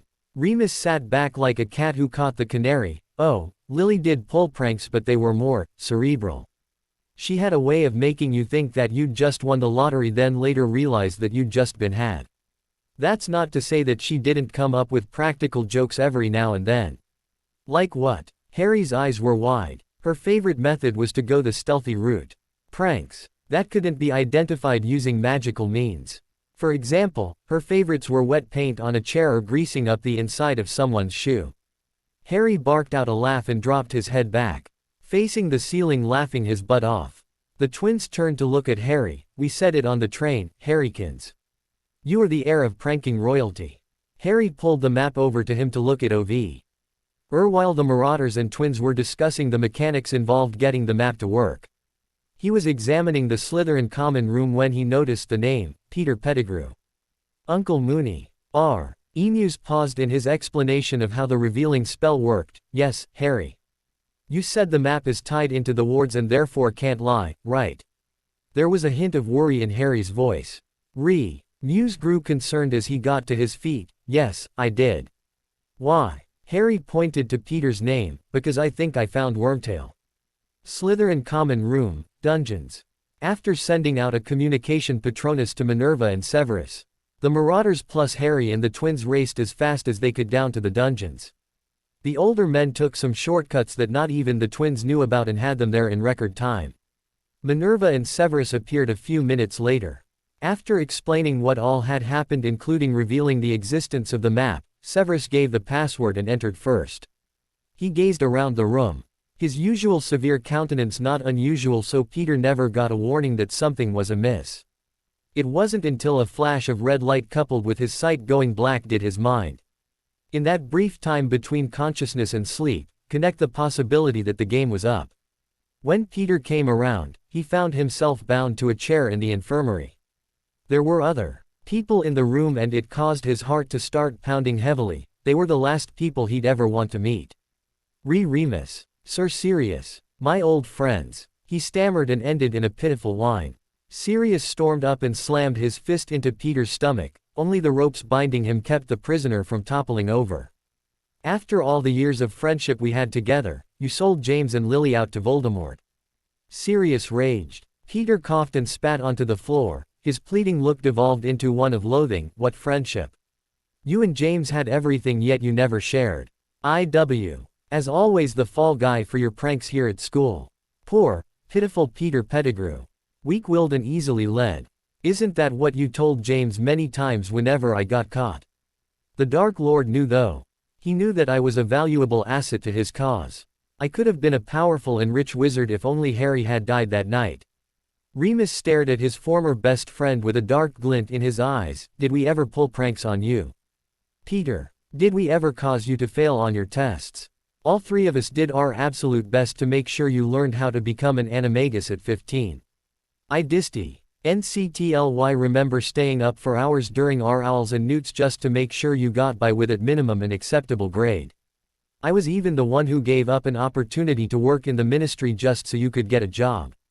His voice was deadly calm. Fat lot of good it did for me, Peter growled. Sirius paced back and forth before whirling on Minerva. I'm done with this fat lump of garbage. Contact Amelia and let her deal with him. He turned one last time to Peter. I spent nearly 10 years of my life in that hellhole of Azkaban because of you. I lost out 10 years that I could have had with James, Lily and Harry because of you. Sirius was practically screaming at this point before he went deadly still. You know what? I absolve myself of you. You, Peter Andrew Pettigrew, are dead to me. I refuse to see you. I refuse to hear you. You are dead to me. With that, he stormed from the room. Remus stood there silently for a moment before leaning down into Peter's face. If it were up to me, I would lock you in a room while I transformed, then let the wolf have its way with you. You should know, Moony is very displeased right now. Hufflepuff Girls' Dorms, the next day. Dear Sally Ann, my name is Hermione Granger and you and I were at Hogwarts together briefly until your transfer. Even though I am in Hufflepuff while you were in Gryffindor, I wanted you to know that I don't hold any fault with you over what you experienced in the trophy room. I am rather curious as to how you are doing now. Are you getting treatment for the breakdown? What is it even called? How are you settling into your new school? I hope that you and I could be pen pals so you don't feel so alone, if you're willing. Sincerely yours, Hermione Granger, Hufflepuff House. Hermione sat back in her chair and reviewed what she'd written. It was short, not even really a longish paragraph, but it should be enough to at least establish a tentative friendship. She slipped the letter into an envelope and wrote Sally Ann's name and address onto the face, then headed out to the Ollery. When she entered, she spotted Hedwig peering down at her from her roost in the rafters. Hey Hedwig, do you feel up to delivering a letter? Hedwig ghosted down from her spot, landed on the windowsill, and stuck out her leg. Hermione affixed the envelope to the bird's leg with a rubber band and knelt down to look the owl in the eyes. I know that Harry says that you should only deliver at night, but we both know that you are the best there is. After all, he's just being an overprotective boy. Hedwig huffed in a way that could have been construed as laughter. Take your time, and if Sally Ann wants to give you a reply, just go ahead and wait. Hedwig nuzzled Hermione's ear and launched herself out the window. A couple of days later at breakfast, Hedwig delivered Sally Ann's response letter to Hermione. Harry sat there looking puzzled at the delivery but still handed his owl a strip of bacon. Hermione, when did you send a letter out? She'd just unstuck the flap and looked up at the sound of her name. Oh, a couple of days ago. She dropped her voice to a near whisper. I wrote to Sally Ann Perks T.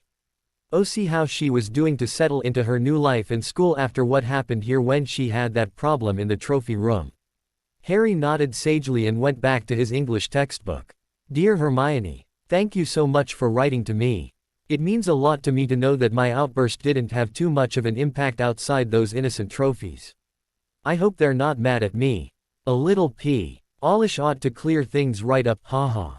Things have been settling themselves since I've left. My mum and dad were against me going to Hogwarts from the start because of my condition, which is called childhood onset schizophrenia.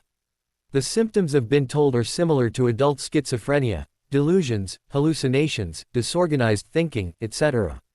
It's been tough trying to overcome the shame that I've been feeling. I can only guess that I'm the hot topic of discussion there at the castle. I've just started at my new school. The teachers and staff seem nice so far. The other kids either recognize that I'm in the room with them or are spaced out from their medications. Treatment is going. My new therapist has been discussing my options with my parents. It's looking like I'll be getting on some medication soon, as well as a modified education plan. Unfortunately, I won't be able to continue my magical studies since my new school would just treat my abilities as another manifestation of my illness. I'm hoping that maybe I could get a tutor. We'll see what happens. I should tell you that if you send that beautiful owl down again, I just may end up trying to keep her. When she arrived, I was in the middle of another episode, but when she appeared, all of a sudden the demons vanished. I don't know if it's because of her sudden appearance or what, but I feel so calm and relaxed when she's near. She's such a sweet bird. She cuddled with me after I blacked out and preened my hair as I came to. Your friend, Sally Ann. Saturday, Hogwarts Kitchens. Harry was busily preparing for his next demonstration when Draco Malfoy of all people sauntered into the room. It surprised Harry since he was of the belief that the blonde-haired aristocratic boy didn't even know where the kitchens were, and if he did, considered them to be beneath his notice. Draco settled himself onto a bench after turfing out an elf, tapped his fingers on the armrest, tilted his head and got a look on his face as if to say, well, let's get on with it. Single quote. Harry shook his head and rolled his eyes briefly. Whatever. At least it's not Weasley down here, he'd be chewing on the stone walls by now. Hello everyone. Welcome back to another culinary carnival of, yes, Harry Potter cooks. A rousing round of applause erupted from the crowd. Today will be different than the usual full meals that I've been showing you. Today, we're going to be making a savory snack perfect for just about any time of the day. So today's recipe is called mozzarella stuffed rosemary and Parmesan soft pretzels. They're made with a simple soft pretzel dough and loaded with fresh herbs and Italian cheese. Today's pretzel recipe is made with not one but two cheeses and flavored with rosemary, black pepper, garlic powder and sea salt. Several members of the audience quietly moaned with anticipation. Even Draco was spotted shifting in his seat. This homemade soft pretzel dough is made with yeast, but don't let that scare you off. Because working with yeast is easy once you know a few things. Harry gestured to a poster board he'd set up with some of the tips and tricks he'd picked up over the years. First rule is, don't kill the yeast. You don't need hot water to activate the yeast. What you want is warm water. A general rule of thumb is if you can keep your finger in the warm water and it doesn't scald you within 2 seconds, it's good enough for the yeast. Second, yeast reproduces best between 20 and 26 degrees Celsius. This simply means if your house is pretty cold, crank on the oven for a few minutes just to warm it up, then let your dough rise in there. Just don't forget to turn off the oven before placing the dough in there to rise. Harry picked up a bowl and dumped in the yeast. To this he added warm water, sugar, salt, then left it in the warm oven to rise for about 10 minutes until it began to foam. Add in the rosemary, flour and butter and knead for about 12 minutes. Cover the dough with a damp cloth and place in a warm area of your kitchen to rise for about an hour or until the dough has doubled in size. Wiping his hands on a towel, he started with the fillings. These pretzels are stuffed with mozzarella, Parmesan and rosemary. It's very important that you use fresh rosemary as the dried variety won't add the same flavor to the dough. If you can't get fresh, then I suggest leaving it out. For the cheese filling, I have 2 tips. 1. Combine the 2 cheeses in a bowl, then place it in the freezer for 20 minutes. This trick helps the cheese melt slowly. Slow melting cheese equals less leakage during the baking process. 2. Resist the temptation to overstuff your pretzels. Overstuffed pretzels will burst and leak while baking. Preheat your oven to about 220 degrees Celsius. And line 2 large baking sheets with parchment paper. Set these aside for now. Add water and baking soda to a large pot or Dutch oven and bring to a boil. Divide your dough into 8 equal rounds and roll them out into a 41 cm long rope. Roll out each rope so it's 10 cm wide. Remove the cheese from the freezer and add 2 tablespoons of cheese evenly along the center of the strip. Tightly roll the dough back into a rope, jelly roll style, pinching the ends together. Harry then began demonstrating how to roll out the dough and cut it into strips. He then sprinkled on the mixed cheese down the center of the strip and showed how to twist it into the characteristic pretzel shape. One at a time, he placed them into the boiling water and cooked them for 30 seconds each. He removed them with a slotted spoon, allowing any excess water to drip back into the pot before transferring the pretzel to a prepared baking sheet. Once all the pretzels have been boiled, brush the tops of EACH with an egg wash and place the pans into the oven to bake. Be sure to bake the pretzels for the full 16 minutes. Sometimes I even bake them a little longer because I like to get the outside really brown and toasty. The dough is so thick and soft that baking them for an extra few minutes will have no effect on the doughy interior. Allow the pretzels to cool on the baking sheet for about 5 minutes before touching. In spite of himself, Draco was actually enjoying the show. He surreptitiously began taking notes and was surprised to realize that the idea of freshly baked food was exciting him. While the pretzels were baking, Harry made up another bowl that combined some cheese, rosemary, garlic powder, black pepper and salt. When the pretzels came out and cooled enough to touch, he brushed a bit of melted butter, then sprinkled the seasonings on top. Then he pulled out a knife and cut up the pretzels into sample-sized pieces. Tiny stepped up and began distributing them to the audience. Draco examined his piece, sniffed it, and after he popped it into his mouth, his eyes rolled up and he swore that his brain froze from sensory overload. The pretzel just seemed to slowly melt in his mouth with minimal chewing. Harry approached the arrogant Gryffindor afterwards with a knowing grin on his face. "So, how'd you like the show?" Draco slowly shook his head. "Words cannot describe. Merlin, Potter. That was, and you, Gah. Why in all things magic were you not sorted into Slytherin? You could rule the world with this quality of cooking, or was this baking?" Harry shrugged. "It was a little of both. I got sorted where I did because I asked for it. I didn't want to be looked down upon as part of the usual animosity between Gryffindor and Slytherin. I like to study but not excessively so. Hufflepuff just seems to, I don't know. It's like my house is the, what's the word, tiny." Tiny popped over. "Yes, little sir. What's the word to describe a house that has all the other features of the other three?" "I know it starts with the letter E." Tiny scrunched her face up in thought. Embodiment." Harry threw his hands up in a, aha gesture. "Yes, thanks Tiny. Hufflepuff is the embodiment of the characteristics of the other three houses. We have the brave, the intelligent and the cunning. We just know how to work together and solve our differences without getting violent. AC. Oople of days after Albus, arrest for attempting to attack Daggerclaw. Department of Magical Law Enforcement, Director Bones, Office." Amelia pulled out her, not-so-secret bottle of fire whiskey and poured herself a large glass. She tried to relax in her chair but the report from Albus, interrogation, left her on edge and with a bad taste in her mouth. After his blow-up and subsequent attempted attack on Daggerclaw, Albus had been stunned, then taken to the DMLE holding cells for further evaluation.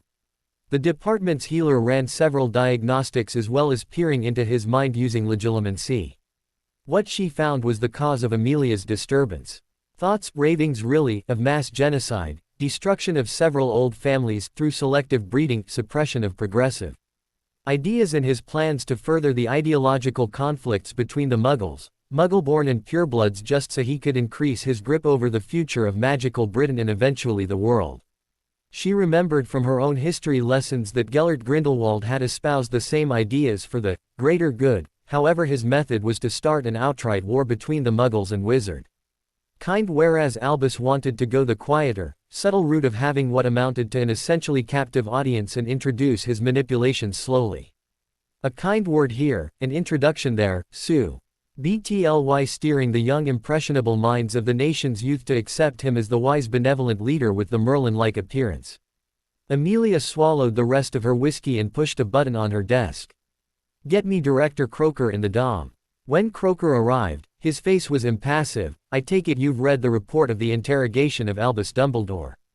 Amelia grimaced as she poured him a glass. "I was sick to my stomach. How does someone like him manage to pull the wool over everyone's eyes and for so long? Slow and steady wins the race, it appears. Taking a long con approach by becoming an educator was apparently the winning strategy as opposed to the route Grindelwald or even Voldemort took. Killing people off in a violent manner, bombings, imperiousing others to do your dirty work, threats. These are the loud and dirty methods to achieving a goal, and yet every time some idiot tries it, they end up dead or in prison. Albus' method is almost elegant and cunning. I'm eternally relieved that neither Dark Lords ever went that route." Amelia sipped on her whiskey. "So what do we do now?" "I mean, first and foremost Albus needs to be put on trial. That's a given. The world needs to know just how far their idol has fallen as well as all of his other misdeeds in the inane pursuit of some nebulous greater good. It's the punishment I'm worried about. Should we CK him away in Azkaban where there's the remote likelihood that he could escape, or toss him through the veil of death? Or do you want to get creative?" Croker looked up from his glass. "Creative? In what way?" "Launch him out of a cannon into a brick wall until he's just a splatter of gore and bone." Amelia chuckled. "No, I was thinking of binding down his magic to something like that of a squib." "Oh. obliviating him of the knowledge of magic as well as his ability to remember how to communicate in English, then dropping him in some far-flung remote country. Now it was Croaker's turn to laugh. I hadn't thought of that. That would be a fitting end, to die in some rat hole of a country with no one knowing who you are. What about running an experiment to see what happens when a convict is slowly pushed through the veil feet first? How long does it take them to die? If you want to get vicious, I say that we should chain him to a large container of soil and plant a tiny cutting of devil's snar. Ear venomous tentacular and let it slowly digest him. Amelia, I think you've been thinking about this a bit too much. Creative is good, but unless you're willing to go dark, then try to stick with the more ironic punishments. Besides, we've already done those experiments. Silence reigned for a few moments before Amelia broached the other big item. What's going on with that other professor, Squirrel I think his name was? Croaker drained the last of his whiskey. Quirrell. Quirius Quirrell, and he's still in stasis at the moment. We're trying to figure out a way to separate him from the parasite so both can be examined. As of right now, it's not looking too hopeful. Is it true though? The parasite is actually V. Voldemort. Yes, but not all of him. In between the research on how to separate the two, my teams have delved into the parasite's mind and discovered that he'd created multiple containers to house his soul. I won't bother you with the details simply because they're my department's remission to deal with. Suffice to say, it's going to be quite the job rounding them all up and disposing them. He's already told us where two of these foul things are, and we're looking into a third possibility. Are the locations anything I need to worry about? Croaker sighed and scratched his beard. One is located in his mother's hovel of a home, the second was given to Lucius Malfoy of all people. While the third is supposedly hidden in Hogwarts. That's the one that needs to be handled gently. Amelia was perplexed. Why can't you just rip the information out of his memory? Croaker harumphed. Clever bastard put up mental versions of explosive booby traps should anyone try to force the extraction. Those explosives go off and the information, as well as the intruder, is destroyed. The intruder becomes mind-wiped, similar to that of a Dementor's kiss. Her eyes bugged out. Merlin. Croaker waved his hand as if to say, right. So things have to be taken very slow and carefully. That's it for today. I will stop here. I hope you all enjoyed this video. If you please consider subscribe and make sure to hit that like button, share with your friends, and don't forget to check out author of this story. Details in description.